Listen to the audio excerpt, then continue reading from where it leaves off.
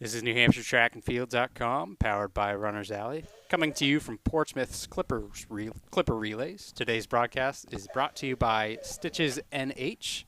We're what looks like just a few moments away from the start of the girls 4x800.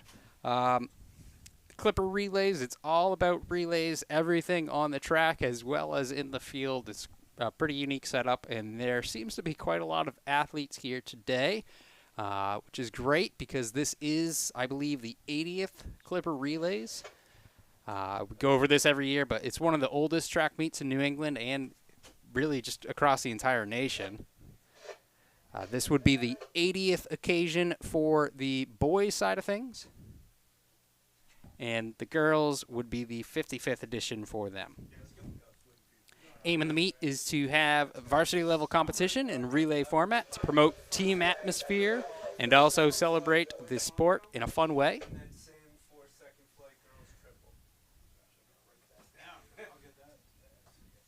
At the end of today's meet, we will have a non-scoring 4x1, but this 4x1 is a little bit more on the unique side of things, where it is a field event 4x1, so typically you'll see a lot of throwers that aren't always on those relays, making up those that relay at the end. So slight change from some of the stuff that they've done in the past with it, but still allows for that fun to happen. And then we do have one unique event that we can take a look at for today. It's going to be the steeplechase relay. There's no water pits or anything right here, but they do have some hurdles that they have to go to. It's pretty unique where it is a steeplechase and a relay. Might be the only one in the country of that format. I know I've yet to hear of another kind anywhere else. So that is some fun to look forward to, but looks like we do have our teams lined up.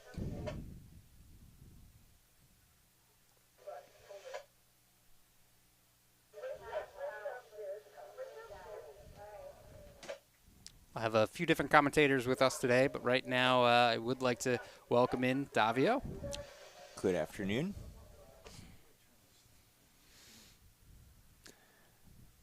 I'm excited. We only have one heat each of boys and girls, 4x8, so it's going to be these are going to be nutty, cramped, which makes for some exciting racing. I think the key today will be get out clean. Yeah, we hope everyone can. I know last week we were at Black Bear Invitational, and we did see a fall of one of the races right at the beginning of it. Nick Hill from Co-Brown went down in the, what event was that? That was in Sanborn. He went down. I believe one of the Portsmouth runners went down in the 1600 at Black Bear. Well, I'm getting a little bit confused, but I got a lot of track going on in my life, so I use that it all as an blends excuse. together. Yeah, but with any luck, we will avoid that today. Yeah, I think we got about 15 teams in the girls and about 19 in the boys, if I remember correctly. Yeah, I knew it was somewhere around 17, so maybe I just averaged it. Yeah.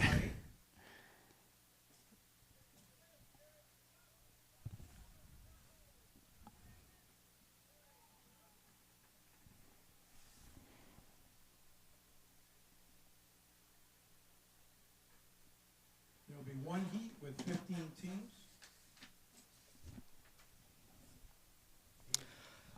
Taking a look, it looks pretty sunny out, and that's kind of a switch up than what we had earlier today. Yeah, it was kind of pretty dark out, actually, and it was just starting to spit rain, and then all of a sudden sun popped out, and it's pretty nice out now. So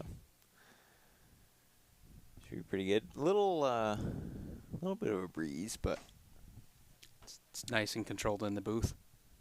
yeah, it's hard to tell in here, but I will say in years past when the sun goes down, it gets pretty cold here. So yeah, it is nice. We got we got a pretty good lighting setup here, so it's pretty fun when the sun does go down. You get the last couple events under the lights. It's always cool. Here we go. Here we go. That's a good start for the girls 4x800. Again, the girls 4x8s on the track at this time. We need the final call for the Yeah, so boys we got 4x8. a couple teams out on the All boys 4x8. outside lanes. They're going to cut in right here after the first 100 meters. Looks like they cut in without any issues. Or is it,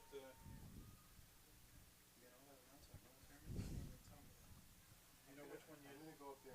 The speakers turned as well. They're all pointing. Looks like, who is that in front? Looks like because this is the one right here, right? Bedford, maybe? This way here. I don't know that side. Hard to tell, but looks like they're going out pretty quick. Everyone's relatively spread out through the first 300 meters. At least one speaker. Yeah, I need that kind of input back here. Yeah, I was over there. Yeah. Plus, it gave me a chance to get away from Big Weeksy. All right, yes, I believe that is Bedford out front, leading what looks like Pinkerton and Portsmouth in that front trio. They're going to go through right around 70 seconds. So 2:20 pace if they hold that.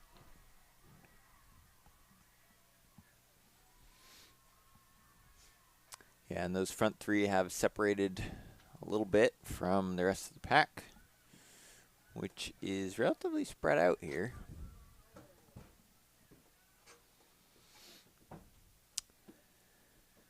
Those front three are probably the tightest race we have in this heat. It's like Pinkerton going around the outside with 200 meters to go.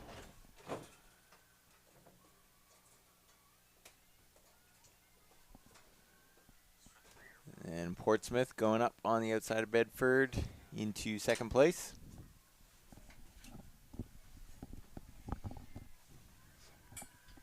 And now up into first place. But now we have Bedford going with her. Final stretch in the first leg. It's Cole Brown and Portsmouth. All right, so Bedford will hand off first, then Portsmouth and Pinkerton. It's Cole Brown in the lead. Bedford. Oh, excuse me, it's Bedford in the lead.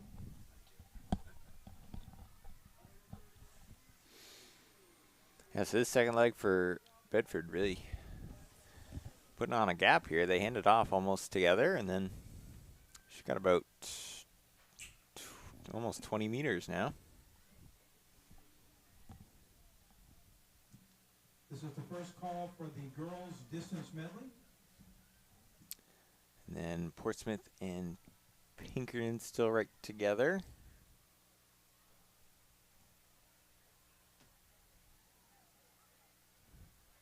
Yeah, I tell you, they're looking pretty quick for an 800. Yeah, we'll have to see what this first lap is. Lead is just shy of 20 meters. At that last exchange, we were able to kind of get a good gauge on that.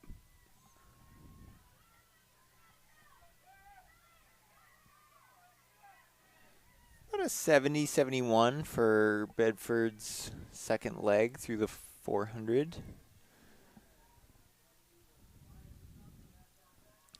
Got a nice little pack here with both Nashuas and a Co Brown just going through the line. Can you please pronounce second flight girls shot put? Second flight? Yeah, girls shot put. Thank you. So yeah, Bedford's still putting on more distance. Second flight of the girls shot put. All So second they're flight looking shot very putters for the strong. girls, please report in.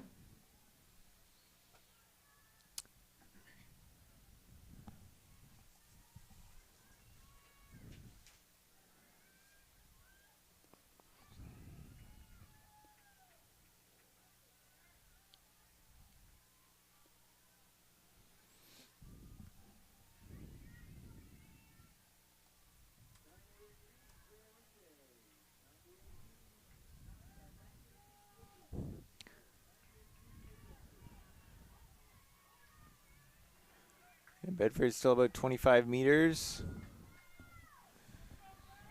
So they're going to hand off first. This is Bedford in the lead. And then it's going to be Fight going on for second Exeter right and Pinkerton fighting it out. now. Exeter hands off in second place, followed by Pinkerton in third. Yeah, so they hand off almost exactly together. Of the girls 4x8. Exeter had a very good second leg. They were a little bit further back there with Co-Brown and Nashua North, I believe, and South, actually. They were both right there. But yeah, Exeter moved up pretty well into that second, third fight.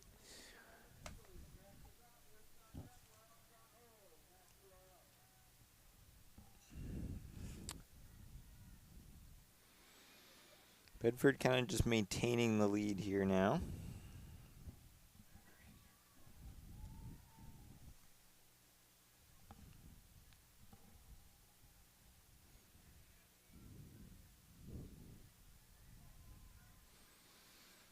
And Exeter and Pinkerton still running right together. Although Pinkerton's up on Exeter's shoulder, so she's running a little bit out towards lane 2.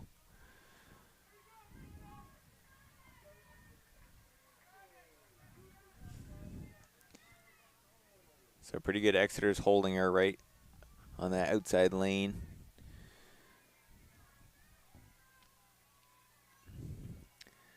I think in Pinkerton's position, you might want to either just tuck in behind or make a move and go around, because she's running quite a bit extra distance.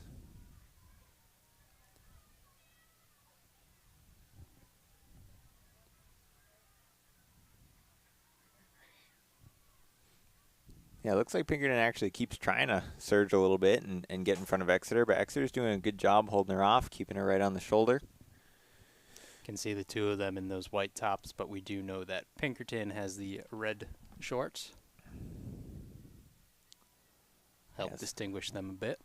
Yeah, so that's good racing by Exeter, kind of holding her out on the outside Distance medley. and maintaining that lane 1 position. Distance medley.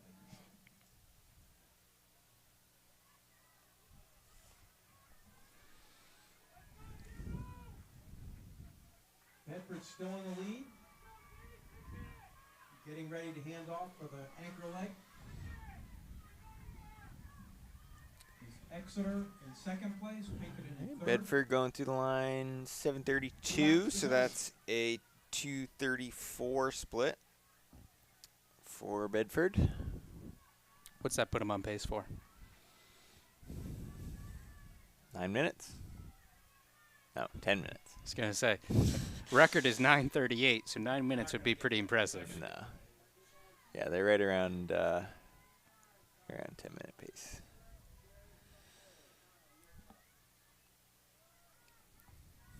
Why'd you put me on the spot like that? I was curious. I hadn't been able to pay attention to the race yet, so I wasn't sure how quick we were going. Yeah. So Exeter actually with a bit of a gap now over Pinkerton. See if they can try to reel in Bedford a little bit, but I don't think that's going to happen because Bedford's anchor leg here looking very strong with a little over 1 lap to go. Yeah, she's got about 30 meters right now over Exeter. Exeter and Pinkerton, probably about 5 meters, 10 meters in between the two of them. Yeah, I think it'll be a good fight between Exeter and Pinkerton, but Bedford looks very smooth up there in first, and they got quite a bit of a lead. So Race going on for second with Exeter and Pinkerton going through with 1 lap to go.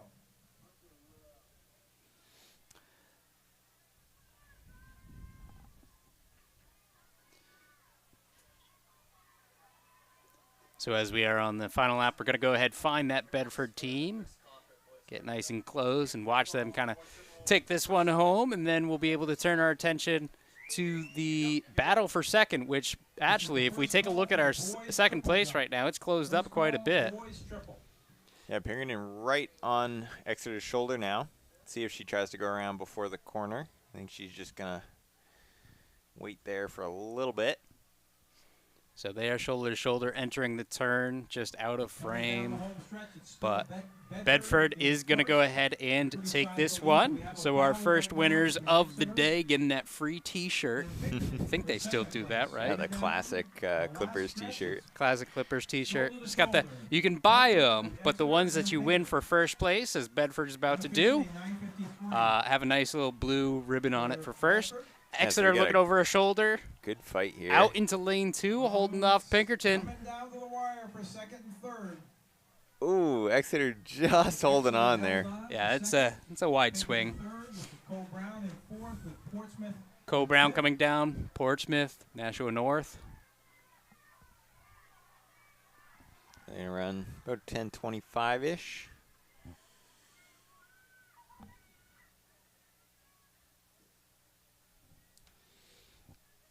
Yeah, Bedford's anchor split that in 2:21. Official time for Bedford would be at 9:54.32. Exeter takes second, 10:06.26. Pinkerton 10 minutes 6 seconds .33. So we can see just how close that one was 7/100ths of a second. Cole Brown in fourth with a 24.49. Portsmouth in fifth, 10:25.35. Nashua North takes the sixth spot, 10:27.51. Following them, Dover got seventh, Bishop Girton eighth, Nashua South in for ninth.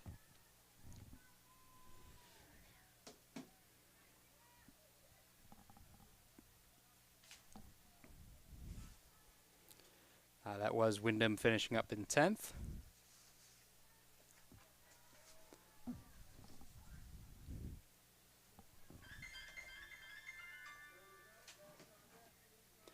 Winnicott with 12th. Sorry, Merrimack Valley for 10th. Wyndham for 11th. Winnicott for 12th. And Central on their last lap now. Looks to be the only team out there with a couple of DNSs. Final call for the girls shot put, second flight. Second flight of the girls shot put. Please check in now.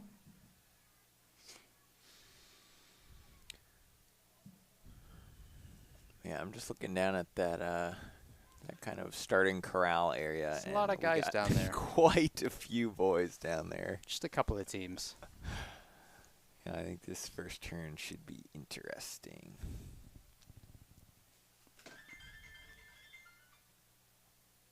Yes, Dan? So it's interesting, you know, as we see Central taking this final turn. Taking a look at the boys' side of things, you know, Cole Brown has a pretty strong team. What did they run last week, or what's their best 4x8? Last week I think they ran 8:04. Well, the meet record is 8:05. Yeah, got it. So Yeah, I think they were right around there last week at Black Bear. Final call for Yeah. the girls. Central finishing up.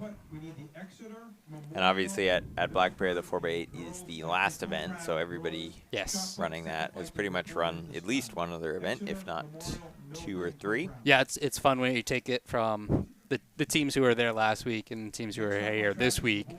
You take their 4x8s and who's last, now it goes first. Everyone's fresh, get a good time. Interesting race. There are some very fast seat I know that's one of Jim McKenzie's favorite things about this event, the Clipper relays. And that was set by Winnicott in You know, the fact that the 4x8 is first and that they can, you know, really hammer it, because that event definitely helps for seeding for states and everything. And all the other events kind of more on the fun side of things. Yeah, this meet actually, you know, some of the other events maybe not so much, but the 4x8 definitely is a good opportunity to put a good time down in a you know, state meet event. All those teams should be checking in at this time if you have not done so. Whereas obviously the steeplechase relay not really so relevant for states. Yeah, you know, they haven't. The state hasn't quite adopted that one I think we should add it. Yeah, we'll see. We can see the girls' results on your. We can see the girls' results on the screen. We've had some technical difficulties with Greg's microphone.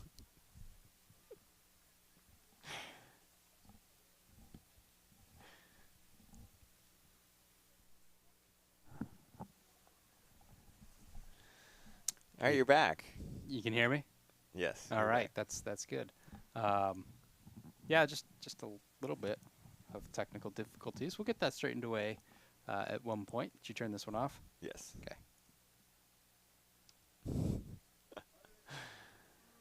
So yeah, you can see the line is quite a bit more crowded in this boys' heat than it was for the girls.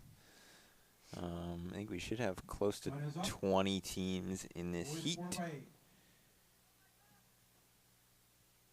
Oh, everybody stand up again. Reset.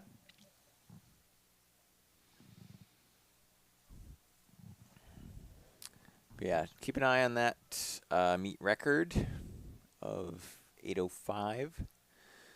80514. Yeah. Winnicott back in 2019. Yeah, quite a few good names on that team. Got Terracina, Donnelly, Walker, and Taylor, which all of those names The boys quite 4x8 familiar in underway. the mid-distance events. Well, it looks like Co-Brown's out pretty strong, making sure they don't fall into any of that traffic. And I'll tell you what, as we get around that corner, this race isn't getting called back. No one fell. Good to see. A lot of bodies on that line. And Yeah, that middle pack there is still pretty close together. yes.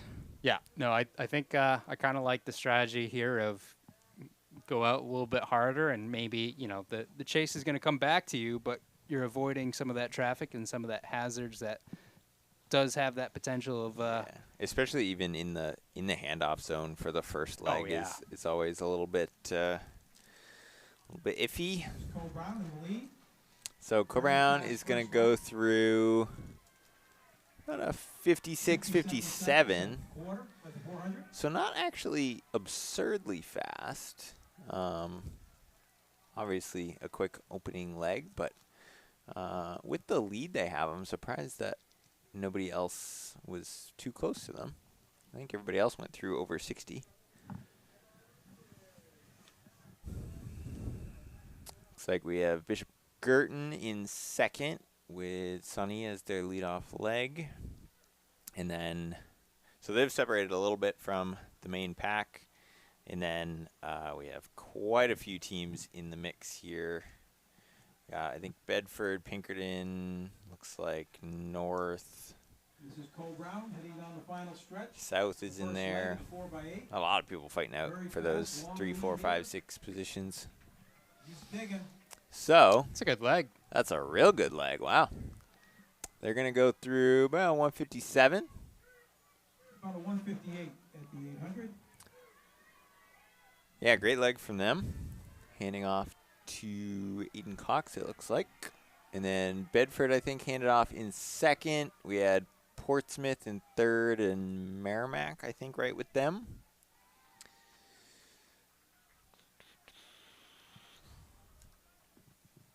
Yeah, official split for Co-Brown, 158-38 there. Wow, I missed Pinkerton. Went right by Bishop Girton there at the end. Yeah, they came through 205, Bishop Girton 206, Bedford 207, Pelham 29, Portsmouth 210, Nashua North and South both at 211. I say official for split, but the splits are a little bit unofficial in relays. It's as official as it's going to get, put it that way. Yeah. Co-Brown going through at about 57 again. Cole Brown still at the lead with 1 lap to go in the second leg. And then Pinkerton through. Followed by Pinkerton and Portsmouth. That's about a 60 for Pinkerton.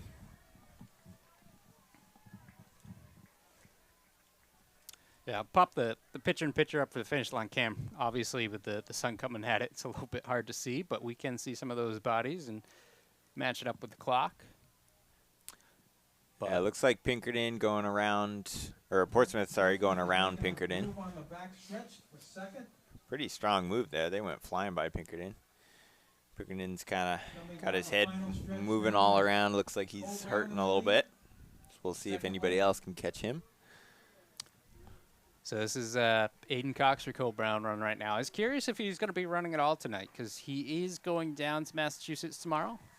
We've got the elite mile going on. Should be a very About 3:57 at the Big, very halfway mark contested there. Definitely mile. under pace for Kipiego will be there the looking to meet try and go record. sub 4. There will be Sportsman had a some strong pacing second action leg going tonight, on as well. And, handed off you in know, second definitely a place, lot of notable names followed from all by around New Hickerman. England will be in attendance to there. So in 2 legs attendance to there go, tomorrow. it's the So if third you're leg. interested in it, super fast mile, couple of them, I believe 7:15, 7:30, girls first. And that is found at Bay State Running. So you can check them out on YouTube right at Bay State Running. Yeah, so Cox went through about a 159, right around 2 flat for that second leg. So they're a couple seconds under the record right now. So we'll keep an eye on that.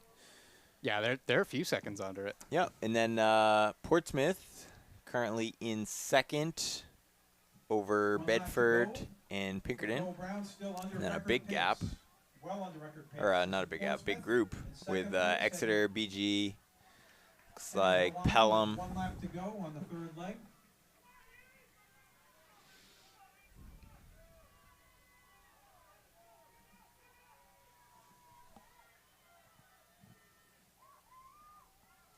Again, our record today in this event is 8:05.14. So far, Cole Brown has been under that pace. Yeah, you can tell Brown's really going after it today. Yeah, I think they wanted to lay down a pretty good time. Now, would you say they're specifically doing it for the record or just for the time for states?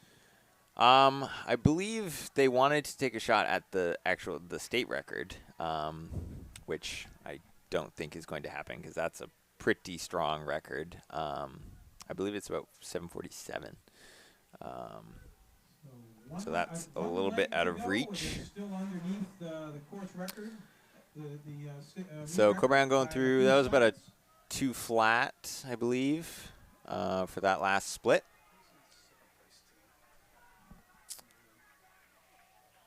Believe that's Bedford in second.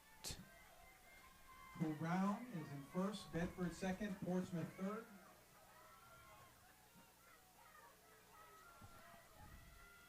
Yeah, so Bedford, pretty good move on that third leg to move ahead of Portsmouth. Those guys are flying down the back stretch. State record 7:47.39. Yep. Yeah, so that is quite out of reach, I think. That's a pretty strong record. I don't know. It might be a while until we see that one go down, but Cole Brown's heading down the final leg with 1 lap to go.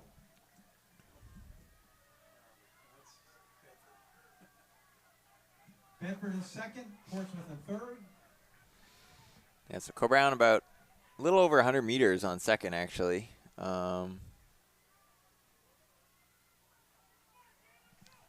Bedford wait. second? Nope. Wait. I'm looking at wrong Bedford. No, Bedford's not second because they just handed off. Or whichever red team that is. Now Is it I'm all Newmarket? confused. I can't. There's I'm all two, confused. There's 2 red teams up there. What I we believe do it's- know I believe is it's Bedford in second. Cole Brown is in first, and they're coming onto the home stretch. They're at 7:40, so they're not quite going to get that state record. They will get the meet record here. They're going to be under that by a ways. This will be, of course, the meet record here. Going to break 8 minutes at 7:54. 7:54. So that's a Very strong run. very good time. This is Bedford in second. Yeah, so Bedford's just finishing now, still with a Very great fast time time. here, too. Still right about 8:10. This is Portsmouth. Yeah, so only 4 or 5 seconds off the Heading to the meet finish record line for in Bedford. third. These are all outstanding times for this time of the season. About 8:18 for Portsmouth. All right, Davio, early season prediction. I guess it's not that early. Okay. State meet, Mid-season prediction. mid-season, state meet. Cole Brown, they're going to run their A team for 4x8? This is the Probably last call not. for the Probably. Boys distance medley. I think typically Girls distance medley is up next. that's not what happens. Especially a lot of times if you are going for the state championship on the team side, usually Yeah, that gets the 4x8 is not as stacked as it could be. Right. Just because, you want the points from some other individual events. 100%. Only reason I ask, D2 record, Colt Brown is in D2, 804. So That's quite doable. That's which is doable even if they had one interesting person. because that is a lot of the same people that ran the state record for Sauhegan, although it was 2 years earlier. I don't know how you can see that. I can't even see the screens in front of me because of the sun on our back. Yeah, I got a nice shadow there. I can see it. Just getting blinded. Well, we can see when it kind of here. Yeah, I think a lot of times those, like that divisional record 804 is obviously not that fast compared to the state record, and that's just because at the state meet, the 4x8 is just not a priority for a lot of teams, because Yeah, you want the points. right, a divisional record is not really that important compared to the state championship. Some years you will see if like a team has a really good relay, but they're not in it at all team-wise. They might stack it there and go for that, but it doesn't always play out that way. Yeah, a lot of times if you have people in that relay who are also trying to win an individual state title too, they might not really want to be in the 4x8.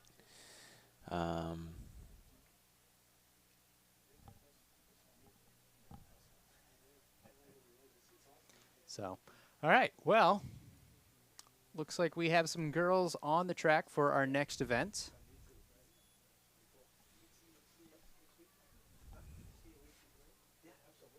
Should be shuttle hurdles, if I remember correctly. Or is it? No, we have DMR and then shuttle hurdles. So yes, this will be the girls' distance medley relay before the shuttle hurdles. So what does that mean? What's the distance? So the DMR consists of a 4, an 8, a 12, and a 16. Not in that which order. No, not in that order. We It's start off it's first- 12, 4, 8, 16. Yes, first leg will be a 1200, which is an off distance. Indoor and outdoor in New Hampshire, they don't do a 1200, so this is a pure off distance, although some will do a lot of 1200s in workouts, depending on what the coaches and the schools have them do. 400, bit normal, 800 normal, and 16 normal as well. So the first leg is usually pretty interesting to watch in terms of athletes not necessarily sure of what they should be doing for pace. Yeah, the DMR is also interesting because it's quite strategic on who you put on which leg, because like the 4x8, everyone's running the same distance, so you can switch the order around, but everybody's running the 800, so it's not quite as important. Whereas obviously the DMR, you want to decide, who to put on which leg. Say you might have somebody who can run probably the fastest 800, 1200, and 1600 on the team, but they can only run one of those legs. So Right. you have to kind of make a decision what distance you want that athlete to run, who to put where. So it gets pretty interesting. And like you said, obviously this 1200 is not a distance that probably any of these girls have run before, at least in a race scenario. So Unless they did it here last year. right, but yeah, it's a little bit weird because you go, do you approach it like an 800 and try to hang on an extra lap? Do you approach it like a 1600 and just turn the effort up a little bit? It's an odd distance. I feel like you go to your indoor routes, treat it like 1,000, Yeah. and just hang on. Yeah, and I hope it's outdoor. You're a little bit stronger than you were in Yeah. indoor. A few months ago, you've got some extra training One under can your hope. legs.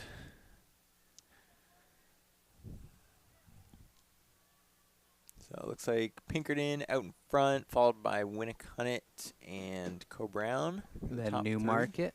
Yep. We got North in there. We got St. Thomas, Portsmouth, and South. those 3 laps. I was just trying to get all the red jerseys separate. Oh, yeah. Yeah, we got 3 red jerseys clumped right together there. Very helpful. In the girls 4x8. So they go through in 80-81 for the lead girl. 4th place went to Cole Brown at 10:24.49. Should I ask what pace that puts them on for a 1200? I mean, the time is still a little bit odd either way. Yeah. Not really going to mean much. 9:54.32.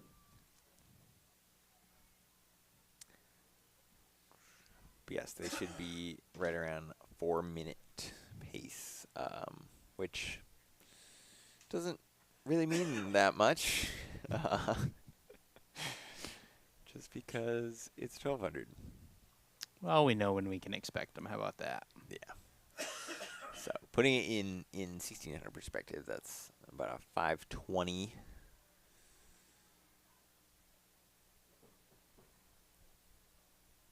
Just to give you an idea. So pretty close battle right now. That's Pinkerton out in front of Winnicott.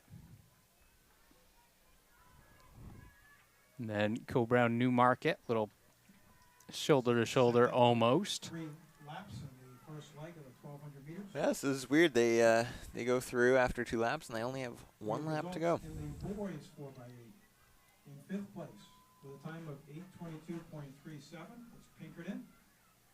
4th place went to Exeter, 8:19. This is pretty nice. Sun came out. Yeah, this is not the weather I was expecting. Yeah, this is beautiful. 8:18.2. I imagine it's probably warming things up down there on the track as well. Oh, yeah. I tell you, one of the hottest meets I've ever been to is at this facility. States. Yeah. Yeah, the infield got pretty warm. Yeah, I was racing that day. It's not fun. I finished the 2 mile and I had burns on the bottom of my feet Oh, from my nice. spikes. Nice. Yeah. What year was that? That was 15, yeah. Ah, so yeah, we weren't doing any video work then. No. It was either 15 or 16 because we had 2 state meets. Oh, here we go. We got a little bit of a kick from Winnicott over Pinkerton. They're surging for this final straightaway. They're going to be able to hand off in first. You're going to be just over 4 minutes here. So, kept it actually pretty even there. About 406. So, pretty good run there. Nice and even. Yeah, coming over and passing it off the baton, crossing the line. 406.53. Pinkerton 408.65. Newmarket 414.44. So, giving a few splits for this. Yeah, I think First leg. that's probably what you'd want to aim for in the 1200 is to run as even as possible. See, that's why I was asking about what they're on pace for before. Right, of course. So now we're in the 400 leg. So these girls will be handing off as soon as they come around to the finish line again. This is the second call for the girls' shuttle hurdle. Second call. First call for the boys' shuttle hurdles. All right, on the final stretch here now, it's still Winnicott in first place in the 400 leg. They're handing off for the 3rd leg. So, again, this is the 400 leg, passing it off. Pretty good split here. It's going to be, what, 65-ish, I think? See what the official timing gets. And with it, we're now moving on to the 800. Looks like Newmarket in 3rd. Yeah. It's about a 64 on the split there. Winnicott. So that's pretty quick. 63.91. You got it. At a 63.8 from Newmarket. Pretty good So split. they closed it a little bit. Yeah. Yeah, so Newmarket actually trying to catch up to Pinkerton here on the back stretch. Looks like she's catching her a little bit, but is now just going to wait right on her shoulder. Yeah, it's DMR is always interesting to me because you end with the 16. You end with the quote-unquote slower of the paces. Or at the very least, you hope it is. You hope your 1200 was quicker than your 16. Yeah, and it isn't always, though. Because typically, you know, the longest leg, you're going to put your fastest runner Oh yeah, on. because that's where you can make the most up. Or Right, and you even see it, like, they run the DMR at like, nationals, and, you know, even, like, the top teams in the nation. Typically, the 1600 split is sometimes a faster pace than the 1200 split, just because that's Yeah, it just where you depends put on your your team. fastest runner, you know? Yep. Yeah, so Newmarket, as we were talking about them coming around the corner, they were right even with Pinkerton, and then in that that next like 200 meters, they put a huge gap on Pinkerton. Now they're about 30, 40 meters ahead.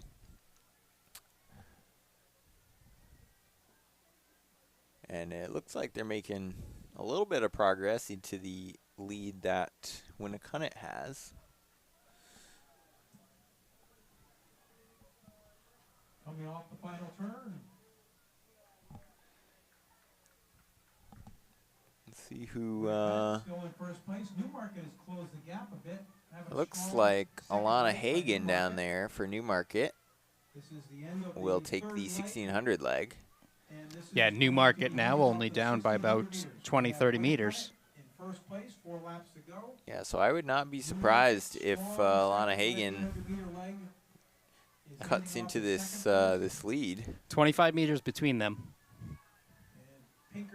Yeah, I know we saw Hagen run the 1,000 a lot, the 600 a lot in indoor.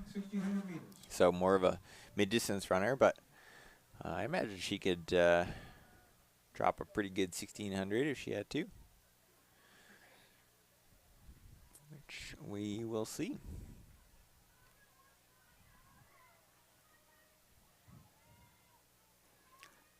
Can see teams spread out all around the track right now.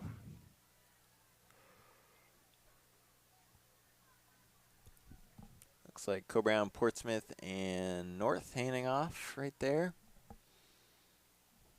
Actually, that might be St. Thomas, I think, going through. So we got Winnacunnet onto the front stretch now, 1 lap in. Yeah, they're closing in on South, which looking a lap, but we'll see if South gets a little bit of energy on this handoff.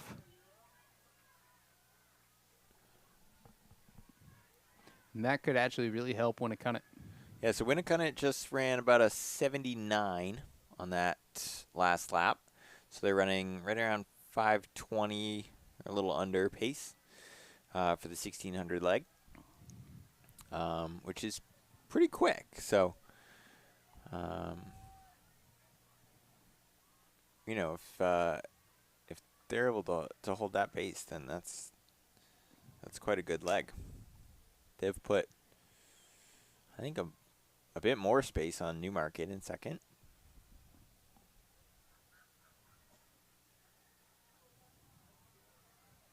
I'm trying to see. I can't quite tell who is actually running this anchor leg for Winnacunnet, but they're looking pretty strong right now. See if we can zoom in on them a little bit.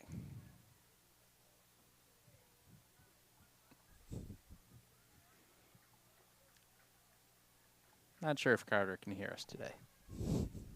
Might have to look into that.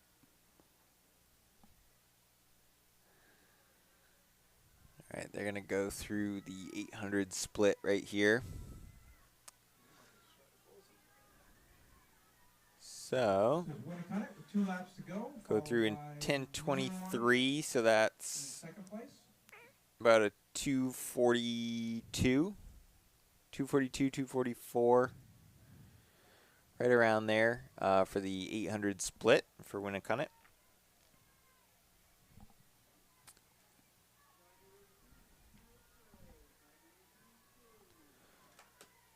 Two laps to go for Pinkerton. In third place, followed by Bedford.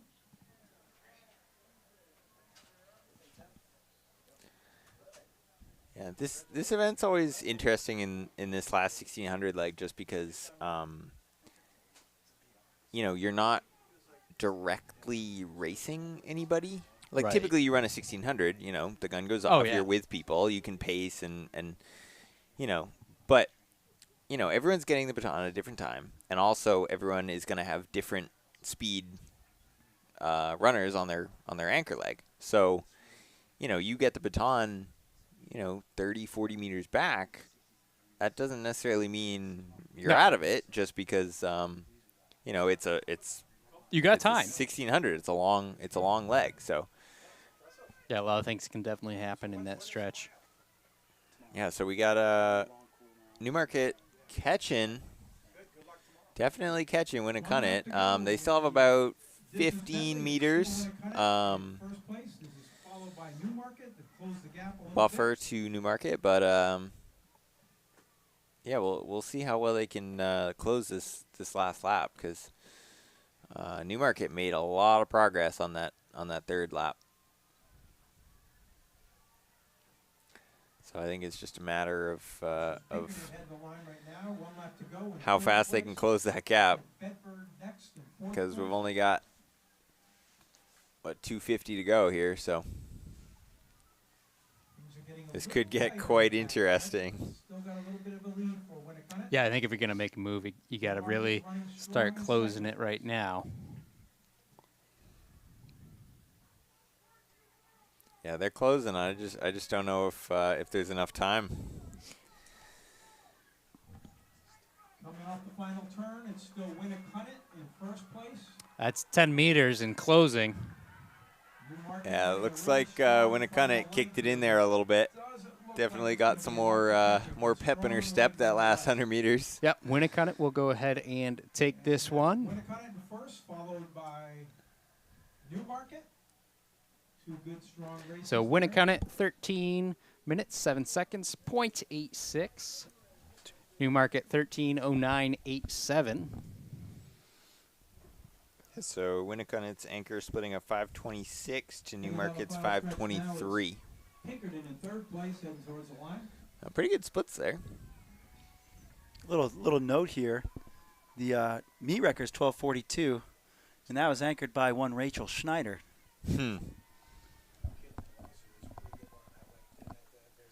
Yeah. Newmarket, watch for Newmarket. That coach is doing some pretty great things down there. This is Bedford heading to the line in fourth place now. So we did see Pinkerton come across 13:46.45 as Bedford goes for the finish.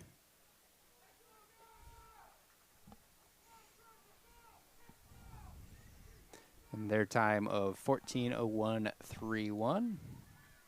I know you guys are remarking on how beautiful a day it is all of a sudden.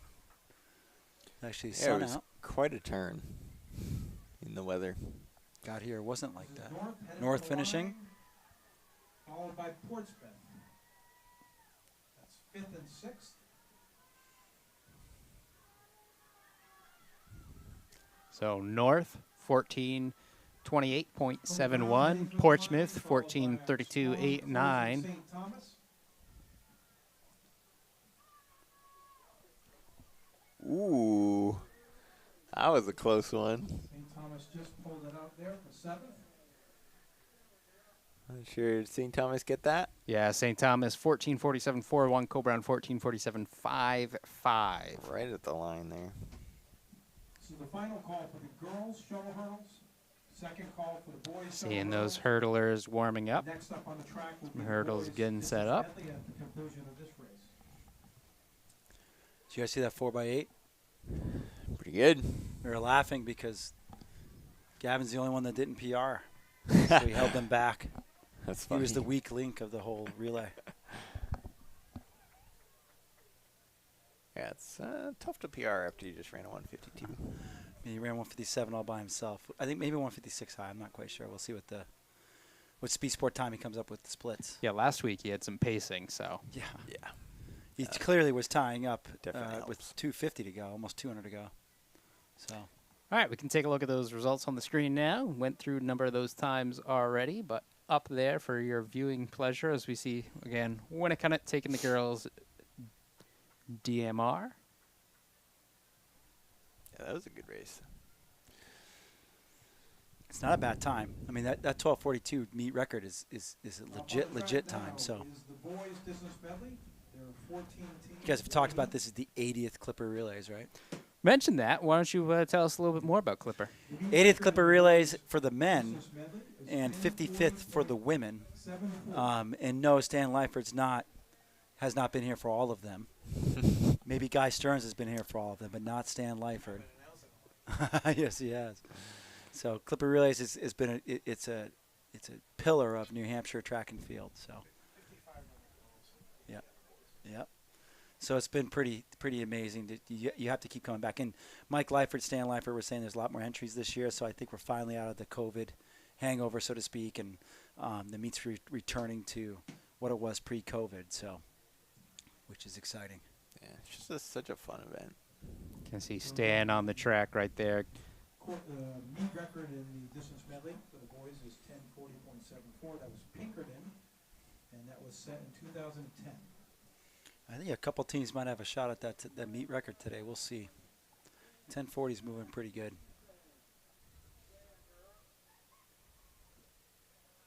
Yeah, Pinkerton back in 2010. So record that's been around since then. Tells you kind of the merit of it.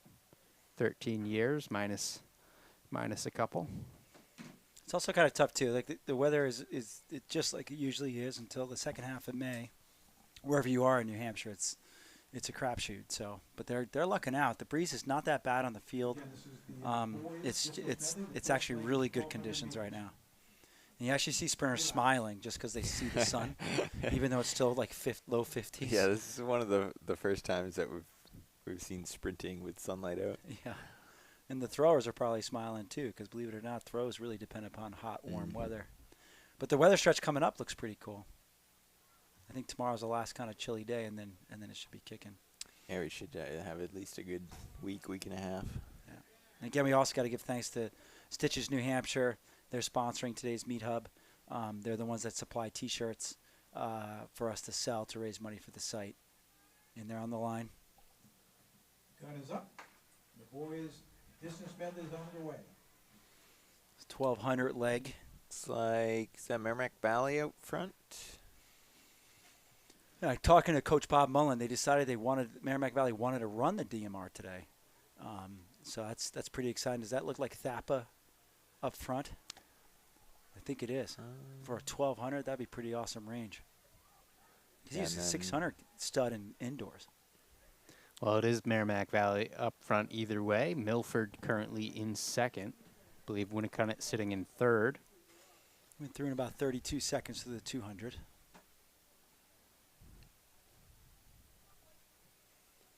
Slowing down. Yeah, now. it looked like he realized that 200 split was a little quick there. Yeah. Milford moves to the front of the pack. Kind of bunched things up again. Yeah, bunching up is a sign that they want it to be a little bit faster. I think that's little Korthals, Logan Korthals for Milford in front. That's Sonny Namula in second from Co-Brown. They're going through at about 67 second pace. So 67 second pace, that's 321 pace, and looks like they're chomping at the bit a little bit here. Yeah, so Sonny, a little bit of a surge there right at the line. Goes right up into first and starts to string things out a little bit. That's what he's got to do. He's more of a strength thrower, even though he's getting excited because he's run like 205 in the 800. But he's got to pop this and get away from some of the 800-meter runners that are stretching it out. Sonny's starting to show some range here. But Korthals is a very good runner if that's indeed him, and I don't think he's going to go away. Going through the 6 and 141. Yeah, he's had some good early season times. I think he ran 1,600 at one of the very, very early meets and put down a won decent time. He won the unseeded section at Black Bear last week. Sonny's trying to extend it. Just keeps getting stronger and stronger. It's exciting. That is Thapa. Now Thapa could, from third place, could still win this leg, by the way. Yeah, if he's been a little bit cautious through the first two laps, then he's got the speed to catch everybody. Sonny went through the 800 in 2:17. He's going to his arms. Here comes Thapa. Oh man, Yep. That was a noticeable change there. I think this is stretching it out for him for distance, so I think he probably went conservative. And Korthals is trying to go with him. Yeah, that makes sense because if you want to use that speed, you got to kind of hold back a little bit In fourth at place, the is, beginning. if South has the Byrne brothers running today on other legs, they could be a huge factor. Pinkerton always is a factor, period. Things are tightening up on the final. Yeah, so Thapa catching right up. Let's see if Go Sonny Brown on has the a corner. response. Cole Brown. Oh, Sonny had a response. Let's see if he could hold it. Here we go, down the final stretch of the.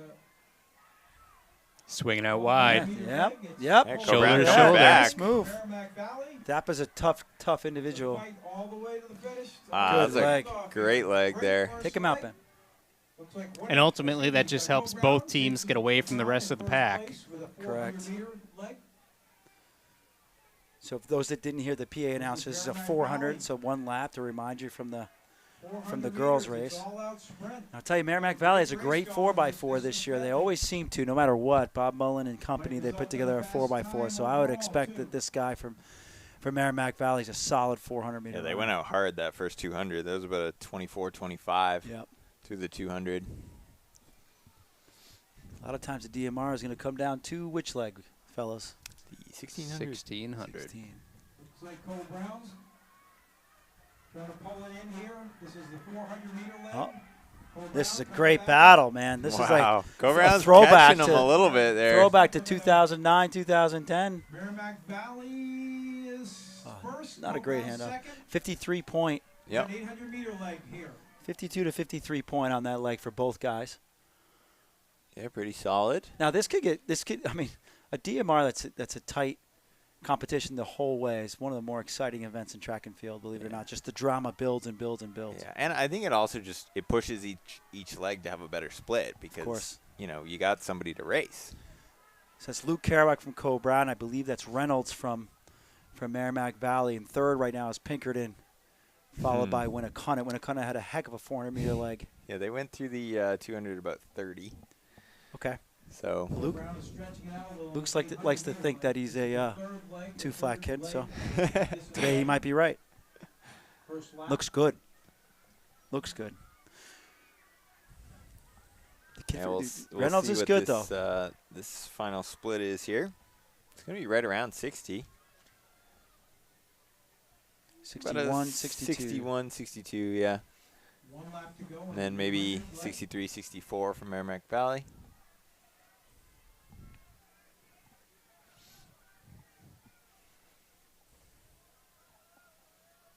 Luke looks good. Reynolds won't go away, though. He's still in contact. Believe it or not, a 15-meter lead is not safe in track and field in the backstretch. Yeah, especially in the 800. Yeah. Who do they have? Trying to see who's anchoring. So Shavda is going to anchor for Cole Brown. And I can't quite make out who's anchoring for Merrimack Valley.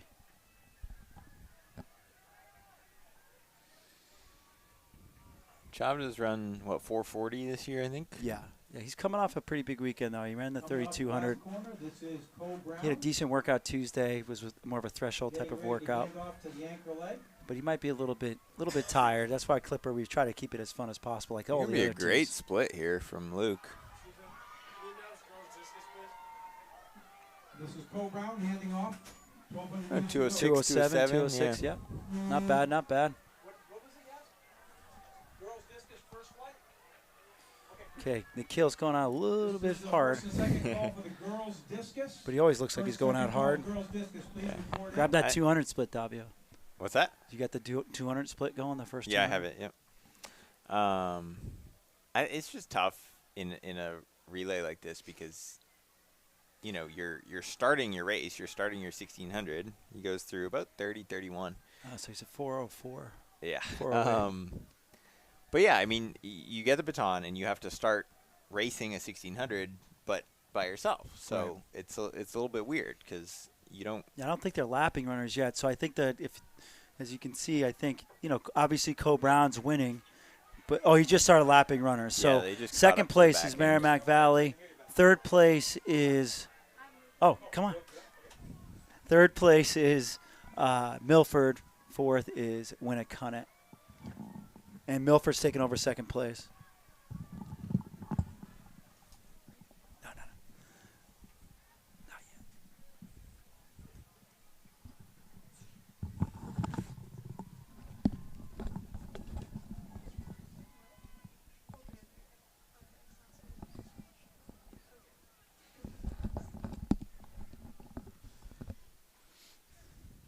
So what did he go through the 400 in?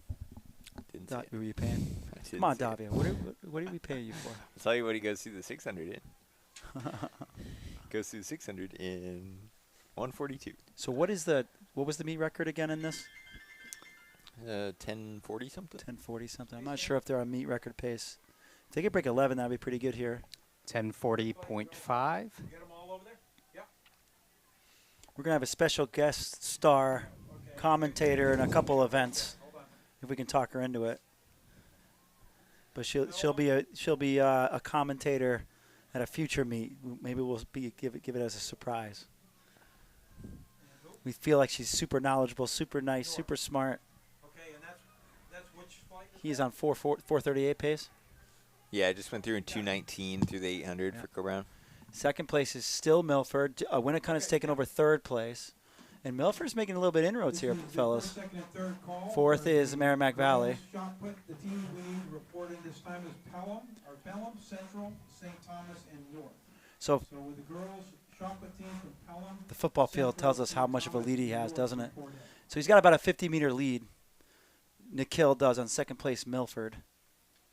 And then third place is Winnicott, who's about 15 meters behind Milford. And Merrimack Valley is about another 15, 20 meters behind. Say, for Milford fourth. still looks pretty good there. Does.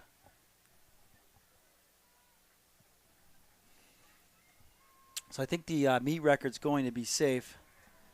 Yes, unless Nikhil runs a too flat for this last 800. We just got a lap to go coming up, but he's going to have to run like a 49. You know, if he gets those elbows and knees going, we've all seen it. It's pretty impressive. It's almost as impressive as that 800 solo we saw at Black Bear last week. All by herself, Brianna Malone busted out a 213. Coming really close to a meet record, but that doesn't matter. What matters is how close she was to the person that held the meet record, which was Hannah Parker, who ended up running 206 by the end of that season. Super exciting. We got 300 to go for Right. Co-Brown. That's all we'll mention of that tonight. All right, so Final lap, last 250. it looks like Milford's catching a little bit. At 40 meters now, so he's gained 10 meters, but Nikhil typically has a little bit of a push at the end. Ooh, the arms are going. Yeah, there goes the arms. His The chin's going way arms. up. We're working on trying to keep his chin down. Yeah. You can see the arms start going. Pretty good. So he comes on to Milford's coming in strong, too. final Milford's running straightaway. strong DMR. Boys distance medley. Might Looks be a good. Co-Brown in first. PR here for Nikhil. A relay split, obviously, but Yes. This is Milford in second place. 11:04, solid time. yeah, 439, 440. Co-Brown's official time, 11 minutes, 5 seconds, .05. Milford runs an 11:12.68. It's a great time, too. Milford's final 1600 split was a 435, so they actually caught Co-Brown by 5 seconds on that last leg. It's a great split.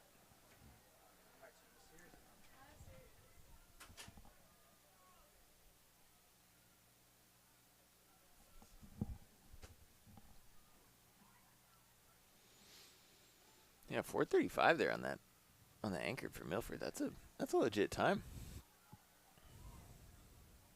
So girls in the shuttle hurdles, if you're on the first or third leg, you're going to. So as these teams finish up, again, we can run through the top 6 in this race. We saw Co-Brown taking number 1, Milford in second, Winnicott at third, Pinkerton fourth, South takes the spot number 5 with Dover in 6th. I keep going over top 6 because that's all that scores, except this meet I'm pretty sure is not scored. I don't believe so, no. It's kind of a... Although if it were scored, which it is being scored. maybe it is scored. I don't know. There's currently a score available. So Yes. we'll go with that.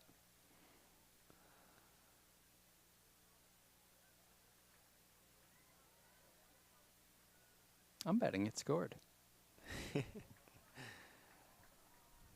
mean, that would put Go Brown in first with 2 wins for the boys. It does help. I think more importantly is the shirts.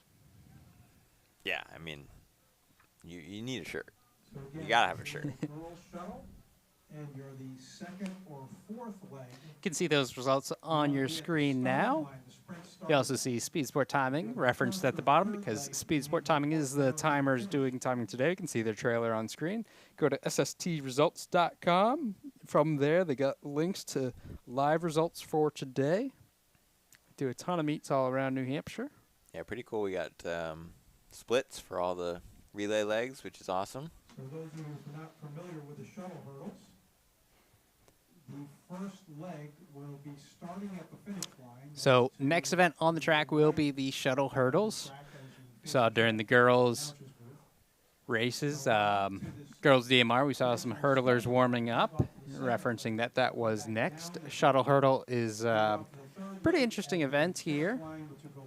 You'll see there are 8 lanes on the straightaway here at Portsmouth.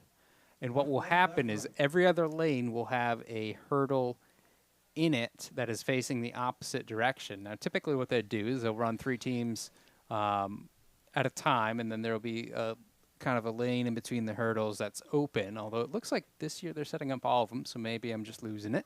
Yeah, looks like we might have to fix one of these hurdles facing the wrong way. There we go. Hurdle crew. Yeah, we can see, we talk about wrong way, we see the hurdles on screen right now. They're going every other for the lane because that's how it happens as you start at the finish line. They go, and then once they get to the traditional start line, their teammate can then go, and we keep going back and forth a couple of times.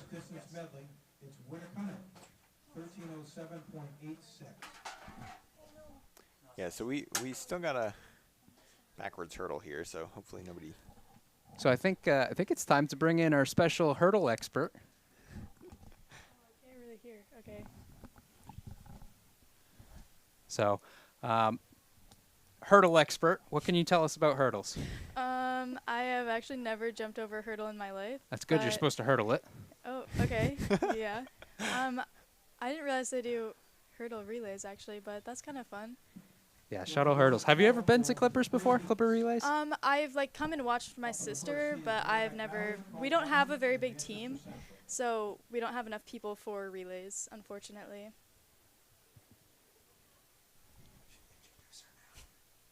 I'm just introducing her as the hurdle The expert. hurdle expert, yes. Awesome, that works. Yeah, so our hurdle expert on the mic here is none other than Brianna Malone, who, as you just heard, has never jumped over a hurdle. Never jumped over a hurdle. I might have in middle school once or twice, but You've done blocks before, right? no.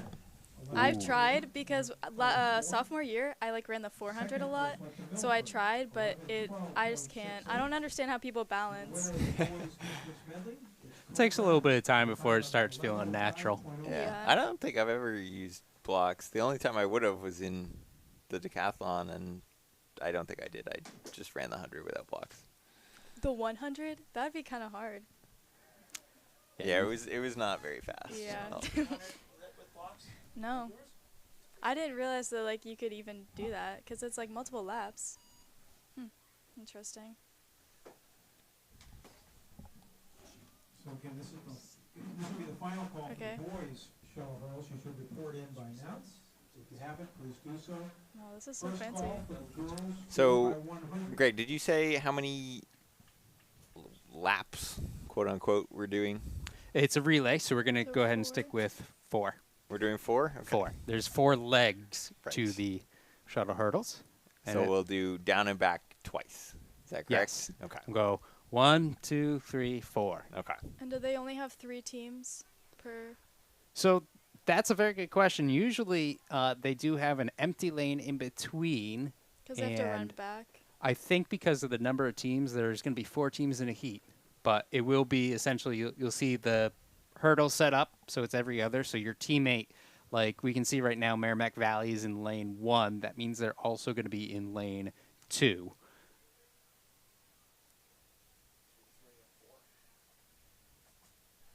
And if we go ahead, pull it up, we can see that this first heat is going to be Merrimack Valley, Co-Brown, and Manchester Central. Yeah, so just 3. So So again, it gets a little bit tricky if someone does clip a hurdle and it moves a bit into the opposite lane. Yeah. I've seen that happen sometimes. So that can definitely happen, and it can get really dicey. You'll see that there's actually athletes stationed at every series of hurdles, and if needed, they will fix it. But you got to keep your head on a swivel because if you're running out, you could be getting hit from either You side. can't be just running out trying to fix hurdles while people are sprinting by. Guns up, and they're off. Heat 1 of 3 for the girls' shuttle hurdles. We can see Merrimack Valley out to a strong start. You got about a hurdle lead. Yeah, and what's really interesting about this, too, is you need 4 people to do it. A lot of times, teams don't have 4 hurdlers, so you might have a random person in there. Yeah, there's a lot of events today where teams are kind of just filling in with whoever they have. Yeah. Because a lot of times you don't really have that many people doing that specific event. Although it looks like Merrimack Valley's got some. Yeah, decent Merrimack hurdlers Valley here. has a deep history of having some really strong hurdlers. And it's a strategy, too. You know, maybe you have 3 hurdlers and 4th one not so much. Where's that 4th one going? What leg? But you can see it is Merrimack Valley out in front. That's Central in 2nd. Ooh, Co-Brown yeah, now on their 3rd leg. little stumble there from Merrimack Valley, so looks like Central's catching them slightly. Heading towards the finish line now, it's Merrimack Valley. Yeah, and Central's last leg here looks That's pretty picking it smooth. up. Yeah, she looks real smooth. I don't think she'll quite get her, but Going to the line. Merrimack Valley Oh, made it gets close. over, Yeah. closed it, but finishes it's also interesting, like with hurdles, and we'll see this in the steeplechase relay as well. Is a big lead isn't necessarily a guarantee, just because you also then have to jump over hurdles and hopefully not Next up trip is the Right. second and fall over, which we do see happen. shuttle hurdle. Do they have like actual steeple?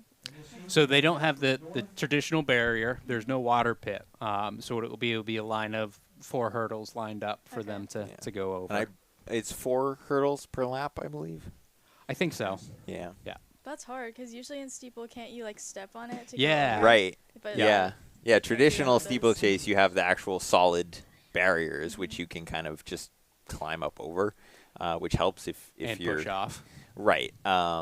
Whereas in this version, you actually have to full on hurdle it, which gets pretty hard towards the end of, say, like a 1,200 meter leg. Yeah. What's the longest leg for that one? I think it's 1,200 meters, right? That is a question I believe we will it's find out. 400, 400, 800, 1,200. Okay. Not in that order, but 1,200, 800, 400, 400. okay, opposite. So 1,200 would be Close. the longest one. And I tell you, there is a set of hurdles that goes up over by the 200. And I used to, when I was coaching, I would always hang out over there because you'd always get the best falls right over there. Why do you think that is? What's Why? special about that? I don't know. hurdle? I don't know. I guess it's probably because I keep yelling at them to trip or something. Yeah. No, I remember I almost got DQ'd from the steeplechase because someone tripped over the hurdle in front of me and knocked it onto the infield, and so then I just ran by it because there was no hurdle, and they DQ'd us. But then What? I think we petitioned. petitioned, and I said there was no hurdle for me to jump over, Yeah. and they let us back into the results. Dover and Exeter. That's cruel to DQ you an event that really doesn't matter. Yeah, I thought it was a little harsh, but it's all right. It's all right. Taking a look at it, we've got Heat 2 on the track about to take off. We can see in lanes 1 and 2, we've got Nashua North. In 3 and 4, we have Dover, and 5 and 6 would be Exeter. These 3 teams getting into their blocks now. Brianna, you said you watched your sister here. What did she run? I think the DMR. Okay, so no hurdles for her? No hurdles for Okay. her. Definitely not.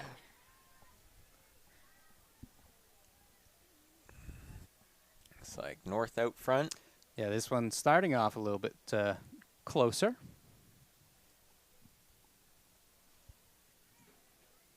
Yeah, it's just tough because like there's no like guarantee that a team has 4 actual hurdlers. Oh, yeah. So even if they have a huge lead, who knows? Yeah, usually I look at the programs that traditionally have a lot of hurdlers, or I look at the bigger schools that have a lot of depth. But we can see that is National North out in front. Yeah, you'll see like typically a lot of the Division I schools have good like hurdling programs just because they have that depth, I think. Last leg with North in front. Time to beat from heat number 1 was a 1:21.02 from Merrimack Valley. And this is going to be well under that. Yeah. Yeah, watching all of North's legs looked like they they knew what run they were they doing. run the hurdles because they were all really smooth. Yeah, and it's funny, we notice it a lot with the hurdles, but it's really true just kind of all around the facility today. One of them is high jump or pole vault, where you need 3 on your team in order to do it, and you have to, in order to keep your teammates in, you have to clear opening height. So I remember, the week or 2 leading up to this, you'd have everyone just trying to clear that opening height and high jump, and sometimes you find something that looks kind of promising that you didn't necessarily know you had, and some years you get, okay, we're not going to be able to compete in this. Right. So, Yeah, especially things like pole vault. Yeah. Like a lot of teams may not have any pole vaulters; they'll have like one or 2. But it's hard to field a relay team of Oh, yeah. pole vaulters. and how the relays are done, if I remember correctly, and I probably don't, is you take all of those distances or heights or whatever the event is, and you add them all up. But again, for high jump pole vault, in order for you to kind of continue, your teammates have to make opening height. After that, it's it slims the field down a little bit. I think, again, not 100% sure. But then then it gets a little bit more competitive, where you can still jump a height that is going to be a qualifying height, whether or not you win it individually. You might still win it as a team, but it's all about the shirts. I'm going to keep saying the shirts.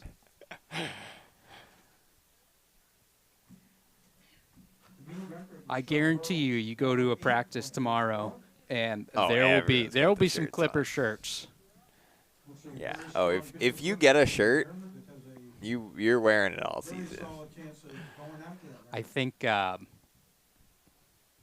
years ago when I was coaching, there's a team who was pretty happy, a relay team, and was pretty happy they won it. So they decided to wear the shirts to practice. So I decided the next day I'd bust out one of mine.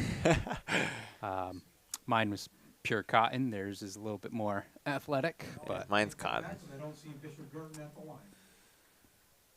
I think mine was So Bishop Girton scratched 2014. I think 14 or 15. mine's a few years older than that. Yeah. So in this heat 3 of 3, looks like we have a no-show, but we do have Bedford in lanes 1 and 2. That's going to be Pelham in 5 and 6, and out in front right now, home team Portsmouth in lanes 7 and 8, and they are going to go ahead and have the first exchange there, first over the. Yeah, that was a great leg from Portsmouth. That first leg held their steps all the way through the last hurdle. Portsmouth. Pretty close race. Followed closely by Pelham. Can see Pelham gaining some distance there, or Dead even at the looked like she might have been 3-stepping a few of the hurdles. It's just the number of steps in between, whereas Portsmouth I saw 4-stepping. Yeah, Portsmouth first leg 3-stepped every hurdle though. That was pretty good. Because a lot of times it kind of deteriorates Yeah. as you go. You can see like the bounding a little bit where they're stretching for that, 3-step. Not everyone can do it. But this is a really close one right now. Pelham and Portsmouth. Pelham with the edge. got to stay smooth over all of these hurdles. Looks like Pelham. And Pelham will. Portsmouth in second. And Pelham will take that Yeah, one. that last leg from Pelham was beautiful. That was super smooth. And their time ends up being pretty close to heat number 2. North won it in, I think it was, what, 111? Was it 111? I I think don't it was. remember. And then I know, looks like Pelham took that in 112. Right hurdle crew. So we'll double check Move the hurdles and those races. results. Next up is the boys shuttle hurdles. North ran 111.82. Yeah, so North ends up winning that from heat number 2. That was pretty good. I'm impressed. North, Pelham, Portsmouth, and Bedford all within less than 2 seconds of each other. Yeah. With pretty good time. So And it's, as a coach, trying to pick a seed time to get in the right heat, it's near impossible. Londonderry and Merrimack Valley. So. yeah, try seating somebody in the steeplechase relay. I've had to before. Hurdles would be easier if they've like all run the event before, because you could just add up their times and Right. be like, Yeah. oh, this is approximately. Yeah, Yeah. I think it's harder the events where you really have no Never idea run it. what anyone's going to do. Like ones with a 1200 leg. I don't even know like what's a good time for a 1200. Right. Yeah, it's such a weird distance that like even as a coach, like you kind of know roughly what your athletes run, but whether a middle distance runner what their time will translate to in a 1200, or if you have like a miler or a 2 miler, like So we were talking about it earlier during the girls' DMR during the 1200 and how it's an off distance. And I said, some workout programs do utilize the 1200. In your workouts, do you ever do 1200s? No. Never. I do like thousands, Mm. but yeah, never 1200. Hey, Sam. Well, that works because you never have to do 1200. Yeah. yeah. Oh, yeah. Yeah, I know we did 1200s as a common Yep. workout distance when I was in high school, but Third leg of it's this still race, like you need to be reporting in at the finish line. it's If you're on the second not or fourth really representative of what you would run report in at the starting in a Oh, in sure. a race It's a workout. scenario, right? It's So a 1200 and then another 1200 and then another 1200. right. So even like the last rep of the workout, you're kind of going all out, but obviously you've still already done 3, 4 1200s already, so Your legs are fatigued. right. So it's not quite a race time. And fifth place, Exeter. All right, we got Yeah, it looks like we're about set for the boys to go. All 3 the hurdles, heats of boys. all the hurdles have been moved and moved up. So we have 3 heats, and in this first heat, we can see them ready to roll. We've got Londonderry and Merrimack Valley. So we'll have a heat of 2, heat of 3, and a heat of 4, assuming everyone shows up. So for the boys shuttle hurdles, they move the start back, so you're still running a 110. Yes. Is that correct? Yeah, so it's a different line because it is 110, and obviously you're not going to change the distance on them because that they're- might screw a few all their people up. steps are, Yep. are very precise if you're good at it. So everything kind of gets moved back to that start line. So there's a couple other lines. You also see like if you look at the track, there's some chalk lines down there. That's kind of the go line for when leg number 2 comes across leg 3 goes, and we can clearly see the first command was given as those guys like to jump in the air, get those fast twitch muscles warmed up, ready to fire as they back into their blocks. Very critical they back in, not just drop down into it. Helps prevent some cramping. Didn't know that. I got a lot of block facts, but right now Okay. it's all about Londonderry and Merrimack Valley, and it is Merrimack Valley out in front quite a bit early on. Again, we talked about how they traditionally have a strong hurdling program. Crosses the line, athlete takes off.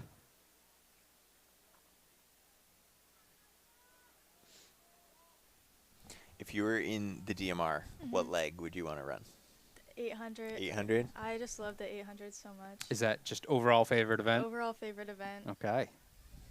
800 or 1,000? Still 800? Merrimack Valley in first Still place. 800 Okay. because it's like, Third leg, yeah, the 1,000 is so hard. The 1,000 is But it is quite fun. hard. I don't know. 800 or 600? 800, 100%. I like the 600. I think the 800 is nice also because, you know, Dora's just 2 laps. It's very simple. You So just run Yeah. 2 I'm going to go ahead and say that Merrimack Valley has had run out of had hurdlers. 3 hurdlers. Now, I'm not trying to pick on him. He's doing well. We can see why they ended up in the first heat. It's going to be Merrimack Valley. But he got it clean. He did what he needed to do for the team. Yeah. Hey, got the win. So, Londonderry in second. MV First of 3 1, Londonderry 2, and Merrimack Valley does come across 1:16.25, Londonderry 1:21.42. We'll see how those times hold up as we move into our later heats. Taking a look at heat number 2 as these guys get onto the track, set their blocks.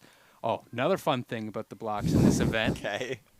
So you only have about 200 meters to set your blocks up if you're the third or fourth leg. Right. Because as soon as they take off, it's setting your blocks. Some people aren't that quick with it. Right. Yeah, Okay. so it's okay. kind of a game within a game. I occasionally will take a peek at the blocks and see how they Yeah. are doing. I with have their seen, setup. you but- know, people kind of have very specific routines. Oh yeah. I mean, you're looking at like Co-Brown right there. It just took them 30, 40 seconds to set it up. Right. Leg number 3 is not going to have that much time. Right. Are all blocks like the, what is it? Like, you know, I don't know what they're called. The like little things that you put it into. Are they all the same? Like, No. shouldn't you just, no? Okay. So there's a ton of different styles of blocks, and Okay. every There is? facility. Oh yeah. So like the UNH blocks, the block actually does not pick up from the track, whereas the ones that we're looking at right here, those blocks, the green pieces completely can separate Yeah. from the main part of it. So like some do, some don't. Wait, do the other ones measurements- just slide back and forth? Yep. Yep. Oh. You still have to pick it up, but Right. they're held within it. Some of them have more of a gap in between the series, so you'll have teeth that are really close together, and some will have a little bit larger teeth. So there's a lot with it. There's angles that you can put the pedals at as well. That can play a factor if you are skilled with your blocks, as we do have our 3 teams, Dover, Memorial, and Co-Brown, backing into theirs. This is just too complicated. This is why I'm a distance runner. You know, I just stand there on the line. Oh, there's a lot of physics that go into it if you do it correctly. Interesting. And this looks like a pretty close start right now between Memorial and Co-Brown. Memorial with a slight edge over Co-Brown. We'll see how these teams hold up as we get to our second leg. Yeah, you can see Co-Brown trying to 3-step, but the last 2 hurdles they had to kind of stutter just to get there. I'd say Co-Brown closing up on Memorial.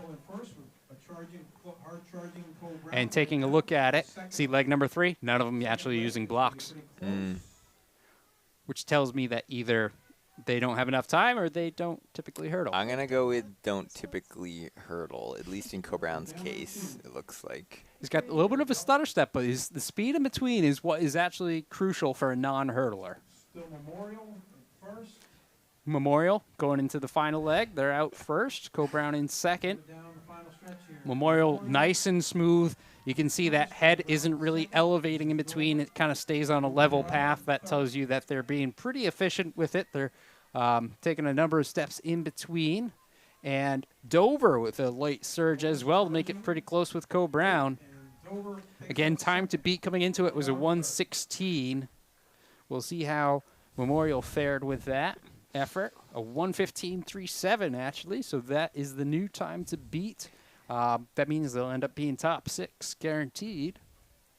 I really like when teams don't have enough people to fill a hurdle yeah. relay because Makes it it's just so much more entertaining, right? Well, it's the the classic scenario, like you're watching the Olympics. It's phenomenal. You want to see an average person in there. I've always wanted that. Like if we could just have a preheat of just anyone in the stands or something. Pull someone from the stands, Right. Throw them in a heat. Doesn't matter what heat, and just see what happens. Have you seen that the video going around of Shelly Ann Fraser Price running at her kids' like sports day? No. So they did like a parents competition at like sports day or whatever, and they had a sprint race Yep. just out on the soccer field or whatever, and it's amazing because That's fair. That's definitely fair. yeah. And I mean, she looks like she's like jogging, and she beats everyone by like 50 meters. It was incredible, and it kind of gives you an idea of how good those athletes are compared to, you know, a normal person.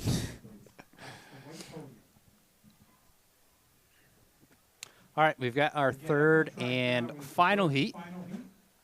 In this heat, lanes 1 and 2, we have Portsmouth. 3 and 4 is Bedford.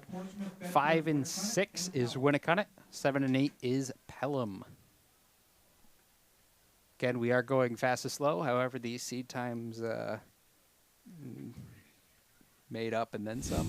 I don't know. I don't know how to say they're worse than made up, but Yeah. I'm gonna say Bedford's is probably reasonable Pretty legit. since they're seated so far ahead of everybody else. I imagine They had They- reason to do that. right. Like you Yeah. probably wouldn't do that unless you have 4 good hurdlers. But we shall see. Maybe not. They're off. well, that's Winnicott and Portsmouth out to the lead. Portsmouth in first currently. Winnicott in second. Bedford third. Pelham fourth.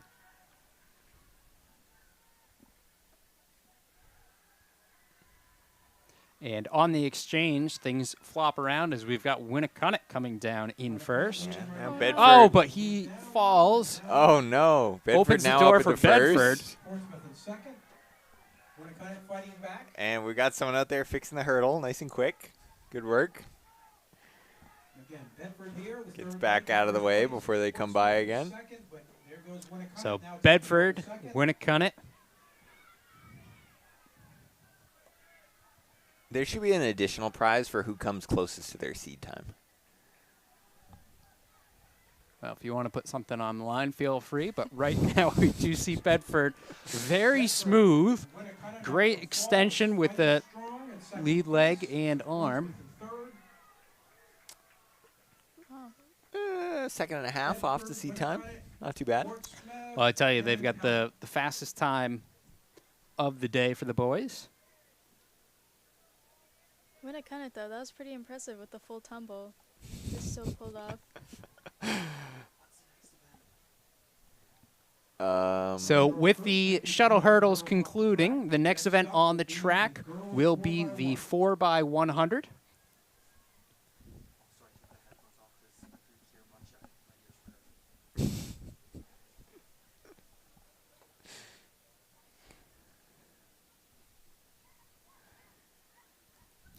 All right, And- 4x1. in the girls' 4x1 Obviously a normal event. So this is another one where I think, you know, teams are gonna kind of test things out for states and try to get a good time in, like we saw in the 4x8. Just because the 4x1 is an actual event. No, you'll have some people. Most likely, this will be pretty stacked for teams. 4 heats of it. You know, typically with your sprinters, you also have some jumpers in there as well. So some teams will be fresh, some won't. With no other, you know, open sprints. If they don't do field events, they don't do hurdles. They've got a team well rested, ready to roll for this.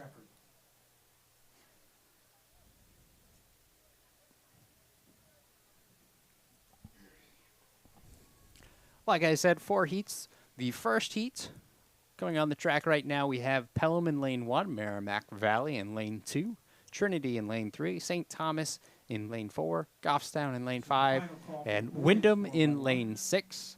And that reminds me why this is one of my favorite meets, is because I don't mispronounce a whole lot of names today.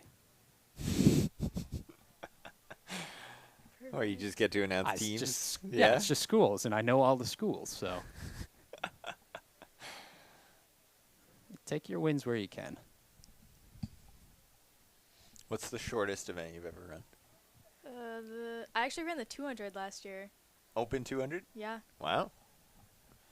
but that was not like a. It was like a just for fun thing. I'm Probably willing. ran a decent 200. Yeah, I'm willing to bet you get some. No, it was like 28.9 or something. That's because you can't do blocks. If you can do blocks, I bet you we drop a couple of seconds there. Maybe. A couple of seconds out of blocks. Yeah. I've seen her 300. She can drop a couple of okay. seconds. Okay.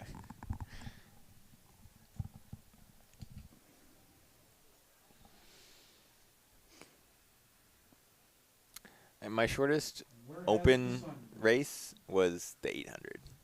Mine was a Really? 55. You never ran a 400 or anything? Only in relays. Huh. I never ran like an actual 400. No. I honestly barely ran the 800 open. It was Wow. mostly the 4x8,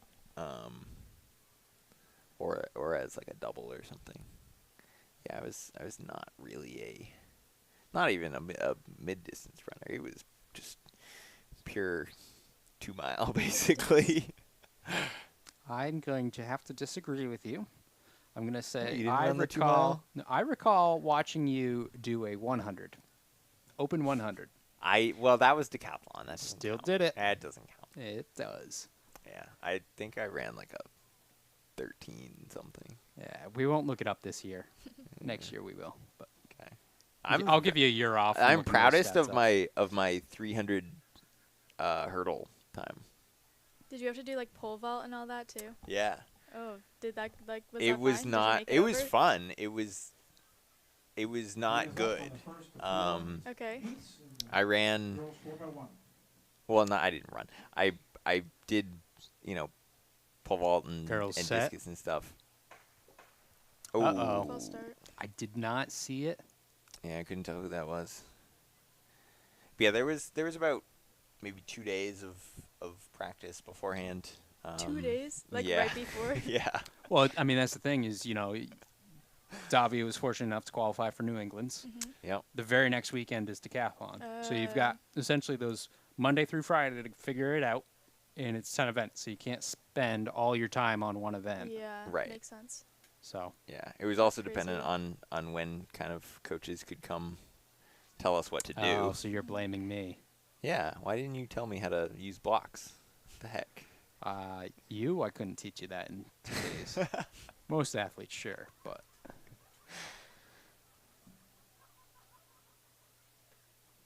Stand up.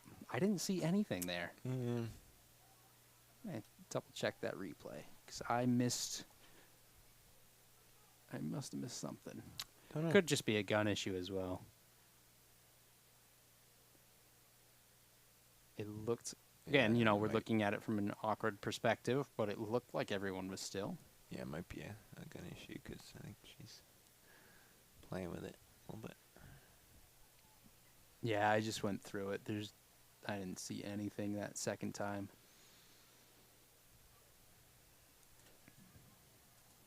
All right, try this one again for heat number 1.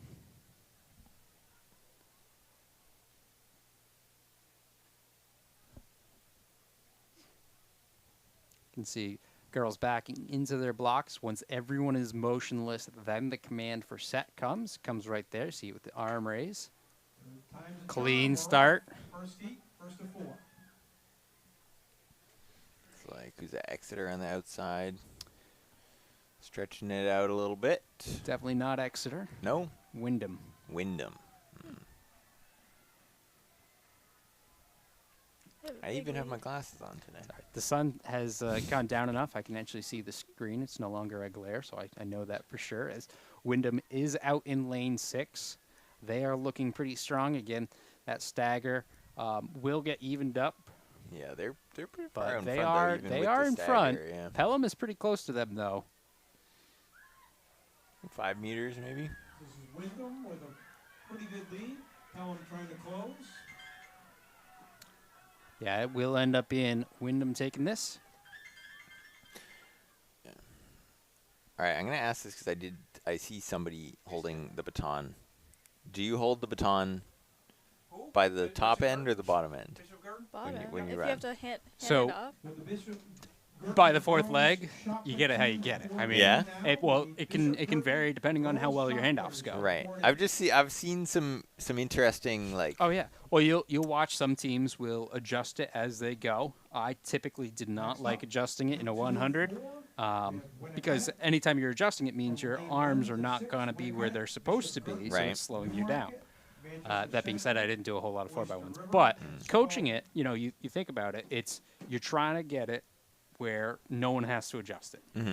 And to me, that at the end of the race is going to look slightly different within the hand.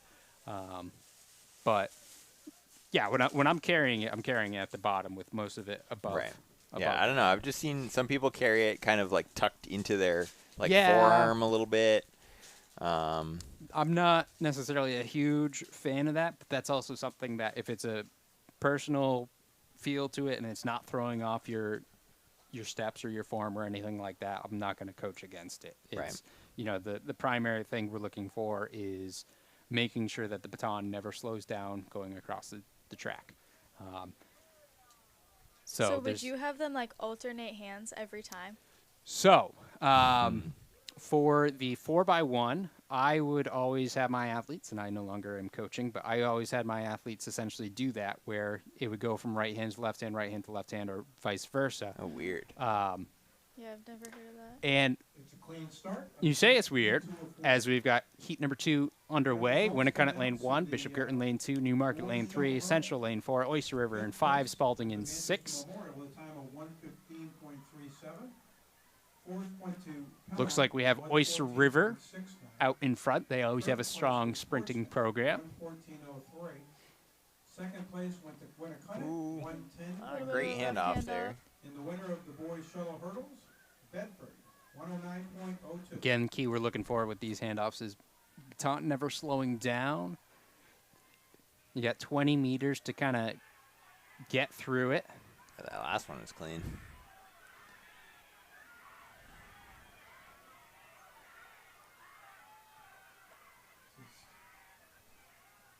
Oyster River, Central, and Newmarket.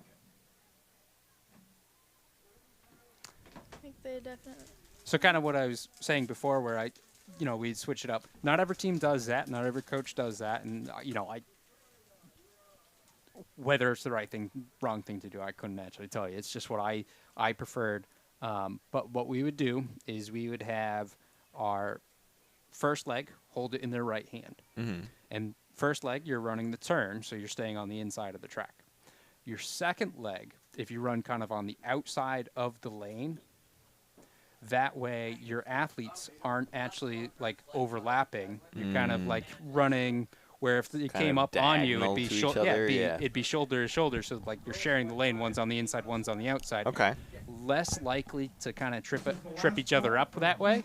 Yeah, especially if I guess you don't get the timing quite right. Yeah. So with that, Flight 5, first leg you have it in your right hand, so you hand it off to the left hand, and then the third leg you're going back on a turn. They're going to be running on the inside of the lane. Second leg doesn't matter if they're on the inside or outside, as long as they're running straight. So, but no, I've seen it. I've seen it done a number of different ways.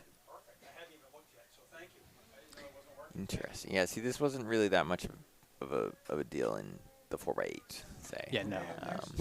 I also do full blind in 4x1s, which Yep. you two are not necessarily familiar with, or at least in practice of it. We I tried. don't know if I've ever done like the full visible. Yeah, it's Let's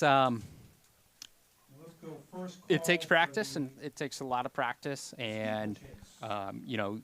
again, at the Olympic level, it's not always perfect, as we've Yeah, I mean, there's See been plenty demonstrated. of examples, yeah, of yeah. some quite spectacular screw-ups on handoffs. So we have heat number 3 of 4 underway right now. In this heat, lane 1, Exeter's, 2 is Dover, 3 is Milford, 4 is Co-Brown, 5 is Londonderry, 6 is Memorial. It looks like Milford made up the stagger really well on that first leg.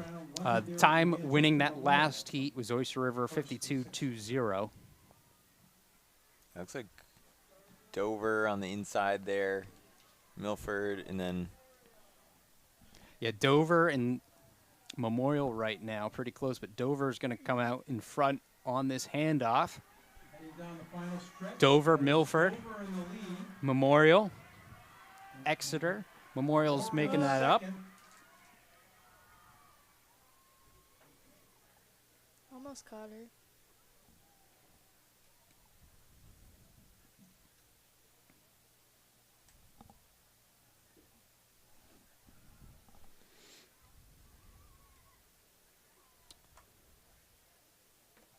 Have a second before our final heat. We can kind of go ahead and take a look at that replay and see just how close these teams were. Dover taking it in first, 51-6-3. Memorial 51-8-9. Milford 52-3-6. Co-Brown 52-4-7. Exeter 52-7-9. And Londonderry 53-6-0. You got it. Who was it? It was South last week. We saw a run, I think 49 something. Yeah. South is absolutely stacked this year for 4x1. I don't know how else I can put it. They've got a really fast team. Yeah, I mean basically every 100-meter final that we've seen all season so far has been, 3 or 4 South athletes in it.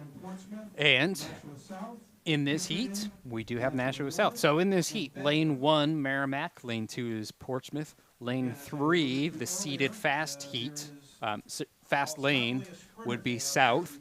Lane 4, Pinkerton. Lane 5, North. And lane 6 is Bedford. So again, our fastest team anticipated in this would be South, followed by Pinkerton.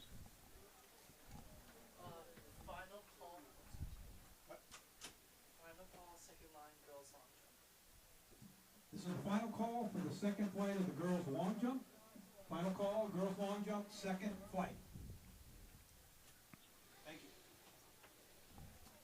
Yes, we'll see. Again, Obviously, South had a really fast time last week, but they did have a little bit of a sketchy handoff. I think on the first handoff, which cost them a little bit. So we'll see if they can clean that up a little bit today. Fourth and final heat in their blocks. Set. And they're off. And the gun. Again, this is a Clean very start. competitive heat. Should be fun to watch. Again, we're looking at Merrimack, Portsmouth, South, Pinkerton, North, and Bedford.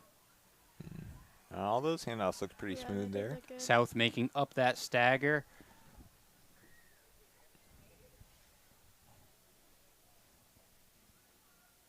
Looks like they got the baton off first.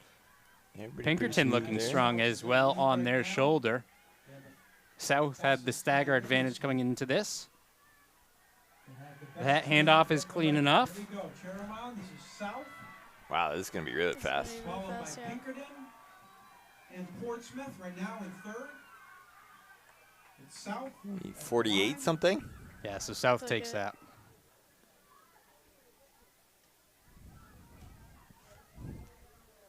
If it is that? Woo, 48-4 for Nashua South. Meet record. So that's a South meet just record broke the old for record, Clipper relays. I think they both broke with it. a time of 48.4. Pinkerton also got under the old record Yeah. with a 48.98. Good run from both of those schools. We had two teams on a cold day under the meet record. What's the state Again, that record in the meet record 4x1? was set in 2015 by Nashua North. Did you say state record for Yes. 4x1 girls? What is that? That, if I'm not mistaken, would be 48.68. So So did they just break it? I'm thinking we might have just seen a state Wow. record. 48.68 set back in 2016 by Milford. I don't think we've had. I'm trying to remember if this was updated after last year. I don't But think anybody I don't broke think it last anyone. year, no. So I believe Nashua South 48.40. Unofficially, we'll call it state record. We're going to call Yeah. it an unofficial state record. Yeah, I was going to say they came across, it looked like 48 low, 48 mid, and I was like, it's got to be close. Yeah, I have a strong feeling that 48.40 will not be their fastest time of the season. I think they Crazy. can go a little bit quicker with some nicer weather. Yeah, I mean, it's only, it's probably high 40s right now, low Yeah. 50s Yeah. maybe. So not exactly 4x1. prime state record sprinting weather. Well, moving on, we have our boys 4x1 coming up. Trinity, St. Thomas, Goffstown, Just like the and girls, we have 4 heats. Fair start for these 6 teams of Merrimack Valley, Newmarket, Central, Co-Brown, North, and South. And do a little bit more digging, make sure we can call that. 4x1 was set by Pinkerton I think with a time of South 43.5 probably out in front. 2022. South up there. Ooh. A little slow down on the Yeah, handoff so that's a there. little questionable.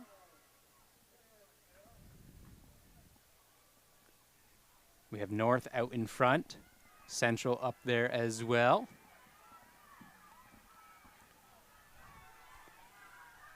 Looks like North's going to take that. Line, Central second, South and third.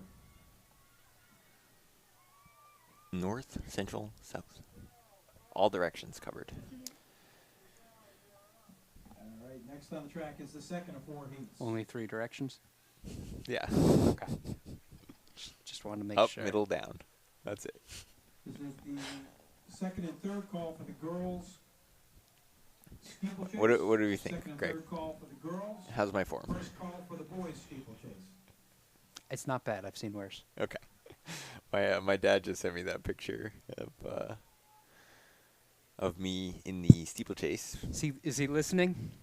Yeah, oh yeah, Must he be. watches all of these. Yes. Happy birthday to him. I understand his birthday is looming. Yes. Yes. His official birthday is Friday, but having some celebrations this weekend. Well, if you'd like to celebrate down in Massachusetts, I'd love to have your camera work, but I understand if you'd rather spend it with your family. How kind of you. Not you, him. Oh. Yeah, that was for your dad. Oh, not for you. rude. Yeah. I mean, you can go too, but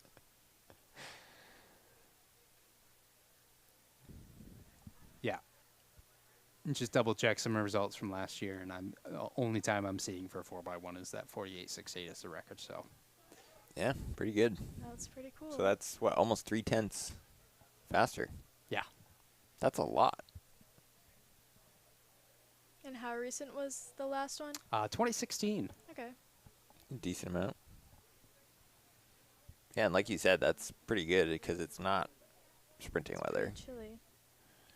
You know, and obviously, you know, by the end of the year, typically you get handoffs a little bit smoother.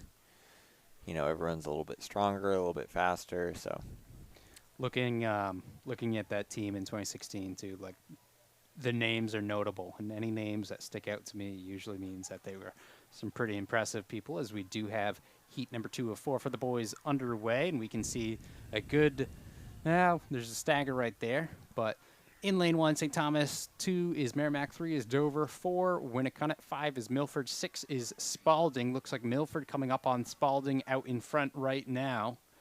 Again, that stagger means they're going to be pretty even at this handoff. A little bit cleaner of a handoff for Spalding, and that does put them out in front. In the lead, and down the final stretch. it's going to be close for second here. Looks like Dover's just going to get it. Yep. And let's see who got So we can go ahead and take a look at that replay of the finish. Spalding is the winner. And we can see again Spalding in number 1. And then Dover number 2, Milford number 3. Dover got second, Milford third. Next up is heat 3. So 45.98 winning that heat for Spalding. In heat 3 we have Sanborn, Portsmouth, Londonderry, Bishop Girton, Pelham, and Exeter from lane 1 to 6. All right, heat 3, setting their blocks. In heat 3, we should be looking at in lane 1, we have Sanborn Regional. Lane 2 is Home School of Portsmouth. 3 is Londonderry. 4, Bishop Girton. 5 is Pelham. And 6 is Exeter.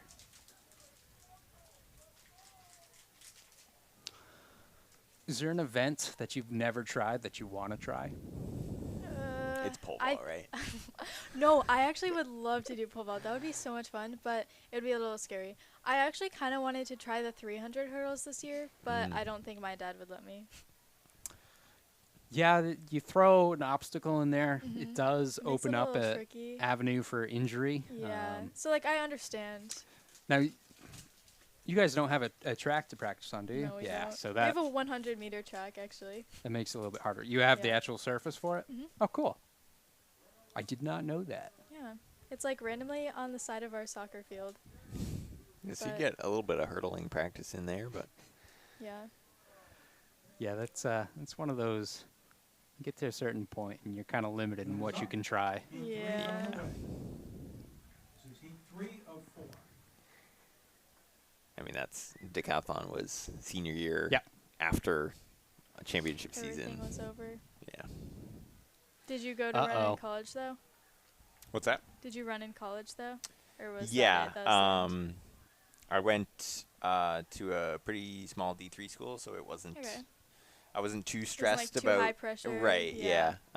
Otherwise, I might have been a little bit more careful, but So taking a look at this heat, we do have Pelham currently winning it. It looked like Londonderry had a little bit of an issue in the first exchange. Mr. Girton trying to pull him in. Ends up being Girton pretty second, close there. Smith in third. not that decathlon is dangerous, but I mean, obviously. it could be if you're doing pole vault and hurdles. Yeah, I mean it's especially like you're doing these events that you really don't know what you're doing. So it might be a little bit greater of a chance to get hurt, but it's fun. Just took a look on the replay on that handoff for Londonderry. Looks like kind of just ran away from him. All right, if you're missing a bracelet. What would you say, Greg? You recommend decathlon? Yeah, I mean, if it's the end of the season, unless you're competing in nationals, and if you're not worried about seriously hurting yourself, 100% would recommend it. It's great, especially if you're an underclassman, because a lot of times you end up finding an event that you enjoy, True, you're good true. at, that you might not have known about prior. So, absolutely. I did decathlon junior, senior year, and I really wish I had done it earlier. It was a lot of fun, and you get to try out some events that you don't typically get to. Yeah. I thought it was cool also, like you're doing all these events kind of with a specific group that Yeah. you go around with, and it's all people that like you don't really interact with because most of them don't do the same events as you. And it's people from all around the state. It's not like Right. it's your own team. And to me, like I had some great relationships that I made in the decathlon groups. Because you're in a group of give or take 10 guys or so. Or Right, and all of a sudden you're with a thrower from Nashua or a sprinter from wherever. So And that's one of the other things that makes it great is we can take a look at Heat 4 right here. Bedford, Bishop Brady, Pinkerton, Memorial, Trinity, and Wyndham. And clean start. Although I don't don't think believe that's Wyndham's in it. Wyndham. look like they scratched, right? Yeah. So I think we got a little bit of a shake up here. But no, in decathlon, you have a throw in your group. You get to cheer for the thrower when they're at the throws, and they get to kind of poke fun at your inability to Yeah. chuck something. And vice versa when it comes to hurdles and pole vault and things like this. But this is looking pretty good right here for Pinkerton. They're in lane 4. Last handoff. Looked pretty good there. Bedford coming up hard on the inside, but I think Pinkerton will hold onto the lead there. Yeah. And it is Pinkerton. So Heat 3 was won by Pelham, 44-6-4. That was Heat 4, won by Pinkerton, 43-4-2. And that time by Pinkerton of 43.42 also sets a new meet record, breaking the 43.50 of Pinkerton from last year. Yeah, pretty good. A lot of meet records today. Good day for the 4x1s. Again, this is not sprinting weather, so any teams. What's that? We've had at least, 3, 4 meet records already today? Oh, really? Yeah, we've had at All least right, a next on the couple. track, we need the hurdle crew to get the hurdles out for the girls. Ooh. Shuttle hurdles.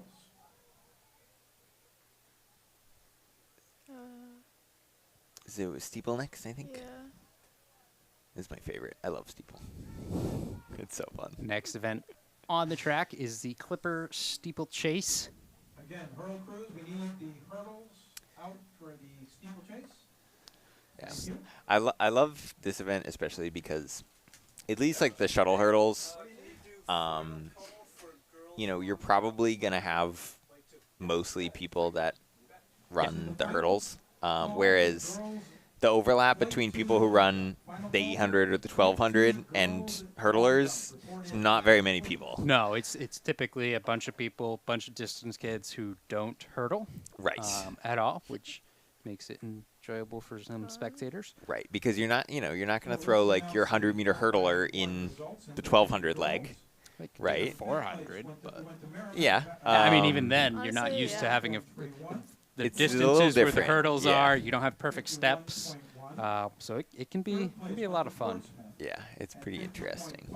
But And you know, as a general rule, I feel like distance runners are probably not the best hurdlers.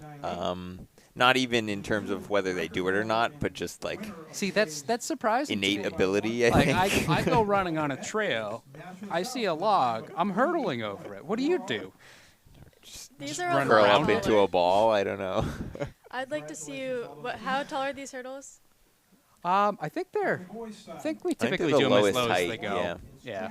I think the guys are 2 up. I think Yeah. the girls are the lowest and the girls are guys the are lowest. 2 up. Yeah. So same as what we see for the 300 hurdles. Yes. Okay. Yep. So just imagine trying to jump over a rock that was that tall. Yeah, while it you were sounds on a fun. trail. Yeah, I'm But not it doing would be that. a lot more difficult. I'm not doing You're that. probably talking to the wrong person. Yeah. So. I'm not doing that. But we can see that these girls are underway Ooh, Oh. we gotta. and calling them back. Except they're not coming back, unfortunately. Heard a couple of shots. Oh no. Girls, you have to come back to the starting Yep, line. there All we right, go. we got their attention on the backstretch. That was Somebody. kind of far out to be. Yeah, there was. back. Yeah, I wonder if especially it for was 1200. Yeah. It doesn't seem like it was a timing issue because the No, clock's 'cause going. we had the yeah. clock going. Yeah, I don't know what the problem was there. Maybe it's because we were talking through the start. Possibly. We didn't get to witness it. I don't know. Yeah, but yeah, they If it went was something at the start, though, they probably would have called it a lot sooner. right. Yeah, they called it like 100 and We have results in the oh, girls' about 100 meters in, and Oh, then they didn't sorry. stop running until. It's Pella, Yeah, that was definitely a. 6 inches. Second place goes to Bedford, 25. Oh, you know what it was? 6 inches. Hurdles weren't ready. And the winner of the girls' Oh, We can see just off screen a couple of people moving some hurdles. So the final set of hurdles were not out on the track.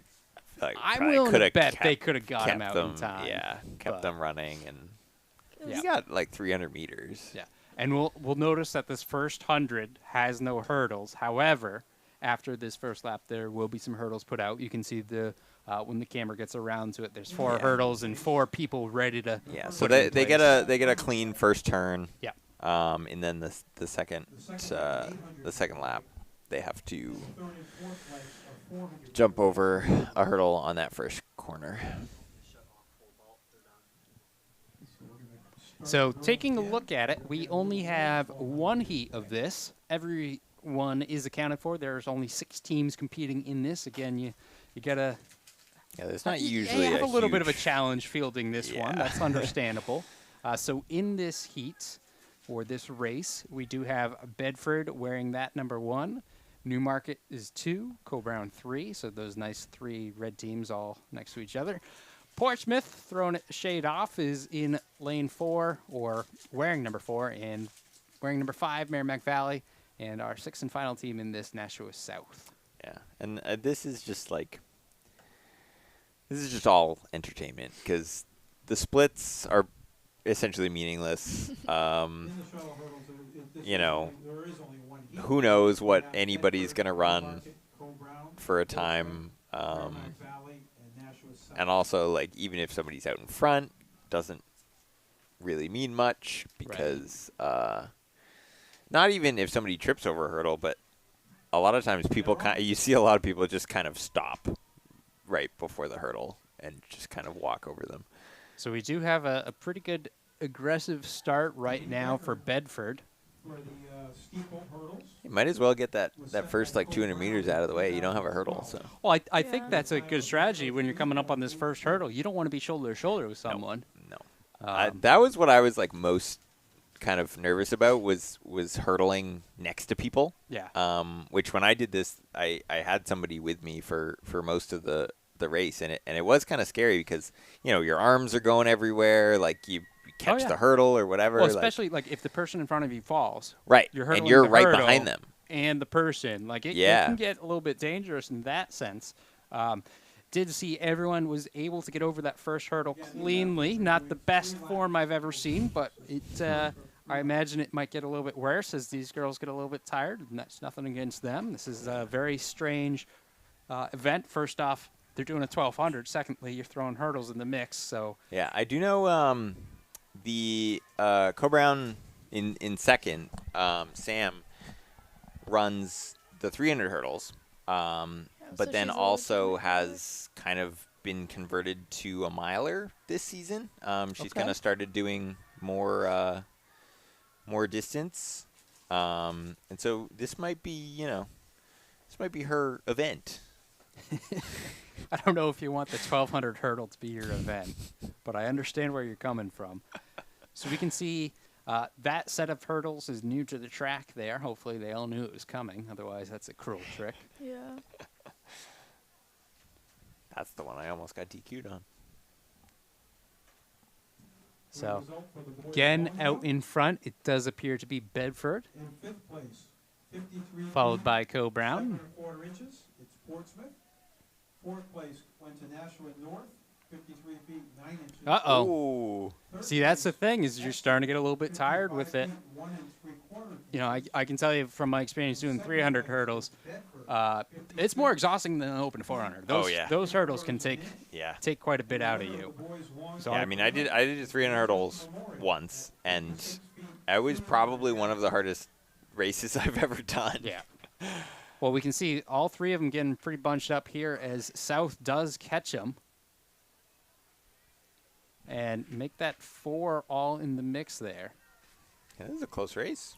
Yeah, Co-Brown out in front, but South making that move. As we get to watch everyone hurdle. You'll also notice this is a relay, even though they do not have batons in their hands. It's kind of deemed that, The Portsmouth, hurdles are Portsmouth enough. has deemed that, okay, we don't need to also have a baton. Yeah. So I think that's a fair concession. Gets a little complicated. Yeah. Might whack somebody off the head with a baton going over a hurdle. Because I mean you can see it over these hurdles. The arms are going all over the place. Oh, yeah, everyone's getting tired. Well, this is the last lap, right? Yep. Or- Yes. Yeah. For this leg. Yes, we only got three more hurdles to go.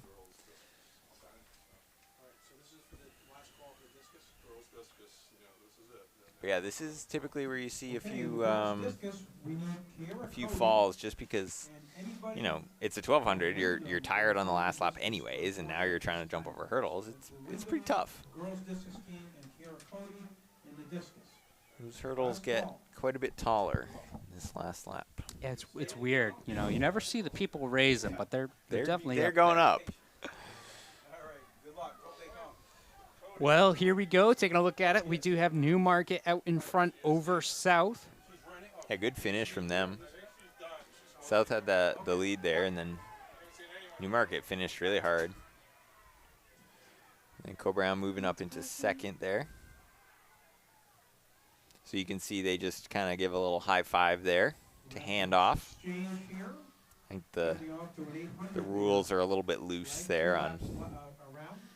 what constitutes a legal handoff, but so now this is the 800-meter leg, Second, Nashua in Yes. south and third. and then we will have 2 400-meter legs. Which typically the 400-meter legs are decent. just because Yeah, you're you can throw people in that do the 300 hurdles.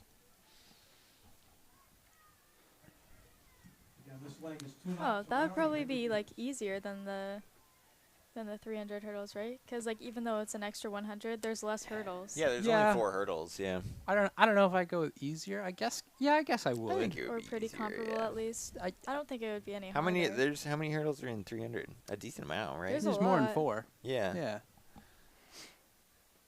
And they're Of course. definitely not this spread out. 300 hurdles is somewhat unique, but not completely unique. New Hampshire does it. Not all of the New England states do it. Massachusetts Really? does a 400. Oh, Yep, okay. they do yeah. 400-meter hurdles. Once you get to Um, college, it's 400 yep. meters. Yeah. Yeah, so it's I tell you, if you've seen some crashes and burning in a open 4 or 300 hurdles, you should check out Yeah. the 400 I've hurdles for heard- high school. I've heard a lot of people say We have report in. 400 hurdles is, First call you know, for the possibly girls, the 4 hardest laps, track event. I would say of all the track events, it for me, I would say second that I would be least likely to do. Okay. The first least likely to do would be like an indoor 10K because that just sounds nutty. That would be insane. Yeah, Oh, how many laps is that? too Like, many. A lot. if it's, yeah, I don't even know. Yeah.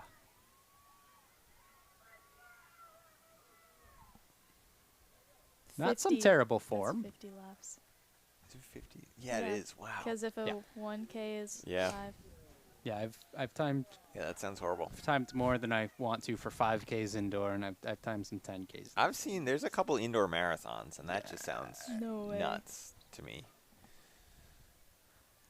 Good view of this hurdle. Clean by both. This is the final Look stretch, over her second shoulder. leg of the,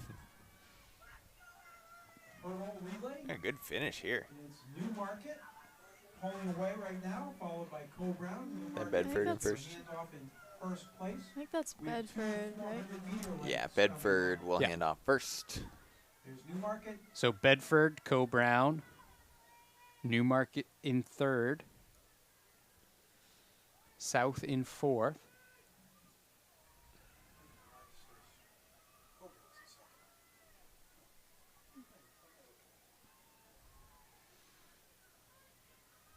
Yeah, this See quite a bit of Bedford. separation there. Yeah, yeah, they're this taking Bedford off. girl looks like she's cruising.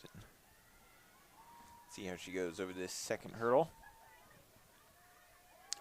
She looks like she's a 400 runner. Yeah, And then maybe the, not a hurdler. the but hurdle tells me, maybe again, if you're a practiced hurdler, this is steps are still weird, crucial. Yeah, So your steps are all off. You're gonna stutter to it. It can be really challenging. Brown and Newmarket. yeah. I feel like the normal hurdle events are so much about timing, and getting the steps down. Bedford, now Bedford, final Co-Brown. I stretch. saw Bedford with a little bit of a smile after a few meters past that hurdle, seeing the finish in sight for her. she's getting some speed down in between the Yes. hurdles, losing a bit over the hurdles, That's but what you got to do. So Bedford, Newmarket in third. and this is final leg. yep. So one more lap to go. Co-Brown.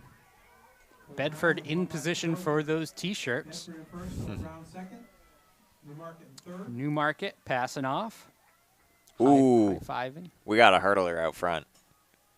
She's a hurdler. See if Carter can find her. Yeah, There let's she let's see is. her over this second hurdle because that first one was beautiful. Oh, not so much. Okay. Kirsten. Yeah, see a little bit of that stutter kind of at the end, getting that spacing just right. It can be a challenge. Yeah. See, that's the thing is like when she went over that first hurdle, you can tell she does the hurdles. Yeah. But then, it's weird because you don't really know when the hurdle is Yeah. gonna get there. I mean that hurdle form was clean, and it's just making sure your steps are right to it, and it's really hard to do. Again, if you're practiced and you're like a lot of 300 hurdlers are counting their steps in between hurdles. Right. It's You have that everything crucial. down, and you do the same thing every single time. How many steps in between hurdles? That is Bedford winning the shuttle hurdle. So Bedford will take that, get some shirts out of the deal. Cole Brown heading over the last hurdle in second. Decent hurdle there for Co Brown. Oh. She didn't cross the finish line, though. Oh no. That's a, She's being told to unfortunate. now. I don't think you can do that. I don't know if that's allowed. Brown in second, followed by Well, Newmarket in again, third. in an event that this is probably the only place in the nation that does it, I think it's okay. Right, yes. It's pretty low stakes. Yeah, since, you know, it Portsmouth, really doesn't matter whether you Yeah. get DQ'd or not here. So I'm going to go ahead and say that Bedford took first. Yes. Co Brown And possibly took a second? Bedford has the fastest time in the nation, #1 in the nation for girls Wow. distance medley steeple. U.S. leading time. So Probably a world lead. there's a good chance of it. Is this Yeah. really not a thing anywhere This else? is not a thing. Oh, Yeah, wow. this is. This is. We've been purely saying this for fun. years, and we've yet to hear of any other type of event quite as unique as the steeplechase relay. It's fun, though. It's I wish more places would do it. 'Cause Yeah. I'm telling you right now, there'd be some phenomenal video that would come out of this. You know, I've got a couple crashes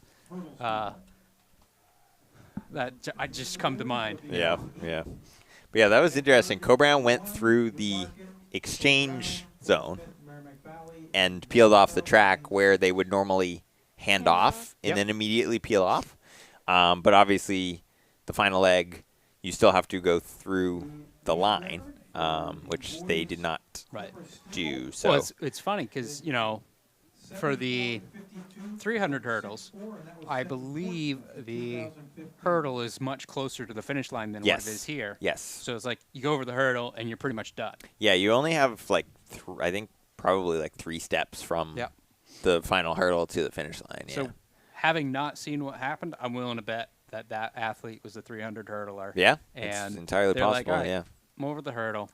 yeah. off the Hurdle, run through the line, off the track. Yeah. Yeah, except So- the line's in a different spot now. Girls side of things, we saw there were 6 teams. Times on the board now. Co Brown still listed as getting a time, 10:20, 6:8. We did see the official actually wave him back onto the track, so that usually means, okay, no real reason to DQ him. Again, doesn't mean a whole lot anyway, especially for yeah. second place. If it was Yeah. first place, maybe you could make an argument. but Right, and you know it's not exactly like they gained an advantage Yeah. doing that since they No. wasted about 5 or 10 seconds hanging out on the infield. So, girls, there were 6 teams. Boys, slightly different story. Yeah, we It's got going to be a little bit 13 packed. teams here. 13 teams taking the line. That's 13 guys trying to go over that hurdle right at that, you know, Yeah, 180, which 190 in, mark. in the girls' race, it might not have been so obvious why they removed the first hurdle. I think in this race, Yes. it's going to be a little bit more obvious. Take a look at it. We got a barrel start. They're going to Yeah. have to cut in at the cones. So they're going around the corner. You've got half the guys are a little bit more in the first 3 lanes, and Right. then 4, That- 5, and 6 are outside. Once they get around the corner, They those guys cut out in into 4 the inside lanes, will cut in. but then they have to go over hurdle Yes. in what 60 meters. Yeah. So this should be fun. We said 13 teams. Those teams in it from 1 to 13 we're looking at, and that's wearing teams, not necessarily by seed time, because again, seed time in Right. this. I You don't think really know. I think Yeah. it honestly probably isn't a bad idea to just stay in the outside lane, go over the outside hurdle, and just stay away from everybody. Yeah. So That would really looking slow at you the down, though. teams as we take off, fair start thus far. Still time for things to happen. Looks like we're going to spread out okay. I don't think anyone wants to be too bunched up. Teams in this race, we've got Nashua South, Co Brown, Milford, Merrimack Valley, Merrimack, Goffstown, Pinkerton, Bedford, Memorial, Pelham, Portsmouth, Newmarket, and Central. Yeah, so we got hurdles out into lane 4. It's probably not a bad idea to go over the hurdle in lane 3 or 4 and just try to stay away from. I would not want to be right behind someone. Right. Everyone's clean thus far and stays clean on the first hurdle. Yeah, not bad. But yeah, you just kind of want to stay away from people as much as possible, just because you know at some point someone's gonna catch a hurdle. That's Portsmouth out in front as we get to see everyone's beautiful hurdle form there, or most everyone. And it looks like I'm pretty sure that's MV has pulled out in front now. Again, it's the last call for the Wyndham girls team. in Oh, both not shuttle bad. We're and going down through to in last call. 68, All right, It's 69. actually first lap of Milford. 3. This is Not the too I bad. feel like that's a quick first lap for a 1200 where there's hurdles involved. I feel like that's a decent first lap for a 1200 period. Yeah, that's we'll see how they continue to fare as they get this hurdle, kind of a new surprise for them. I think that's around what everyone went out in Check your wrist, please. And if you're missing a in the bracelet, DMR, you can report right? to the, It's pretty I close, think pretty so. sure. Have to look back, but yeah, I think the pace has slowed down a little bit now. We've got a group of 5 out in front, and Yeah. no one follows from that group. Not Yeah, that I'm the, cheering for people to fall. The but- guy out front looks decent over the hurdles. At least a bit better than in the back half of the pack. yeah. I was watching some of the trailers, and Yeah, he doesn't look too bad. yeah, that was hurdling form, Yeah. whereas we're seeing some guys jump it. So I misspoke. That is Milford out in front. Yeah, he looked relatively smooth. Everyone else kind of just jumped straight up. Yep. He's whereas hurdling. He is, yeah. So Milford, then Cole Brown. Oh, somebody's holding a baton. Oh, Well, they don't need they to. didn't get the memo. Maybe that's your bonus points. Maybe. Did you I say you think wanted it was- bonus points for that? You get something else if you yeah, have a baton? extra points. Okay. For a baton, sure. And that's the other thing too. We just saw hurdle in front of you gets knocked down, Right. and you're like, oh, cool, I can walk through this. Except it's flying back at you. Yeah. third call for the girls. 4x200. Yeah, so they Second ran and third call about for an girls, 80 4x2. on that second lap. And the second So, call for a the bit boys, slower. 4x2. Looks like we have a lead change here. Yeah, you can see certain people kind of glide over the hurdle and somewhat maintain momentum, and some people just kind of dead stop and then have to speed back up again, which obviously is just extra energy. Not ideal. Ooh, we got a dive. Looks like Cobrown went down on that hurdle. Yeah, Nashua South out in front right now, looking very strong at this point. Good kick to their end. As you saw just in the corner of our screen, we saw Cole Brown take a tumble. That was actually exactly what you said. The person went in front of him hit the hurdle, and as it came back up, it caught his back yeah. foot. You got to hurdle it, even if it seems like it's down. You Yeah. got to really pay attention to that. Yeah, because I mean they're weighted to come back up. Ooh, she got a nice karate kick of the hurdle. It's pretty good.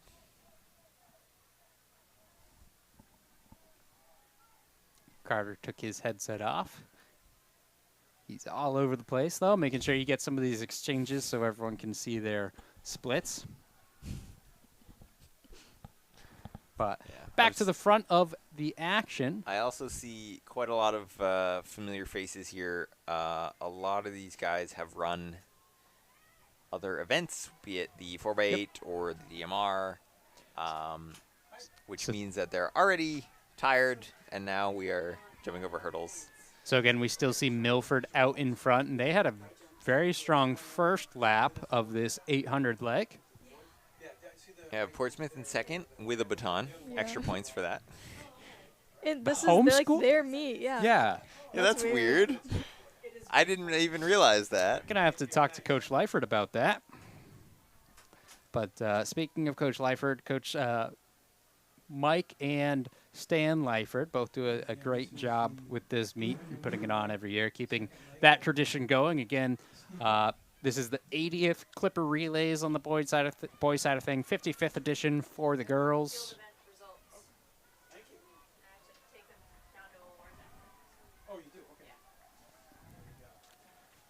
But, yeah, I mean, he looked good on his first lap and second lap, staying to that form. You know, his form is – that one wasn't perfect, but the speed in between, again, is what's going to get you the victory here, and he is putting his team in a great position for that. Let's see. Next leg is a 400. This is leg number 3. That was interesting, that last hurdle there. It looked like he like leprechaun did a little Yeah, leprechaun he kick. landed on the same leg that he took off on. Yeah. Just a little interesting. I mean, as long as you get over. Typically, you don't want your trail leg and lead leg to, you know, be the same leg, if that makes sense. Right. Yeah, Milford running away with this. Fourth place goes to Portsmouth, 12 feet 10 inches. In third place, Cole Brown, 13 feet. In second place, Spalding, 13 feet 2 inches. And Winnicott is the winner of the girls' high jump with 14 feet. Again, this is Milford out in front. They've caught a couple of teams at this point. Who's this for Co Brown? Is that Leno? He started cruising, moved up in a second. It does look like Jamie Lano for Co Brown and is catching. However, 400, there's only so much you can do. Right. That was a pretty good leg from him, though. Put him up into second, gained quite a bit of ground there. Not quite. It's not. I don't the think it's going to lead, be but enough. no. No, Yeah. Milford has quite the lead on it. Yeah. Just They saw were- a big they were, tumble they off were pretty screen. far back. Not by. Yeah, I think, Milford could even probably afford to trip over a hurdle here and still be fine. We'll see. This distance is still closing. That's a big gap, though. Yeah. Yeah, it's 100% going to be Milford. If they do fall, though, it does change that percentage a bit. You know, what was a close to 100-meter lead is down to less than 50. I love the hurdle for him. It's great. He's excited by it. So Milford going to cross the line. Number 1, Co Brown, I'd love to see splits for hurdling and Yeah, taking that must number have been pretty 2, fast. having some fun out there. this. Let's see what we got. I don't know if they do. I don't think they do splits for. I'm going to go ahead and say I think that's Goffstown with the baton, not actually Portsmouth. That would make more sense.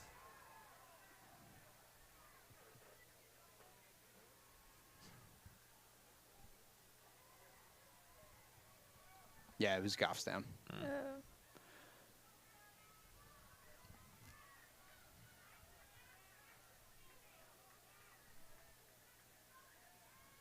Waiting on some time still. Once we get the times for the teams, we will let you know. It's like we still have Girls? somebody going around again. Yeah, there's a couple teams that went down to Milford, so 200-meter teams report to the white podium on the 20-yard line on the infield. Girls 4x2 teams to the white podium.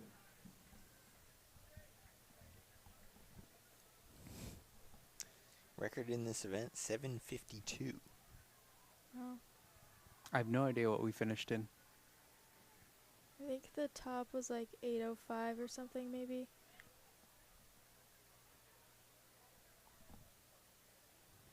Are these times accurate? Oh, never mind. Oh, wait. I don't know. I don't. If you thought it was 8:05, I'm gonna go with no. I mean, Maybe I was wrong. so but I- didn't Oh yeah, it is a 8:05. different Yeah, it team- just updated. Okay. yeah. Well, that was 8:05 would be Co Brown. We're still looking for Milford's time. Oh, bit of a fall, and I think that startled Carter as he panned away. Not sure if it caught him by surprise or he was just trying to give a little bit of privacy to the fall.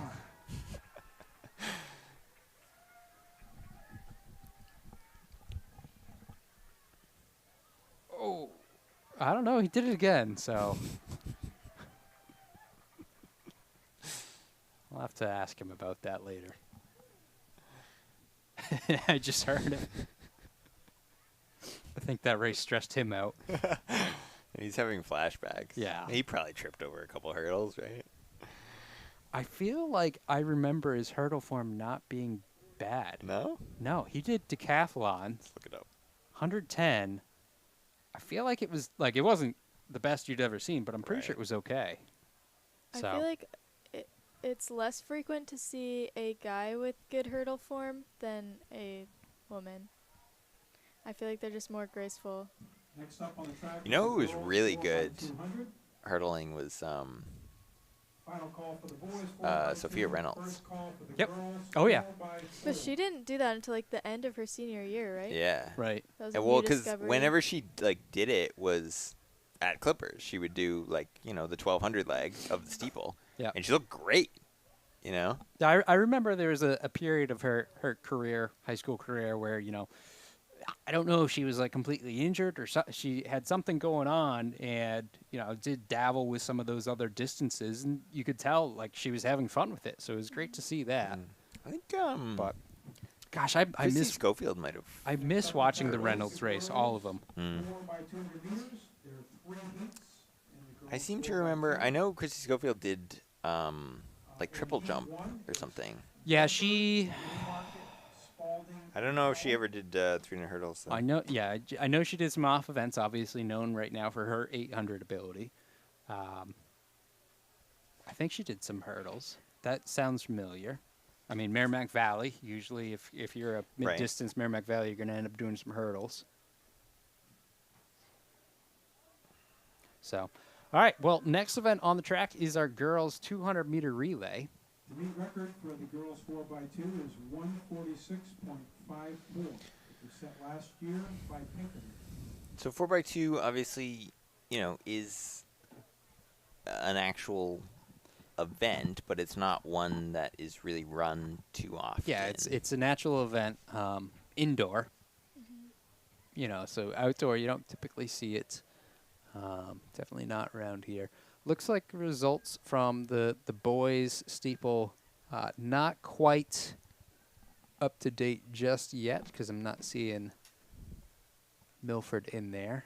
And last I did see it, they had him as a DNS, but we know that's not true. So I think that'll definitely end up getting sorted out. But next event on the track is our 4x2s, as you mentioned. We have 3 heats for the girls in the 4x2.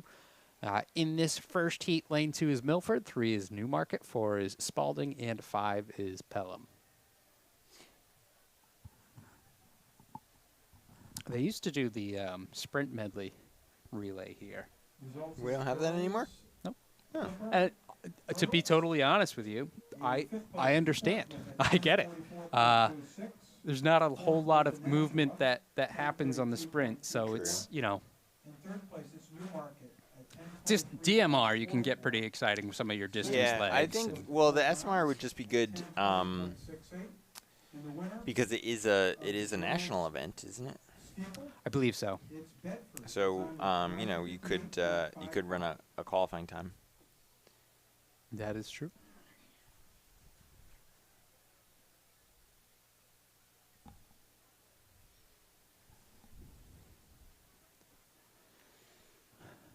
What meet do you have next? Bobcat. Bobcat? Yep. Do you know what you're doing yet? I think I'll probably do the 16, but I don't know. That's fair. That's fair. Some Yeah. people don't like to say what they're doing, although I don't know if that's necessarily your concern. No, Do you have a goal for a 16? not really. I just want to get like one time this year. Yeah, that's like probably the only time I'll do it, but In fifth place, that's I won't ask you while you're mic'd up what your goals are for state meet. We can talk about that later. okay. 826.28. Won't put you on the spot for that. Portsmouth, 825.74. Bobcat should be good. I think it's going to be nice that weekend. Hmm? I said Bobcat should be good. I think it's going to be nice that weekend. I'm sure Nick has ordered some nice weather for the sprinters. So Last year it was like 90 degrees and like Oh, my yeah. feet were like burning from the track. The turf there makes it so much sweatier.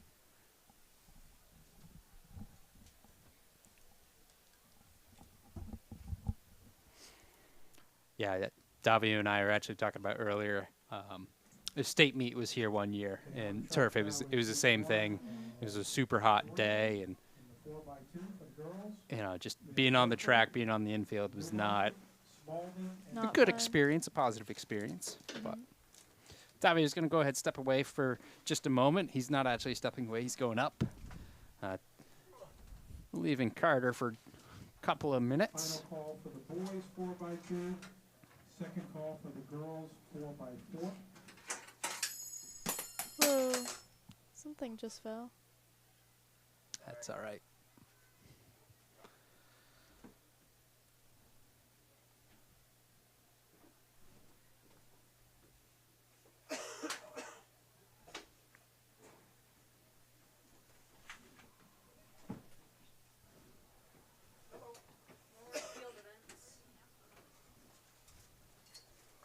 All right, looks like we're about to get going here. Sorry. Oh no. Again, this is the first heat of the girls 4x200 meter. Milford, Newmarket, Spalding, and Pelham all in the mix here. We have results in the boys discus. In fifth place is 4 athletes, 200 meters apiece. Fourth goes to Merrimack, 258 feet 10 inches. In third, it's Dover, 284 feet 10 inches. Oh, that handoff is a Second little place rough. goes to Bedford at 330 feet 6 inches. And the winner of the boys Clean discus handoffs. it's Cole Brown at 367 feet 1 inch.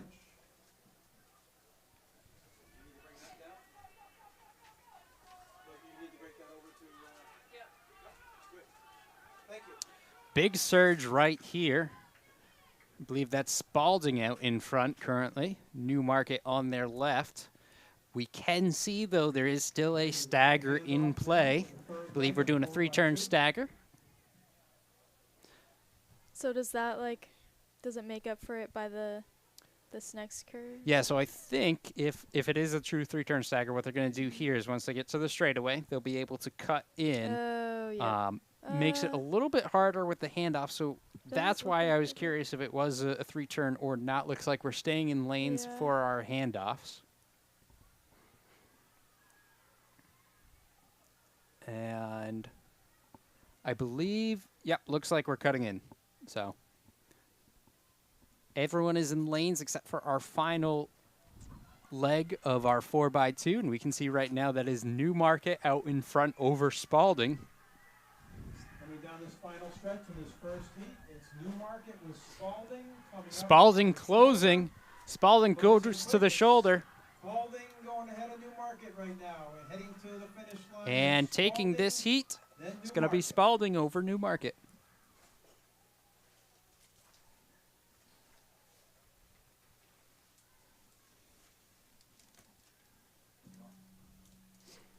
Re-entering the booth, person who said they were going to be up here the whole time after the 4x8. Sorry. Good timing, too. Up next on the track is heat 2 of 3. Well, welcome back, Coach Cox. Sometimes. Merrimack Valley, Winnicott, Manchester Memorial, Bedford, I will say Thomas, and Cole Brown. there wasn't enough head fit sets because we had our special guest star. So I can go get another one I if you just want. decided, I tried to give mine up early. In this race, the competitors Yeah. swing their lanes all the way it's been to really the fun last actually on the. 15 each other. What do you think, Brianna? This is the first time you've seen Clipper Relays. What do you think of the event? There's a lot more teams here than I would have thought, but it's kind of fun that they do a lot of different things. It is fun. I mean, what'd you think of Yeah. the steeplechase relay? That was something else. Did you check out Gavin coming off the second to last hurdle? And oh yeah, Saw- I was yelling at him, saw a "Don't little- get hurt! Don't get hurt!" Saw a little fist pump. Yeah, they're having fun. I mean, that's the Yeah. key thing. So He was closing, but there was a gap a little bit too big for him. yeah, Yeah. Milford ran well. Yeah. Do you think this is something you might want to do in the future, like a steeplechase when you get to college? Yes, that would be so fun. You like the water pit? The idea of the water pit? Okay, that part scares me a little bit because I don't like my movement being restricted, Yeah. and I feel like that would like you'd feel stuck. But You just gotta jump over it. It's fine. yeah, that's what somebody told me, that like realistically you shouldn't be running through the water. So Right. Yeah, you'll end up maybe a couple of steps in it. yeah. 1 foot wet, 1 foot dry is the Yeah. goal. When you get really good at it. I did it one time and I slammed my heel down in the second water jump pit and limped my way home. I never did it again. No. Couldn't run for 3 weeks either. Wow. I don't like talking about it. I have nightmares. Really? Yeah. That's as close as I need you to be to me ever. Taking a look at the track, we have heat 2 of 3. in this heat, Merrimack Valley, Winnicott, Memorial, Bedford, St. Thomas, and Co-Brown.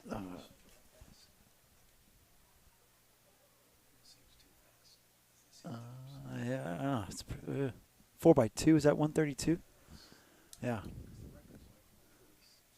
Yeah, I think that might If be. you're seeing a mistake. 132, my guess is that's a That's a seat time mistake, based yeah. off of a 4x160 from indoor. Yeah, it could be.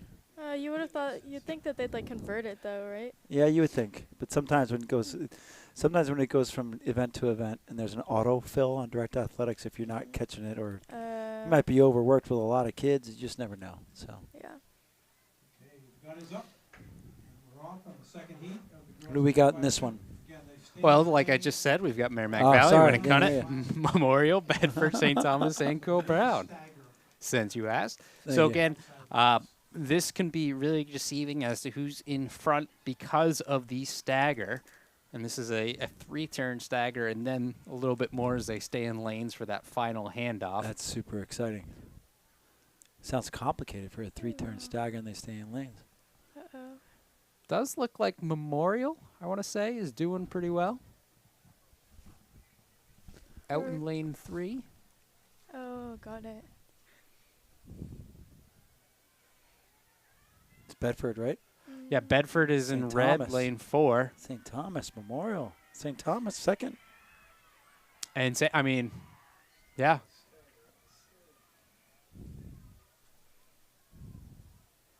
Bedford out in front. Winnicott is actually right there if you factor in that stagger. And we're going to start to see that here.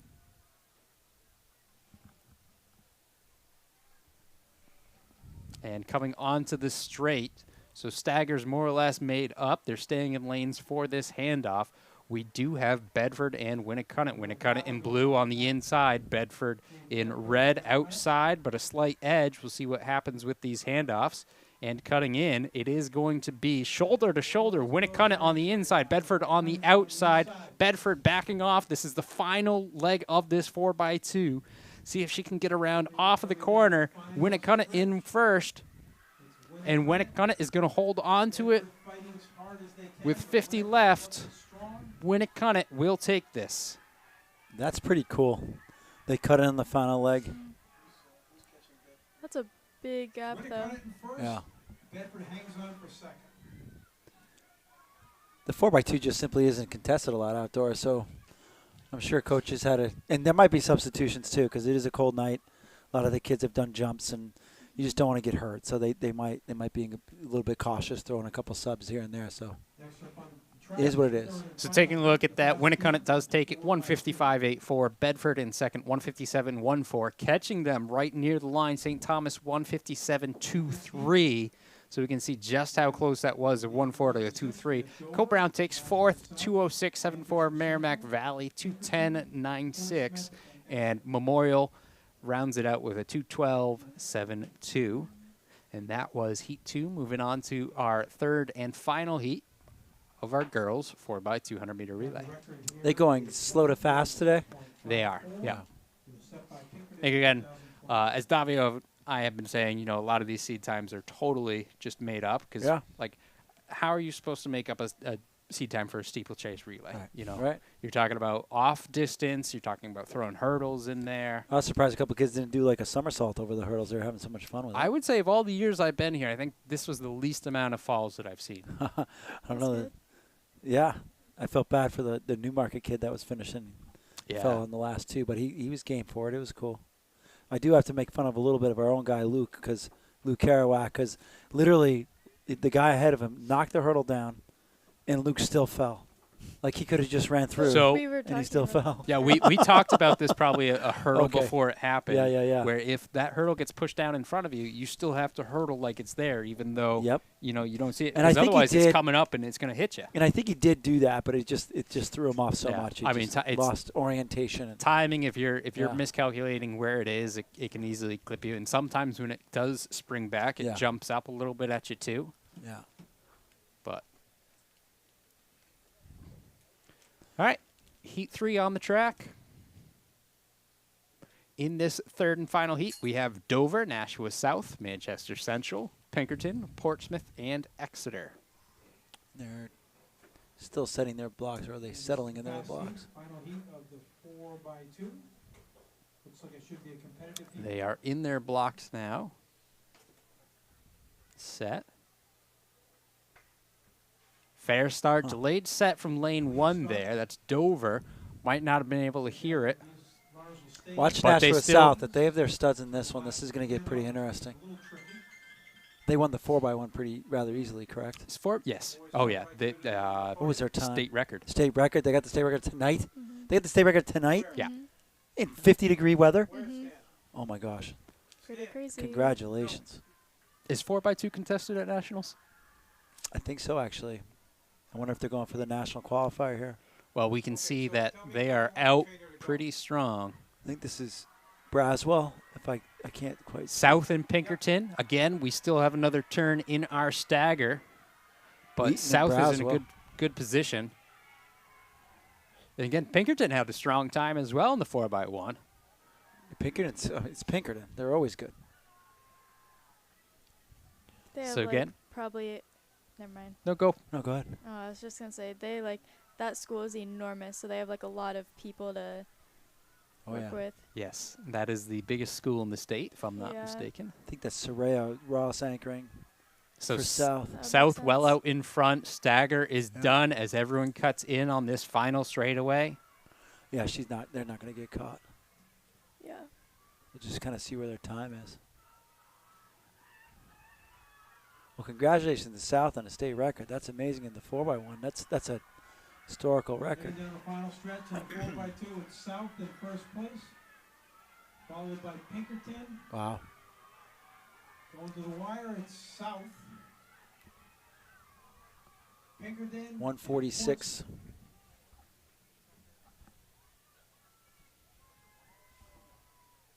So we'll be checking the results as they come up, Heat 3. And we have another meet record, South at a new Oh, record. there you in go. the 4x2. So South with the record 145.26. Can see those times from that heat on your screen now. Pinkerton was second with 146.66. 86, sorry. Portsmouth was third at 148.26. Central was fourth, 150.11. Dover was fifth, 155.47. And Exeter was sixth, 158.26. And those are all solid times. 4x200 teams report to the podium. I mean, we're getting towards the end here. We have the 4x2s and the 4x4s. And Yeah. Yeah, this is moving pretty quick. then we have the field event relay. Do you know what the field event relay is, Brianna? No. So in years past, it's been called other names, but it's typically a throwers relay. So they do a Okay. 4x1. Oh, yeah. Wait, wasn't it like called like the? Oh wait. It was called the Buffalo Yeah, Relays. that's what I was but gonna say. Yeah. So it's okay to say it. You know, it's just that they decided to name it something Yeah. different. It's a part of makes sense. history. and Part of they've- history, yeah. They've decided to, go a different route with it. But But I mean, the more important thing is, as coaches, we get worried about our throwers getting hurt, because especially if a thrower can run fast. it's happened before. If a thrower can, well, I was just down on the field. I'm not just sitting on my hands down there. I'm talking to coaches, and Pinkerton has outlawed their kids to do it because last year they had a very good thrower that tore their hamstring on this. No. So they've outlawed it. So How far do they run? it's a 4x1. So they 4x1. run. Yeah, it's a Okay, 4x1. So that's fine. they're trying to rip pretty good, and I shouldn't say Mhm. rip. We're talking about tearing a hamstring, right?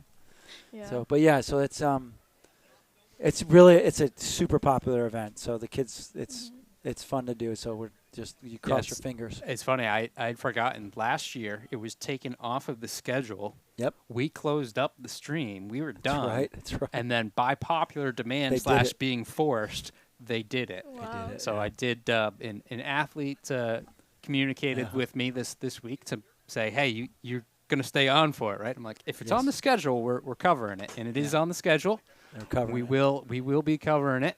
It is we- going to be fun. We closed up shop. We were halfway packed up, and then the gun went last year. But no, it's always fun to watch. So in this, They're settling the blocks now. First heat of the boys. Heat number 1. in this heat, we have St. Thomas, Goffstown, Milford, Newmarket, and Bishop Curtin. This is heat Fair one start. of the boys, 4x2. Sorry. Can you tell Greg and I have been doing this for a little bit. We both said fair start right off the bat. We waited for the fair start first. Yeah, we did. I wanted to make sure. I'm wondering when Brianna's going to chime in with fair start. Sorry. Just kidding. No, he's sorry. It's all good. Some excited fans Let's running check out the alongside. handoffs. I think everyone has been successful. So I know you do have a smaller of a size team. Have you ever done a relay before? Yeah, occasionally we do like a 4x4, but I'm doing a mixed relay at Bobcat. Oh, cool. Yeah. Which one's that? Is that a 4x4? It's a or 4x4. Oh, cool. We tried to see during indoor if I could join the boys relay for the 4x8, but they And wouldn't they let said me, no. unfortunately.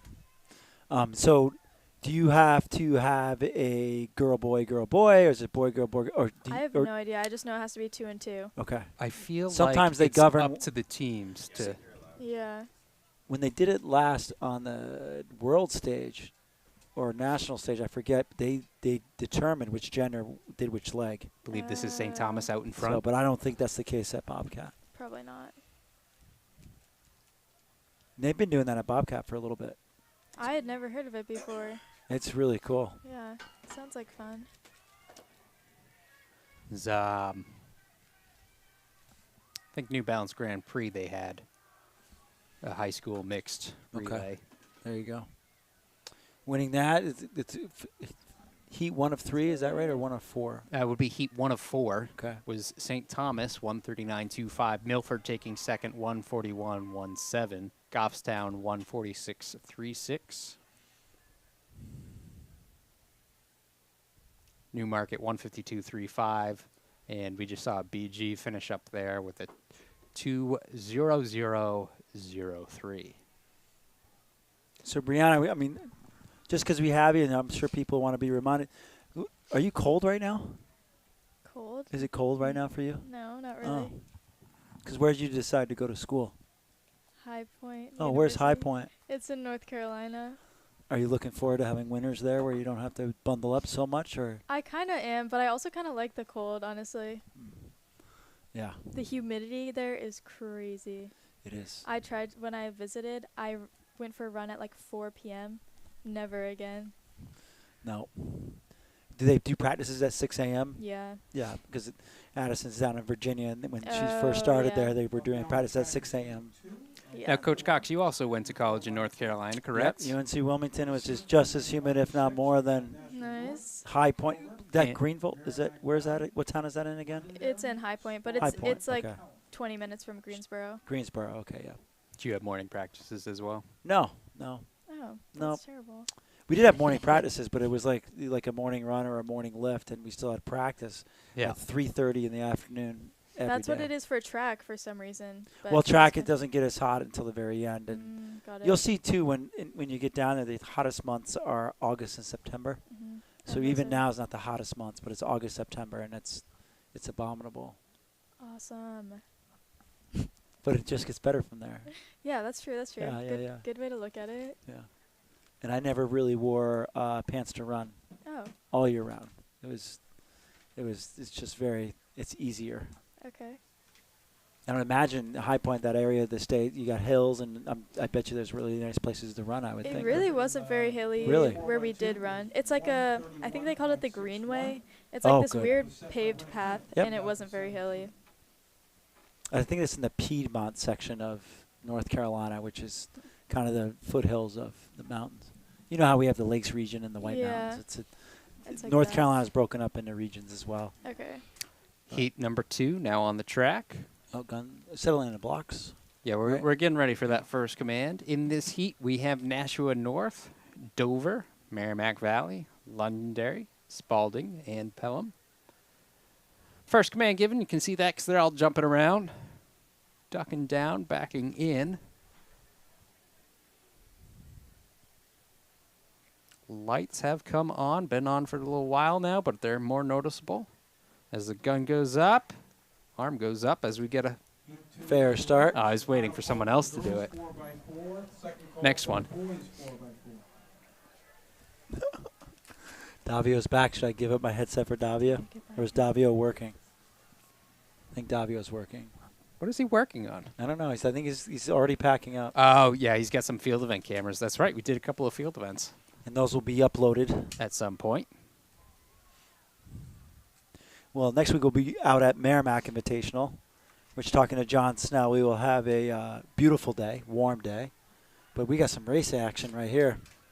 Again, we still have a stagger involved. Spalding and Pelham next to each other, not So necessarily. Spalding is out in front. They will not be able to cut in until the final handoff.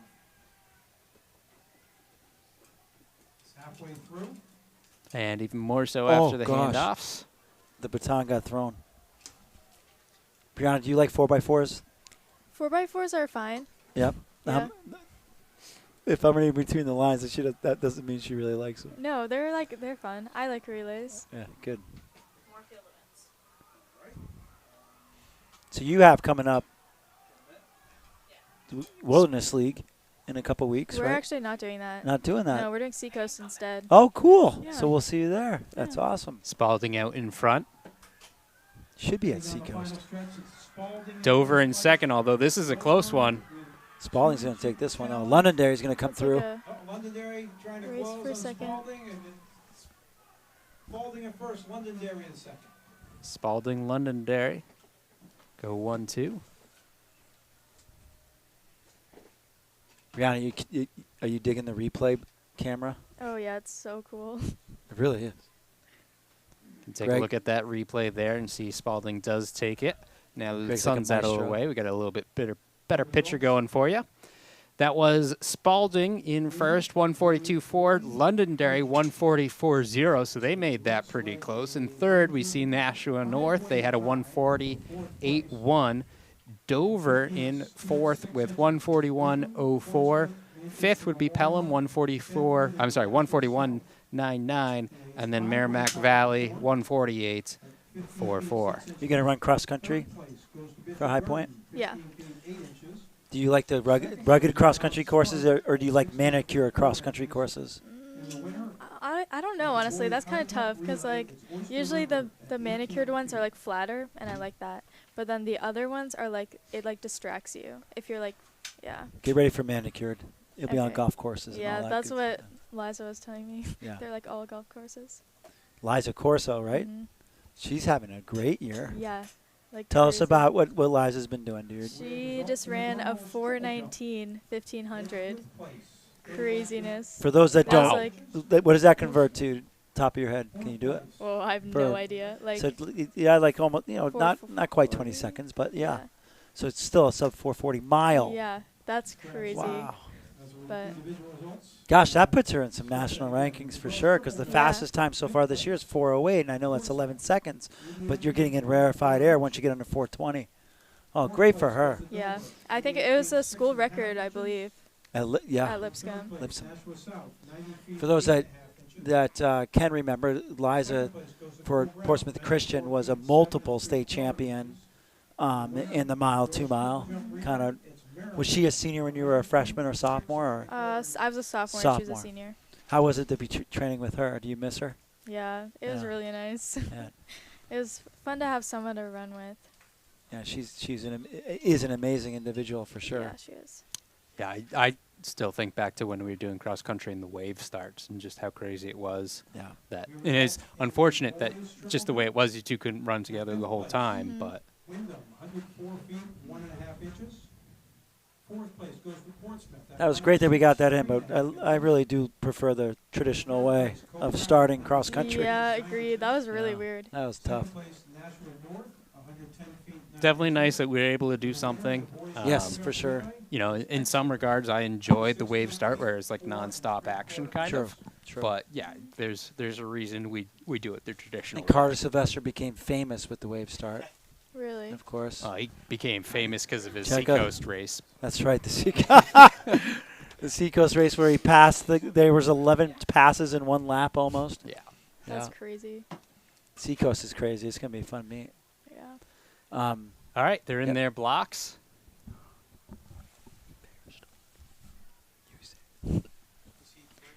Heat This- 3. This is Heat 3 featuring Central, Winnicunnet, Memorial, Oh, sorry, I missed it. Sorry. Next time. And that was Portsmouth, A fair Bedford, start. Exeter. I talked over it. What was it? I missed it. It was a fair start. Did you finish saying which teams are in here? I did. Okay, good. I 'Cause talked over it. Yeah. LeVay would be mad at us if we don't, introduce Exeter. I said the top 5 teams. They're the 6th. No, I said Exeter. It's okay, Coach LeVay. We'll see if I can say Exeter again, as they are in the mix. Again, they've got the hardest chore with the stagger. They really do. But they're got to be at least second place. No, they're in back third or fourth right now. Yeah, sorry. I haven't had dinner yet. I'm getting hungry. I haven't either. You guys want me to get some hot dogs? Winnicott out in Oh. front. That's so disgusting. Bedford Brianna looks Malone like said they hot dogs are disgusting. Winnicott in front. Bedford looks like they should be I able to agree. settle When I get into hungry, second. though, I think sorry. Stay focused on the track meet, Greg. They'll cut in after this handoff and This is the Winnicott, best part. clean handoff, final leg. Hi, Stan. Oh, they got to cut in. Yeah, looks like they Oh, have come it. on, cut in. He's Is that moving in Bedford? now. There we go. It took him quite a while, Oh, though, but and that might have lead, cost him. lead leg's not. This is Winnicott. He's out in front. It's just going to be a time thing at He's this like point. 6'8". Pulling into second now. Portsmouth. He's got a Gonna be Winnicott Hat on. first and Portsmouth is second. I was busy looking at the battle for second place. oh. Someone a little unhappy might have thrown a baton. Ooh, that would be a DQ even at Clipper Relays, I think. Really? Yeah, you're not supposed to throw a baton, like ever. Otherwise, it's especially when you come across and discuss, Like- it'll be automatic DQ. Bad And sportsmanship. you shouldn't say bad words either. I'm serious.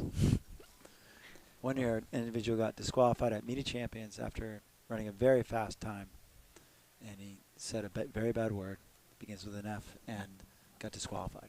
Wow. So didn't go to New England's.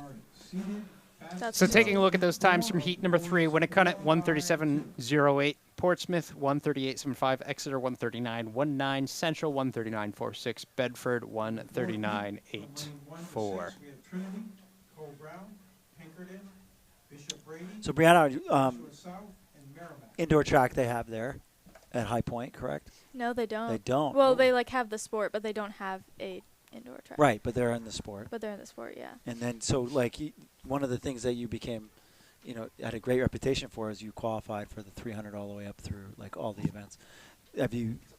What do they want you to look at? What do you want to focus on in indoor track next year? Don't they like tell you what you have They to do?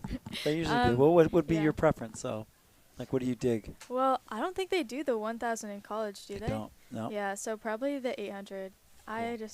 I already said that, but I love the 800. Oh, okay. Sorry, I was working. Yeah, no, that's okay. I hope that they never put me in a long event. 5K ever or again. 10K. Yeah, I or just- even like the 3,000. I'm so done with that. Wait, where'd you do that last? Was that Nationals or New England's? New England's. New England's, yeah.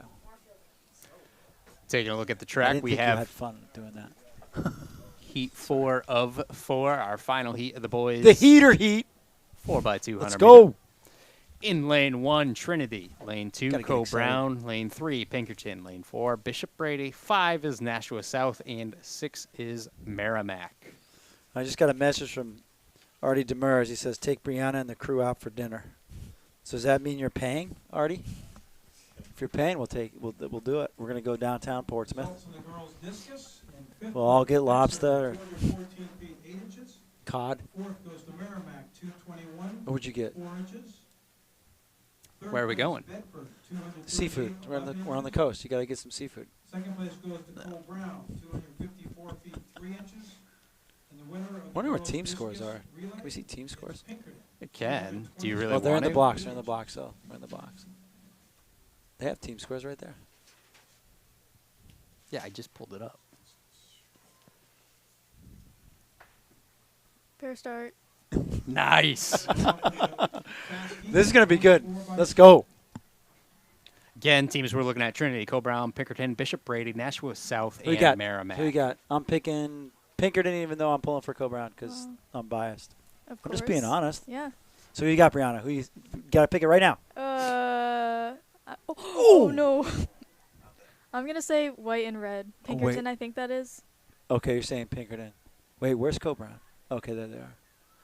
I already picked Pinkerton. You're gonna Oh, just pick. sorry. I'm gonna pick Bishop Brady actually. I'm picking Bishop Brady. I tell you right now, Pinkerton and Bishop Brady are actually pretty close. Yeah, A they are. slight edge Yeah. to Bishop Brady, although Bishop Brady. Pinkerton is closing it. But you got to give it to Bishop Brady. They have a great 4x1. Oh, They're not trying the to make best nationals, handoff. not the best handoff. Yeah, they're So- trying to make nationals in a couple different events, I believe. Pinkerton now out in front over Bishop Brady. That was Genchos with the leg on the second leg. I can't tell who this is on third leg. Brandon Malone should know this. She's a D3 expert. I know. I'm sorry. I know that they have two really good sprinters, but I don't know what the other one This is. is where they cut in. Clean handoffs by both. Pinkerton still out in front. This is gonna be Not. exciting. I don't know if Pinkerton cut in right away, but either way, Bishop Brady still behind on the shoulder. They've reached the final 100. Pinkerton out in front. Bishop Brady into lane 2. Not going to quite get there, though. I tell you what, the biggest school in the state going against one of the smallest schools in the state. You got to give your hats off to Bishop Brady on that one. But great job by all, obviously. Yeah, it's definitely good recognition, Coach. Your results in the girls' shot put. In 5th place is Nashua South, 80 feet 10 Cool inches. replay. 4th goes to Co Brown, 81 feet 8.5 inches. 3rd. No times for that race just yet. Let's check out the team scores going into. Yeah. We should be pretty close here. Well, while we do wait for those times and are moving on to our final scoring event of the day, the 4x4, we can take a look at our team times, or team scores, and we'll start with the girls because they are on the track next. And after 11 events, winning it by 1 point currently is Bedford over Pinkerton. So Bedford in first, Pinkerton in second. Bedford with 49 to 48. Cole Brown in third with 38. South at 32. Portsmouth at 29, and Winnicott rounding out the top 6 with 21 points. On the boys' side of things, after 11 events, we have Cole Brown leading it Shocker. with 52 points. Bedford in second with 47.38 points. What's with the fraction? I don't know how we get 3-8. How did we get the 3-8 and the 3-8? I'm not sure. I'm going to go ahead and say there was a five-way Wow. tie for one of the events. So Bedford does have Wow. 47.38. Portsmouth with 35.38 is in third. Fourth is Milford with 24. However, it's a tie at fourth. Pinkerton also in the mix with 24. And top 6 is rounded out by North with 22. And I just heard there was a 5-way tie in the high jump. Thank you, field reporter Davio. Never seen that in my life, actually. Yeah, that number looked weird. So we can also take a look at the screen now as we have our results from Heat 4 of the boys 4x200. We can see that Pinkerton did take that 132.56. Bishop Brady 132.88. Nashua South 134.91. Trinity 136.12. Co Brown Pressure. 136.34. And Merrimack 139.25.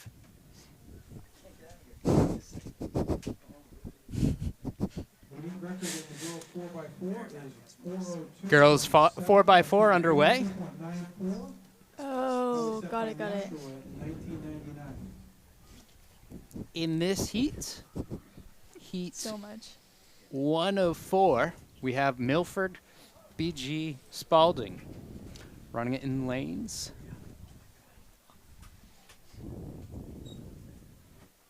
They go through the dark part of the corner and come into the light. We can see that out in front is Spalding, followed by Bishop Girton. Again, we still have staggered turn left, so this ends up being a little bit closer than it looks. However, I still might give the slight edge to Spalding, although BG is closing quite good. They're going to end up in the lead Quite well. from this lap. Welcome back, Davio. Davio will call the remainder of this race. With correct grammar. Proper grammar. Correcting himself, we do see Bishop Girton out in front. Cutting in now once they hit that straight. So BG, Spalding on each other's shoulder. 3 turns stagger it was? Yes. Girls 4x200 with a new meet record of 145.26. It's Nashua South. Spencer's talking at the point. You just text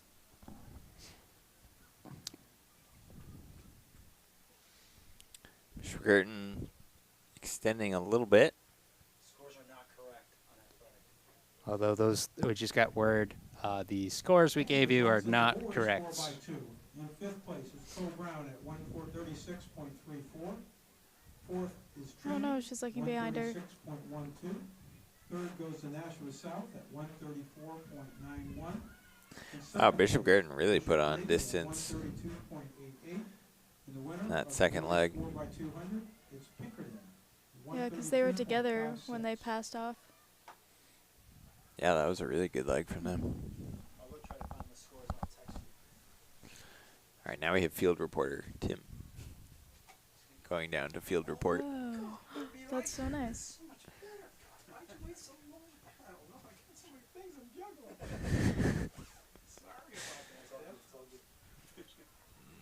Yeah, it looks like Bishop Girton's still extending this lead. They got probably over 50 meters.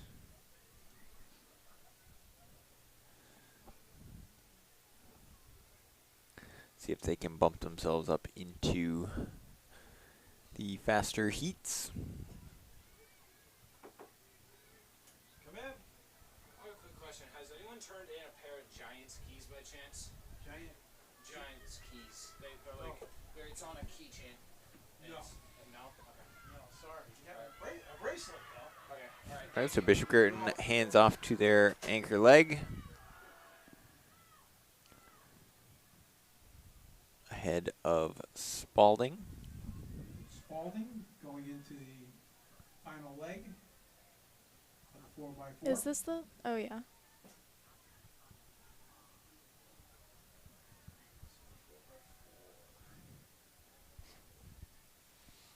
Craig, have you ever seen the pole vault relay? Yeah, it's pretty interesting, especially when you get to the third person who has to catch the pole. What? What? Yeah, you do it where, you're up in the air, and then you got to push the pole to your teammate who catches it while they're jumping off a cliff. Okay, no, they do a 4x1 where a pole is the baton. Like a pole vault pole is the no, baton. No, I've just seen the river and cliff one. Oh, I see. Yeah. Wait. That was a joke, right? Okay, just making sure. Not quite the relay they do with it Yeah. here, but This is Bishop Girton heading to the line. we see BG finishes up. Mine was not a joke. There is a Yes. relay Oh, with okay, okay. a pole vault pole. Yes. Yeah. In second, Milford in third. And if you've ever run with a pole vault pole, it's not the easiest thing to do. Yeah, I can There's- imagine. There's Well, a 'cause reason they run with it it would straight like- up, makes life a little bit easier, but when you're jousting with it, it gets a little bit heavy. Yeah. And trying to hand off. Yes. It's a little awkward. I see some people just slide it along the runway the whole time.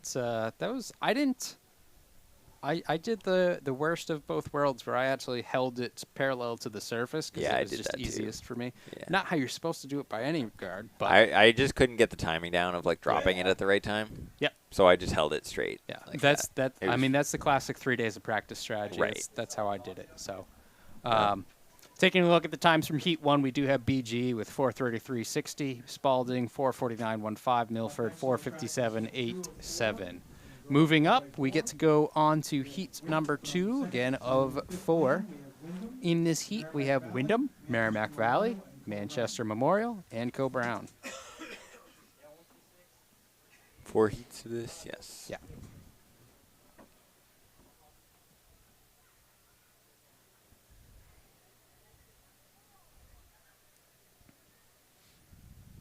Is there a chicken dance this year? Fair start. I do not know. You can talk to the maestro over there. Might have it queued up, might not. So Co-Brown on the outside lane. Yeah, it looks like they still have a lead though, even with the stagger.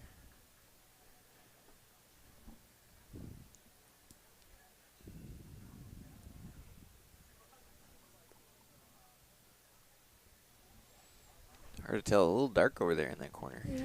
Yeah, it's the dark corner. Both of them are dark, but Yeah.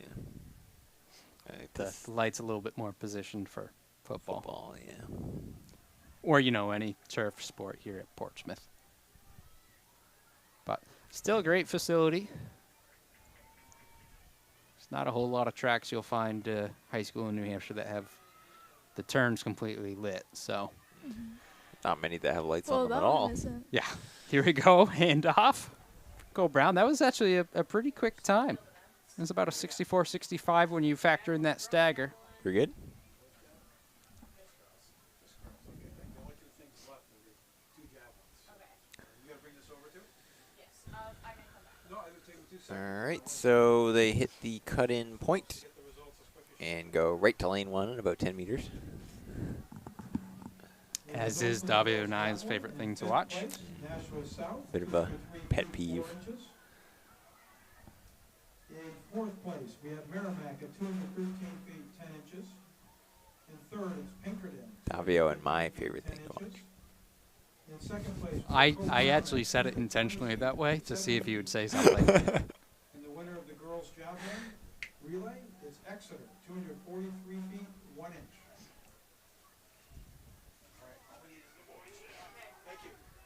Go Brown out in front over Wyndham. Followed by Merrimack Valley. And I am reminded is that this point in the meet gets a little bit harder to tell team jerseys. We're in a 70 split out front. That's Sheldon. Go Brown.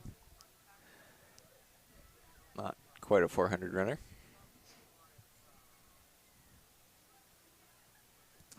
Do you know your best 400 time? 59.2 maybe. Speedy. Starts with a 5. That's what we like.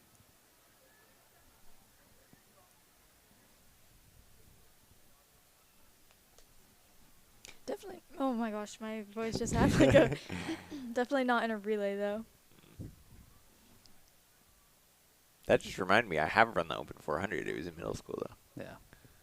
No, middle school's a whole different game. Yeah.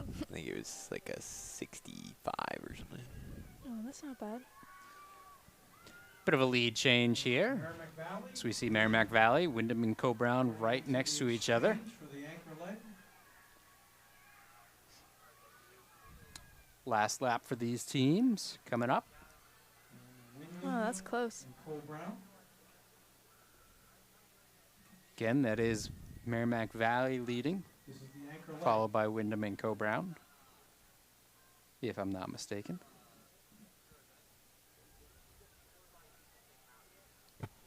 Yeah, Merrimack Valley extending down the back stretch. So I would say typically 4x4, you'll end up with a faster split than the Open 4. Now, you have a faster split in the Open 4, but I'm pretty sure that's just because you don't run a whole lot of 4x4s. Are you talking to me? I was. Oh, but sorry. That's fine. Wait, why would you have a faster one in a relay though? Because you have to like get the baton. You and get a all running that. Yeah, start, get a though. running start. Oh, true. Unless you're lead off. Yeah. Right, this is I usually Merrimack finish. Valley heading down the final stretch. I always ran faster in the 4x4 just because it was. Yeah. I cared more. It was my team, not necessarily me as an individual. So Right. that does help a little bit as we see Merrimack Valley finish this up, followed by Co Brown and Wyndham. Yeah, my fastest 800 split in a relay was from Meet of Champions, and we were trying to qualify for New England's, and I got the baton in dead last, and I was like, this is not going well. Merrimack Valley does take that heat 434.6. Co Brown in second 433.66. Wyndham 435.21 and Memorial 450.22. Next on the track is the third of 4 heats in the girls 4x4. From lane 1 to 6, we Wow. have Manchester Lots of Central, heats of this one. Newmarket, Merrimack, Next on the track, heat 3 of 4. Nashua South. We're looking at Central, Pelham, Newmarket, Merrimack, Dover, and Nashua South. I feel like you get a lot more people yelling at you in relays, too. Oh yeah, there's a lot of factors to it. You know, it's funny even though it's at the end of the meet. You have a few events in you, or well, maybe only one or two if you're a distance runner. you know, you would think you're tired, and I don't know. You just get pretty pumped yeah, up for relays, though. there's something about it, especially ending the meet with a 4x4. I always led off, and I knew, you know, my team was relying on me to hand off in first. That was the plan every single race, was give them the baton in first. And then, you know, our second and third leg was basically keep it competitive. Yeah. And then usually our fourth leg was pretty lights out with it. So if it was in contention where it was, you know, close enough where they could make a move, that move happened. So. That being said, the boys Co-Brown 4x4 team looks pretty strong this year, and I say that because I am alumni of Co-Brown, and we do still have that record. But From what year?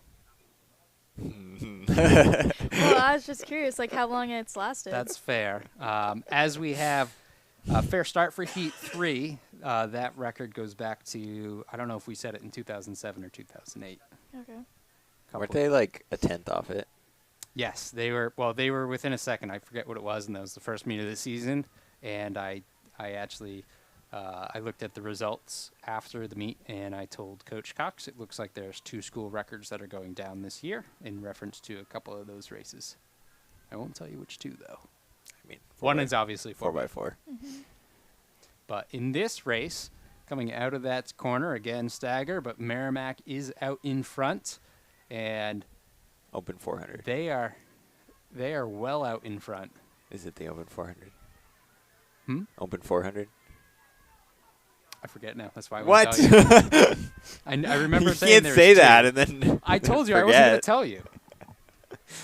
But Merrimack handing off first. Still have the stagger to their advantage. Dover with the handoff right about same time as Pelham. Central with a handoff in there as well. It's probably 400. No. Okay. Might have been 200. I don't think anybody ran it that day, did they? The first meet, Matt had a pretty strong time. He had a 20, I Did he think run it that 23 day? low. What's your record? I don't know. You don't know your own record? No.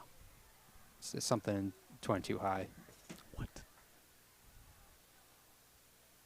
It's an old record, Davio. You should still know all your own records. What? I had a few records. Oh, whoa. Wow.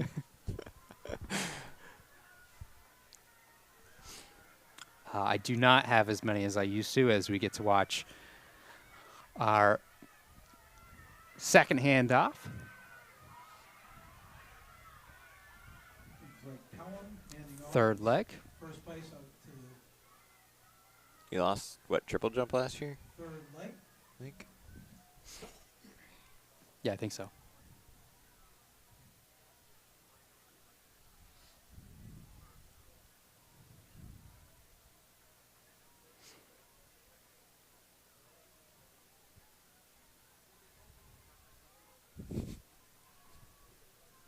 I think I still have a few for outdoor. 4? Wow. Wait, how many did you have in the first place then? A lot. When I graduated, I don't know. At one point in Wow. time, I had 10 school records between indoor and outdoor. That's crazy. I have like, I have, what is this? have a Is this couple. Merrimack? It's too dark. I had a bunch of class records. I'm going to say Merrimack.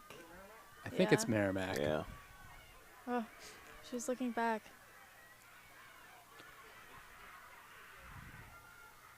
We'll call it Merrimack. Yeah. If not, apologies. It was like a long name, so. Looks like Merrimack on the think anchor that's leg them. taking first place right now, followed by Co-Brown. Followed Uh, by Newmarket. Newmarket Yeah. in second. Co-Brown was in the last heat.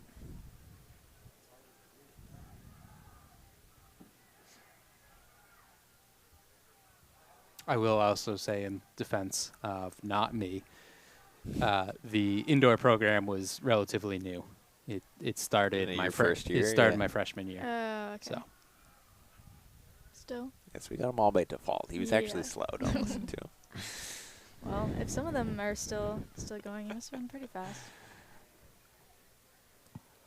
Yeah, I believe that is Merrimack coming down this final straightaway. Yeah. Heading down the final stretch, it looks like Merrimack in first. Newmarket. Newmarket still in second, Dover in third. Newmarket finishing strong, followed by Dover. Merrimack first, Newmarket second, Dover third. Dover got third. Yeah. And then this would be Central, I believe. Memorial. Wait, I think, yeah. Central, Central, Central's yeah. green. Central's Yeah. green. I just saw the Manchester. So a little bit of gotta watch that finish line. A couple of teams trying to cross in front of it. Just definitely should not be crossing in front of the camera. That's a good way to get the timers mad at you and your team disqualified. So good learning opportunity as we see Merrimack does take that 4:15.56, Newmarket 4:19.01, Dover 4:21.27, and Central 4:29.08. Pelham coming across with a 4:32.73. Nashua North, Portsmouth, and Winnicott. I also have the advantage of being a sprinter jumper where I do more events than a distance person does. Although you have quite the range, so No field events, though. no field events. Well, We have a wallet recovered up here in the sound booth. If you've lost your wallet, please come on up. Yeah, if you're a distance runner, you can get like Find it 2 on the records, top of the maybe stand. 3. oh, you got your relays. have, your like, 4x8, range. your 4x4. I mean, you're not gonna be in the 4x4 though. Why not? If you're a distance runner. So, If you're like if you're a strong like athlete, mid-distance Yeah. then you could be. yeah, I don't know. But You if gotta you're have some. You 32, gotta have some range. I mean, yeah, ultimately, if you're like an 8K, 10K runner, Right. 400 is going to be a challenge. Yeah. But Fourth place at 350 feet 9 inches. I I just mean, like look at this somebody view. like Aiden. Is like not gonna be on the Yeah, he's school he's got record that 4x4 team. He's got that top speed, and 87 feet. it's And the kind of winner stays there. boys javelin, So, all right, Pinkerton, on the track, 395 feet 5 we inches. have Heat 4 of 4 for the girls. Fair start as we look at Bedford, Exeter, Pinkerton, North, Portsmouth, and Winnicott. Girls 4x4, last team of 4. Out of the shadows. Again, 3-turn stagger. Is that Portsmouth? I think lane 5. Lane yeah. 5 is Portsmouth. So they are looking okay. I would say North is looking pretty strong right now as well. Maybe Exeter too. Inside. You're absolutely right. Exeter is in a great spot right here. They're going to go ahead and make up the stagger with 1 turn left in it, or come very close to that. One more stagger to go. Yeah, so Exeter really in the lead if you factor in the stagger.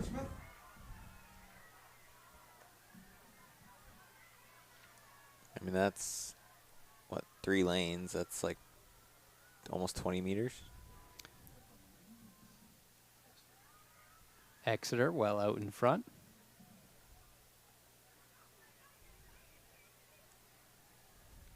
Clean cut in from them. It'd be North in second. That girl didn't cut in. Maybe she's taking the tangent. Slowly cut in. I'll give it to her. Yeah, Okay. that's the way to do it. As long as you cut in. As long as you Yeah. cut in At nice some and point. gradually, yes. Literally, oh my goodness. My freshman year, 4x4 indoor, we were like less than a second off from the school You record. ran, la- And ran I in lane ran in the 6. second lane the Oh, entire no. time. I was so mad. This is Exeter with a pretty good Exeter lead right now at the end coming of into the lane handoff. 2. I suppose that's better than cutting in when you're not supposed to and getting DQ'd. Yeah, that's true. But it's still frustrating. Yeah. Yeah, I don't know. Well, I don't know about indoor track, but outdoor track is what, 8 meters a lane? I think don't know. it's 8 meters, which is like a decent amount. That's like, I don't know, a second, probably. I thought I remembered it being 7.9 something, but I could have just pulled that number from nowhere. So Oh, so 8 meters. yeah, Okay. Perfect. I could totally be making that up. Yeah. But we do have a good race here. Exeter North. Closing, trying to pull up. One handoff to go. Exeter is going to stay out in front, but North is did close catching. it up enough where we could have a really close race for our final leg. Pinkerton in third.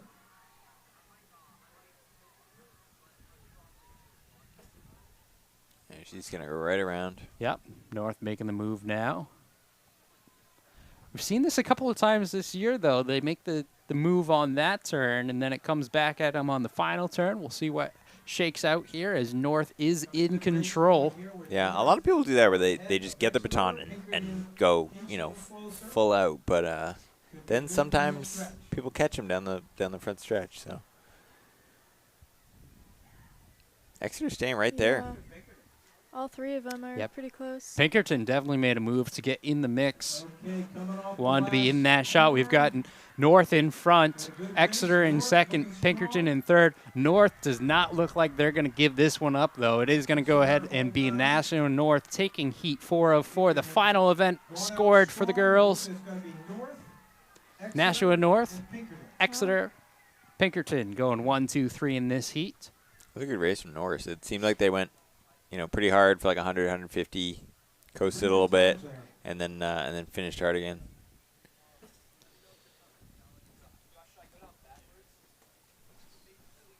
Top time from last heat, 4:15.56 by Merrimack. Nashua North takes that 4:08.91. Exeter 4:10.09. Pinkerton 4:11.43. Bedford 4:15.46. Portsmouth 4:17.95. Wow, so they were all running like 62, like average. Yeah, that's crazy. That's really good.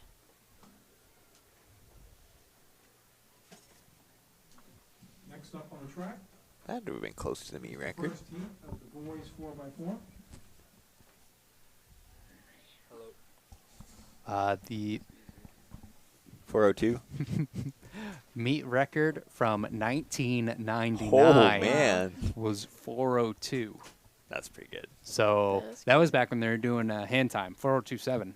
That's, But That's like that's, under that's not even 66. close to that time. really So fast, though. Meet Yeah. record for the boys 4x4 is taking a look at the 3:47.55. boys' side of things, this one, a little bit more recent, 2015 from Bedford, 3:27.3. So very good time there as well. I mean, there's only, what, a handful of people that have broken 60 individually right now this year. So their whole team was almost Yeah. averaging 60 flat. Yeah. That's crazy.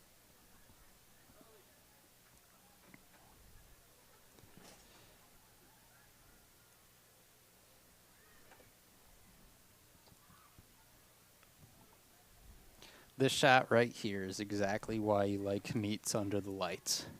Hmm. It's that type of atmosphere. You got a little bit extra energy at the end of the night. In the boys 4x4, Have you ever run under the lights? and this I have not, no. from lane Do you want to? 26 Yeah, I is feel like that would be pretty Spalding, cool. Newmarket, Manchester Central. I don't know though. That like little section over there looks It's a little dark over Yeah. It's there. a little sketchy, but Spooky. Get some cars parked over there. Get I some mean, headlights motivation going. to like Get out of it. get out of it. Yeah. So I ran some of the And the results of The girls Battle Road 4x4 Twilight fifth races. place with a time of 4:15.5 and those are at seconds night, and it was for pretty Merrimack. fun. Fourth place. Yeah, I feel like if you can find a summer league that has Yeah. some, that'd be how to do it. Yeah, I think I ran In second at place, like Exeter at 4:10. 8:45 or something. The winner of the girls 4x4, Nashua North. Kind of a weird time to race, but 4:08.91. Here we go. Fair start for the boys. This is heat 1 of 4. We're looking at Spalding, Newmarket, Central, Winnicott, Milford, and South.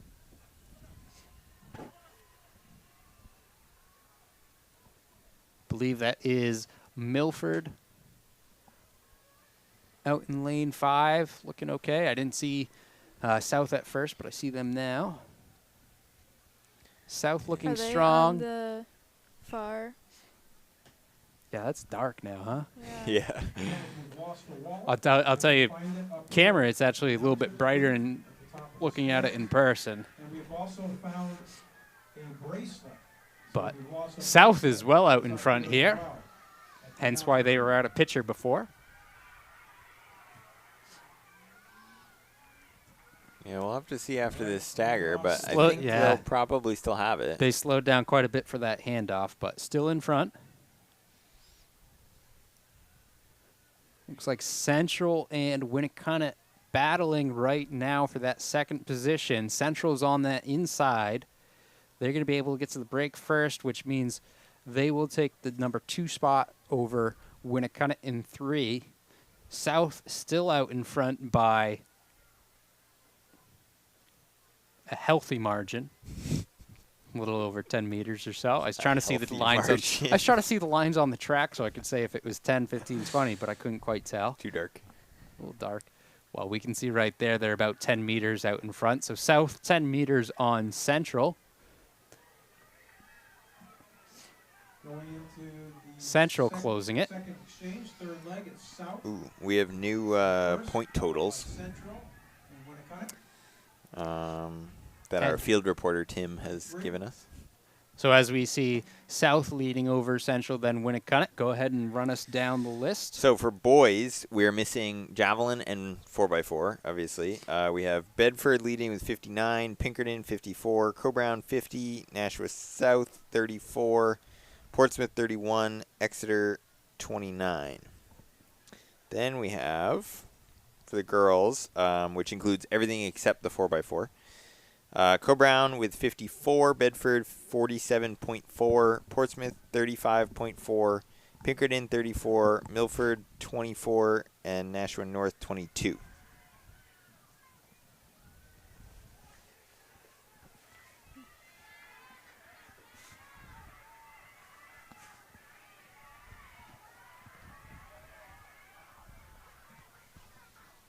Going into the ankle leg, it's South in first place. Still have South up in front. Good battle going on for second.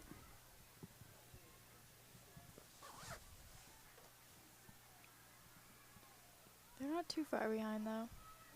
No, they've they're all closed catching that. up. Things getting tight on the back stretch.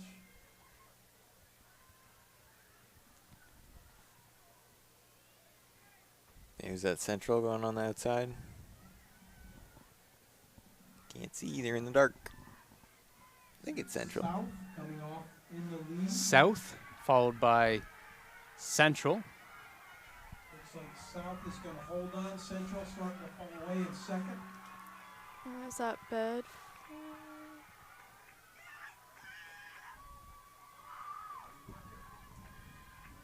I don't know. I couldn't tell who the red team was. Couple red teams in this, hard to distinguish at this point in the evening. Newmarket, third. So we did see Nashua South finishing 347.93, Central 349.60, Newmarket 351.01, Winnicott 355.48, Spalding 402.02, and Milford 410.67.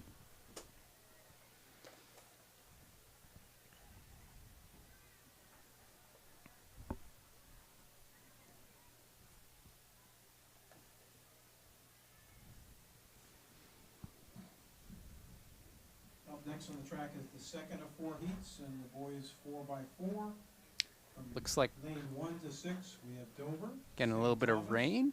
Londonderry. Yeah, I noticed that on the camera down there. It looked like it was kind of starting to spit. Hopefully not too much, as none of our equipment currently has their rain gear on. People don't seem to be like Yeah, no one's... bothered by it, so it's Yeah, I probably think not it's too bad. just barely. Yeah. Technology should be fine.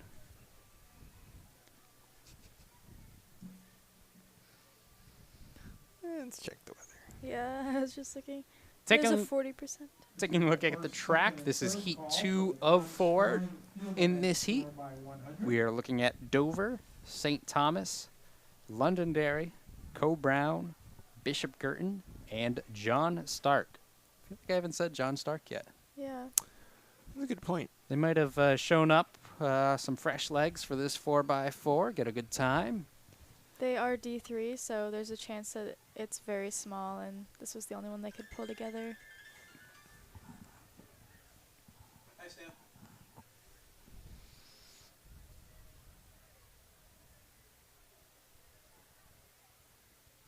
At the concession stand, is that where it is?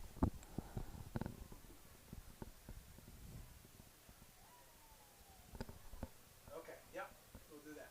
Yep, you bet. Coaches, when you are ready to leave, be sure to pick up your envelopes with your team's awards, your ribbons. That'll be located. Your envelope will be located at the back of the concession stand. So again, coaches, be sure to pick up your ribbons. Fair start for heat 2. All right, heat 2 is on its way.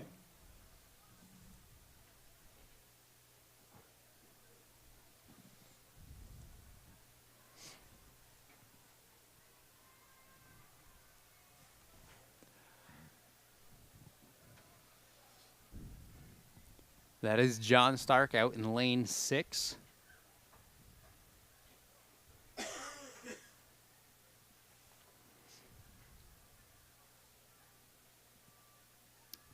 See Co-Brown in lane 4. St. Thomas lane 2. They've done some work to move up on that stagger.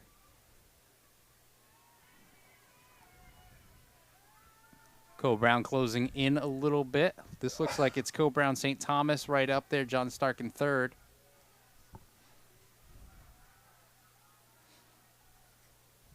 Total guesses as we have that 3-turn stagger. It does look like St. Thomas might make it to the brake line before Co-Brown. They're in position to do so. And they do. Just heard a coach yell at their athlete to cut in. St. Thomas, Co-Brown. Believe that is John Stark in 3rd, making the move on Co-Brown on their shoulder and moving into 2nd. So now, St. Thomas, John Stark, Co-Brown, Bishop Girton.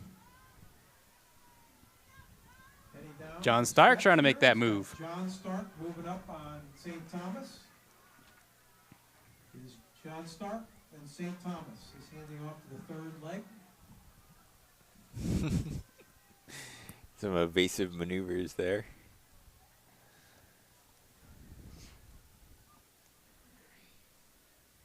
So similar uniforms together, 1-2, but that is John Stark out in front, although Bishop Girton making a move from 4th to 3rd to 2nd, now on to 1st, all within that straightaway.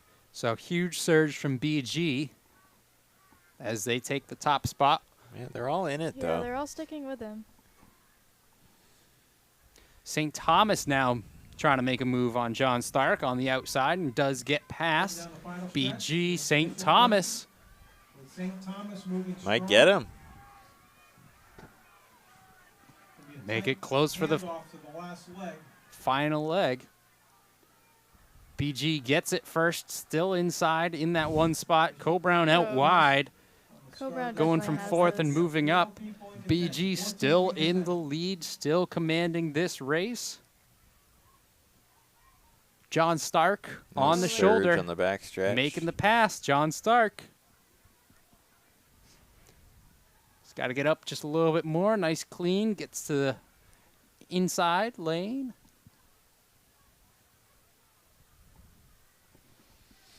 John Stark, haven't said them all day, saying them a lot here as they're doing well with their anchor leg. Heading down the final stretch, coming off the last corner, it's John Stark in 1st place.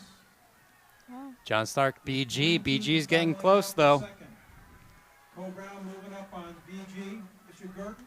It's John Stark first, Cole Brown. Cole Bishop Brown, Bishop Girton, and St. Thomas. So nice run from John Stark, 344.79. Cole Brown, 347.23. Next up on Bishop the track will be Girton, heat 3 of 4. 347.45. St. Thomas, 348.26.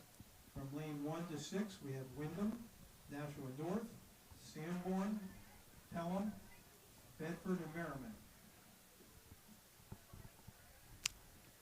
Londonderry with a 405.11. We're videoing the next one as well. Yeah.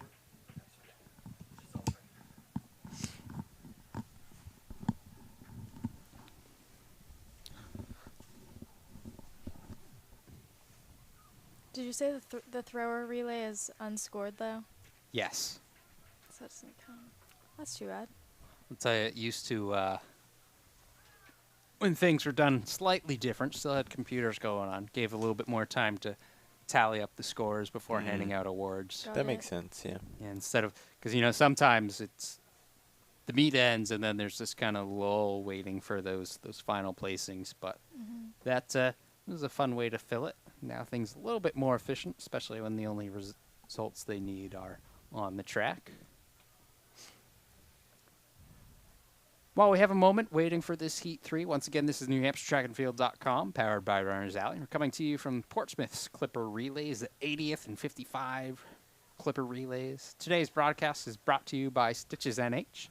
You also see Hoka up in that screen as well. Huge shout out to Hoka, again, being a season sponsor for us.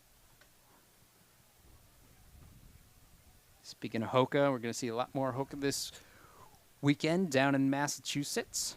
Tomorrow night, we got Elite Mile. Should be a really good race down in Marshfield, Mass. And then, if you like the lights, Saturday night might be for you. We're talking about Weston Twilight. So big of a meet. Takes place in two different tracks. So looking forward to that. As we've That's got crazy. Heat 3 with a fair start. Looking at Wyndham, North, Sanborn, Pelham, Bedford, and Merrimack. Does anybody do 2 events on both tracks? It could be. So at the high school is all the shorter distance and I think all the field events. And then Regis College, which is about a mile down the road from them, you have all your distance events, including steeple. That would make it so hard to double. Like you probably couldn't. Yeah, I mean, the schedule, they're still somewhat spread out. But yeah. Okay. What's classified as distance? 800 up? Yeah. I believe the shortest thing at the quote-unquote sprinter side of things is a 400. So, yeah, I'd go 8 and up. Okay, so Which you could means do like if you're 400, mid-distance- 800, yeah. Yeah, that's true. But, again, mile apart. If you're distance, you can run back. Right. Get a nice cool down. Yeah, a little in. cool down / warm up. So, as our stagger evens up on this straightaway, I'm going to go ahead and say that looks like Pelham, with Bedford now taking over. Who's that coming up behind him, though? Yeah, they got some speed. Looks like Sanborn, I think. I would go with Sanborn. That seems like a comfortable guess. Yeah, he is flying by everybody.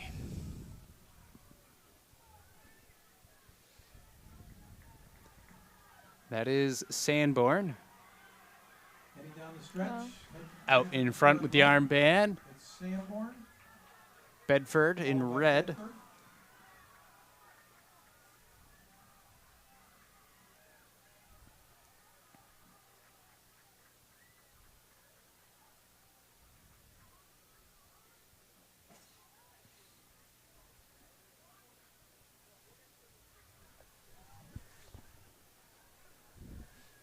And this looks like it's going to be a good battle. Sanborn staying they're strong. right Bedford together. not going away.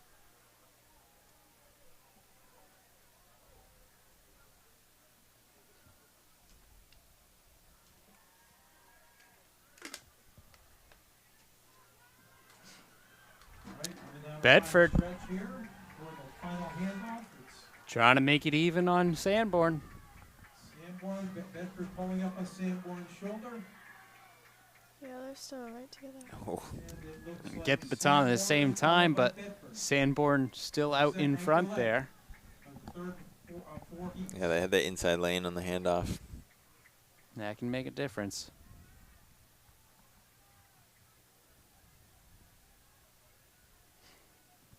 As we resume with our leaders on their final leg.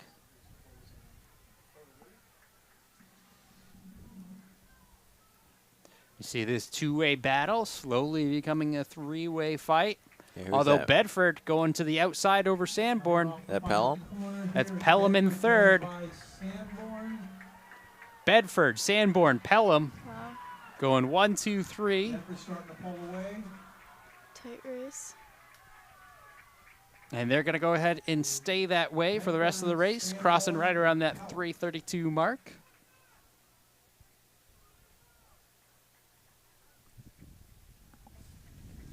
And that was a 3:32.77 for Bedford. Sanborn, 3:33.71. Pelham, 3:34.44. Next up on track is the As Merrimack, 3:53.6. Can take a quick look at the replay and see Bedford coming across. Merrimack Valley, Exeter, and Portsmouth.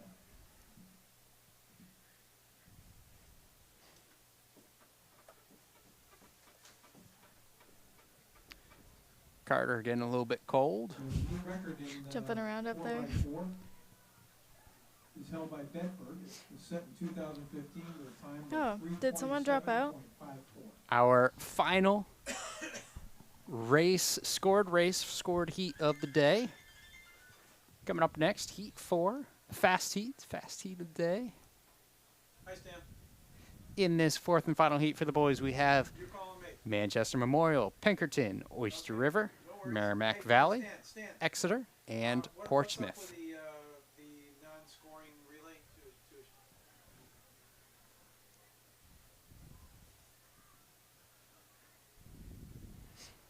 yeah, I said first, second, third call, but I don't know what where should I tell them to be after this race? Okay, I'll let them know. I'll make an announcement of that now after this race. All right. Thanks. Yep. Bye. Up now on the track. It's a good thing the officials wear yellow. Makes it a little bit easier to find them in the dark. After this race, They need some nice, like, glow vests or something. 4x100. Those competitors interested in that should report to the finish line after this race. I feel like cross-country twilight meets. There's a lot of potential for some cool things with those. Yeah, like, what's the nighttime meet? Yeah, the twilight one, yeah. Where is that? I forget where that is. It's in Massachusetts. Cape Cod or something. Oh, that one. No, I'm thinking of the other one. The Monadnock one. Oh, yeah, that's right. You covered that. Yeah. Yeah, it was the at Monadnock the one. fairgrounds. Yep. Yeah. That was cool. Guns up.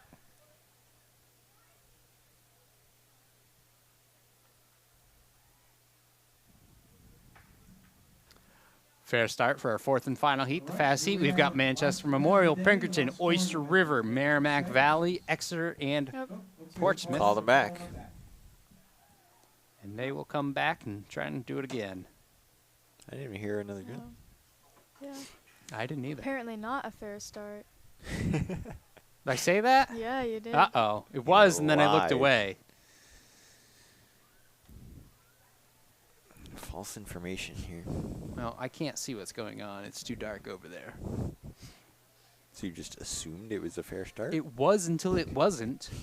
I think all that happened was lane one just didn't hear it. Didn't hear the gun go? Yeah. Oh, they didn't go? I feel like that's on them. Based off of Yeah, what did I... they call the race Yeah. back for that? So what I will say is hearing the gun is one thing. Hearing set is a whole lot harder. Okay. So if they don't hear that command, and you can see they're in blocks, Right. that, all of a sudden you're just on your mark, and then you hear the gun. You're not ready to go. It takes you a second or two just to stand up, and you're Right. like, what's going on here? So I didn't quite catch it, but I imagine that's what it is. I will not say anything this time. I'll leave it up to our hurdle expert. All right, in our ever-expanding Fair lost and start. found up here, we now have a pair of glasses and a ring. So we have a pair of glasses, a ring, a wallet, and a bracelet. If you're missing a wallet, a bracelet, a pair of glasses, or a ring, come on up to the announcer's booth. So again, Memorial, Here we go. Pinkerton, Oyster River, First Merrimack leg, Valley, last Exeter, and of Portsmouth. 4 heats in the 4x4. Pretty even, it seems like.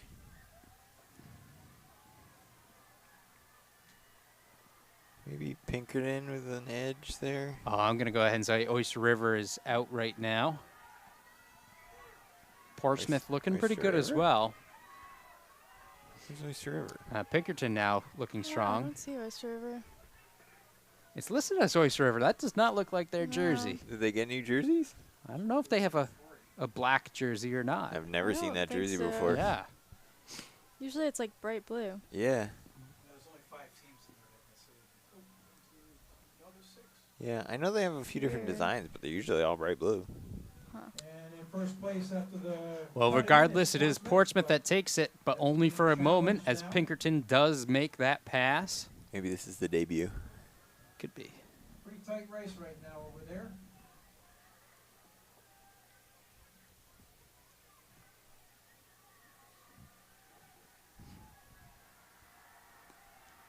So Pinkerton, Portsmouth.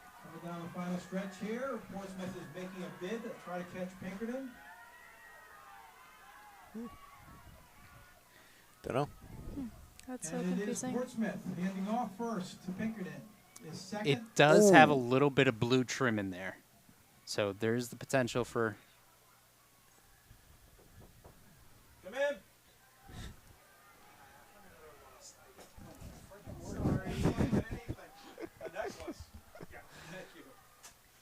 going to start a jewelry shop up here with all the lost items coming in. Yeah, I'm surprised nobody's We come have to another claim that lost one. item up in the announcer's booth. We have We got a close silver race here, though. necklace. Looks like Pinkerton making a move on Portsmouth. Pinkerton now out in front. Okay, coming down the stretch here. It's Yeah, Oyster River might get him. I'm pretty sure Oyster River's getting close. He might get him. Oyster River. Not quite. Portsmouth. Still got another lap to go. 1 lap to go. Ooh, Well, if they Oyster River got him. Yeah, I looked away for half I a don't second. know. That's Oyster River. Looks like Tidoro. Yeah, I was gonna say if he's running it, they've got it. Yeah. Obviously one of the fastest open 400 runners in the state.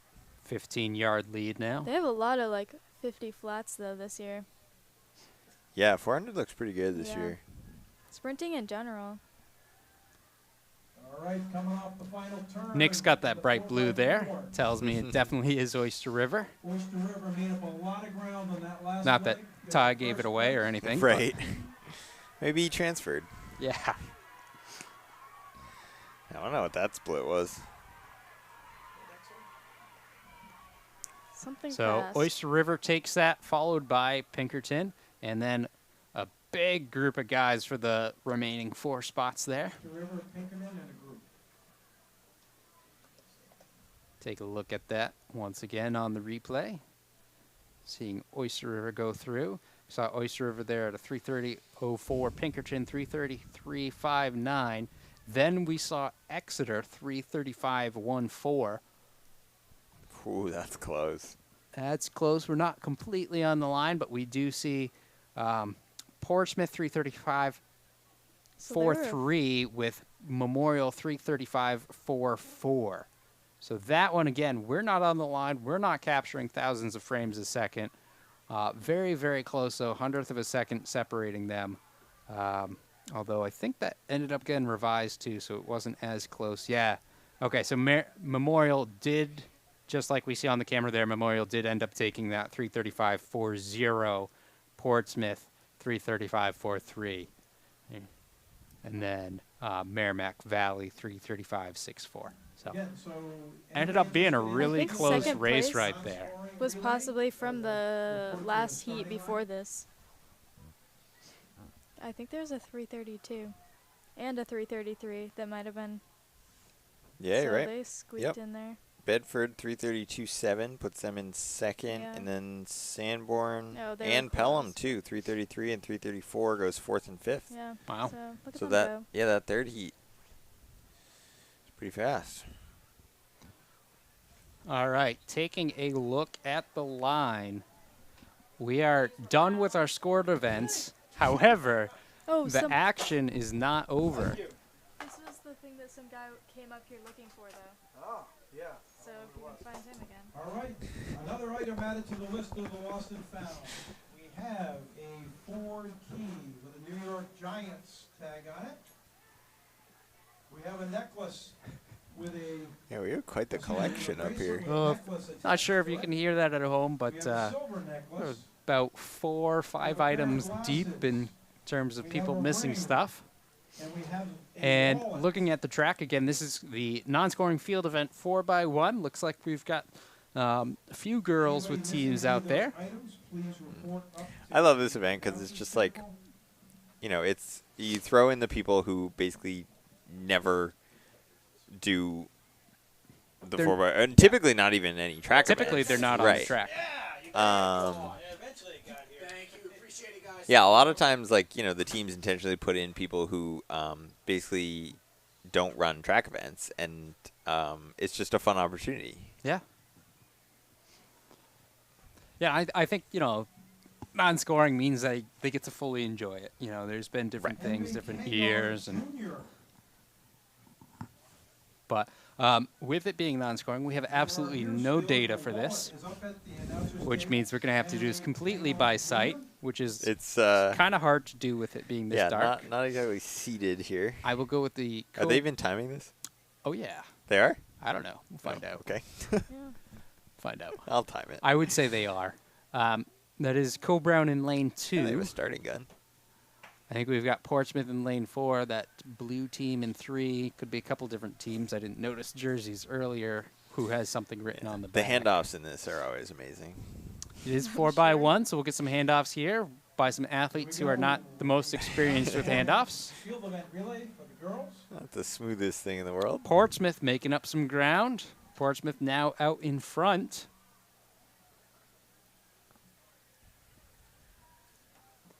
Clean Cobra, enough. looks like Pelham's Clean in there, enough. maybe. Clean enough. Yeah, there's no running clock on this, Yeah. so it's up Yeah. to you. Well, Cobrown's going to get DQ'd for different uniform. Uniform violation. Well, Portsmouth finishing up with a little bit of speed Way in there. front. Not too bad. Co Gonna run- Brown. Gonna run under 60. Balding, maybe? Ooh, right about 60 flat for the Nice. win there. 63 for Cobrown. It's like 64-ish for Spalding. Can't tell. What is that, Pelham? I Yeah, believe that think is. so.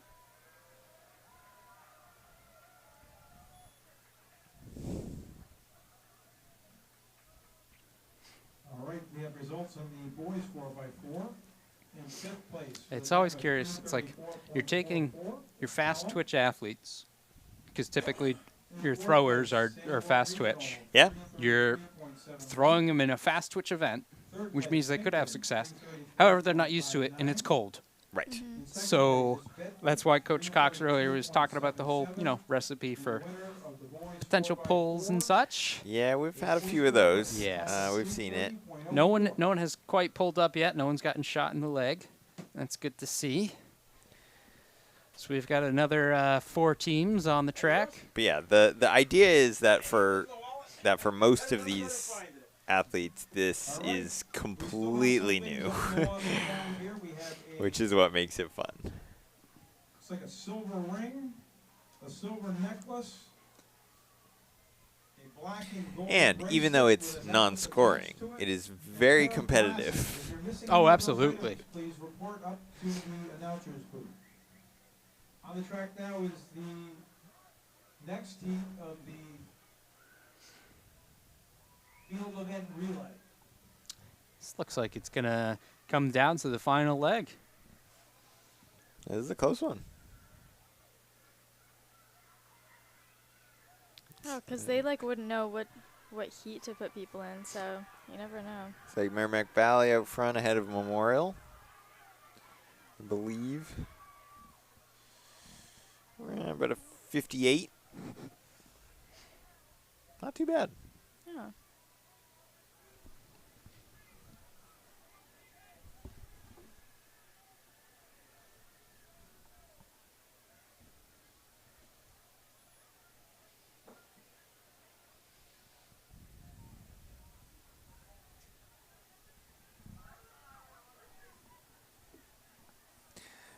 This event's great also because this is where you get, the rest of the team like scattered all around the track, just screaming at everybody. Team spirit.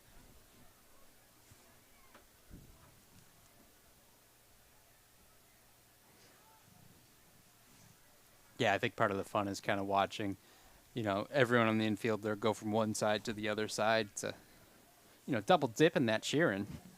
But looks like we got some boys. Pick up your ribbons at the concession stand before you leave. And they're off. Heat 1 of question mark. I will say at least 2 if I had to guess. Usually pretty popular. That's some interesting handoffs. They worked. Yeah, it's like short stutters. Event relay. Hey, an ugly handoff is better than not handing off. True. That is true. And I wouldn't even classify a lot of those as ugly. It looks like some of these teams have practiced. Yeah, they're not too Oh, bad. that's good. No, those were They know smooth. it's coming. Yeah. That second set looked good. Have you ever dropped a baton in a relay? I have. I don't Several think times. I have. Oh, that's I pretty was- impressive, honestly. I was cursed my my first year doing it. I dropped like 3 straight meets in a row and Wow. indoor. I mean, once again, like the 4x8, I kind of just stand there. Yeah, and that's true. No chance you got a time on that. 53-ish. He lies. I didn't. Total I had it guess. running. Team results. Shouldn't look For the at it. girls, in 10th place, New No, I Market think with it was my 42 first points, 3 so relays. 45% with I went Paul. 0 for 3, and then Yikes. I never had an issue again. With 22 points. So I got it out of the way, you know. Nashua North. I remember I saw somebody, I think it was at Clippers actually, drop the baton, and it was rolling off of the track. So then they ran and they dove and they scooped it back onto the track before it went over the line, and then they fell off the track. But then the next person picked it up from lane 1 and kept running. Seems more complicated than it needed to A little be. bit. It's legal though. Yeah. No I DQ. don't think no DQ. I don't think any of my drops were that bad. I don't know if I ever got us DQ'd. It slowed things down. Yeah, especially if you were a sprinter. Yeah, I mean, If you if drop you one drop in it, a 4x1, that's pretty you're much it, toast. right? Yeah, I mean those are 4x160s. But here we go. Heat 2 of question. Got 5 teams in this one. Exeter, 23 points. In 6th place is Milford with 24 points. Again, you can look at the fans cheering them on. Ooh, got a face plant out in lane 5. But the baton kept going. Yeah, 43.38 points. Oh, look at the fans run I alongside. love it. 50 points. Just off of screen if Carter could hear us right now. And the winner of the boys Yeah, we got a whole crowd running upper around. relays, it's Bedford with 59.38 points. Who's this, Spalding? He's running next to him. They're running in together. What is this? Got a cheers What teammate is on. this? No, I think they're from different schools. No, that's the same school. No, they're different. They're wearing different uniforms. Well, they hand it off to each other. I think that was the same school. Interesting. I don't know what that was. It's not the first time I've seen that, so. Kid's got some endurance. Handed off and just kept going. Wow, another one. All right, Heat 3 coming to that the was track. Great.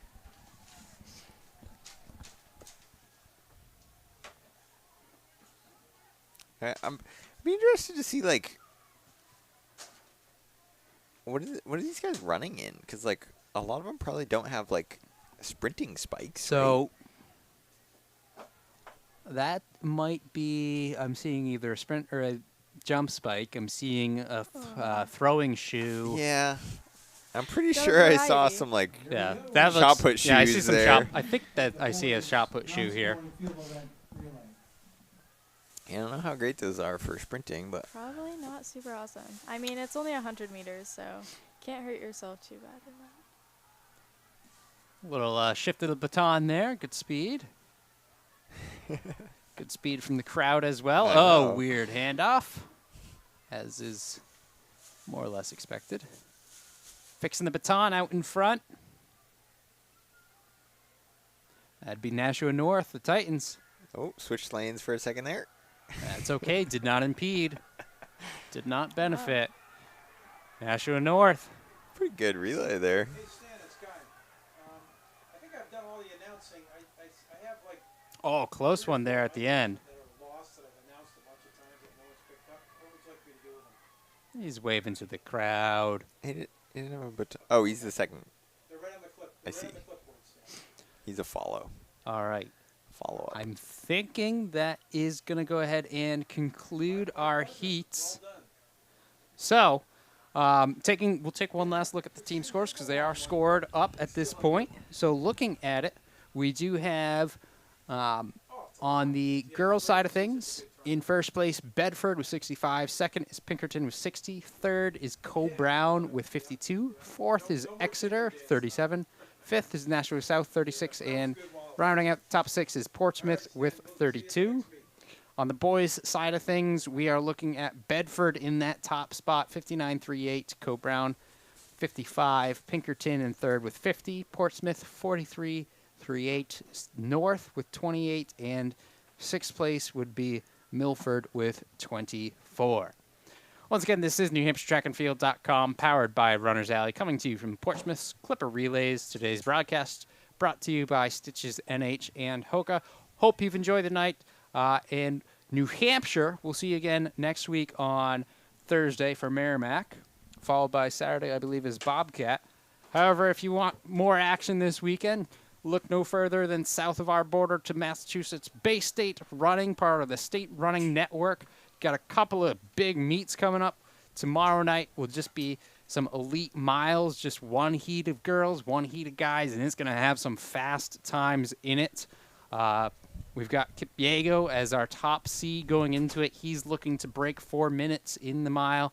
I believe there is a pacer there as well, so there'll be some fun action for BSR. And then same thing Saturday, BSR with Twilight meet. So big, got to have it at 2 locations. So that is it for us in New Hampshire this weekend. Hope you all have a great rest of your weekend. If you're competing, good luck to you all, and we will see you next week. All right, sorry.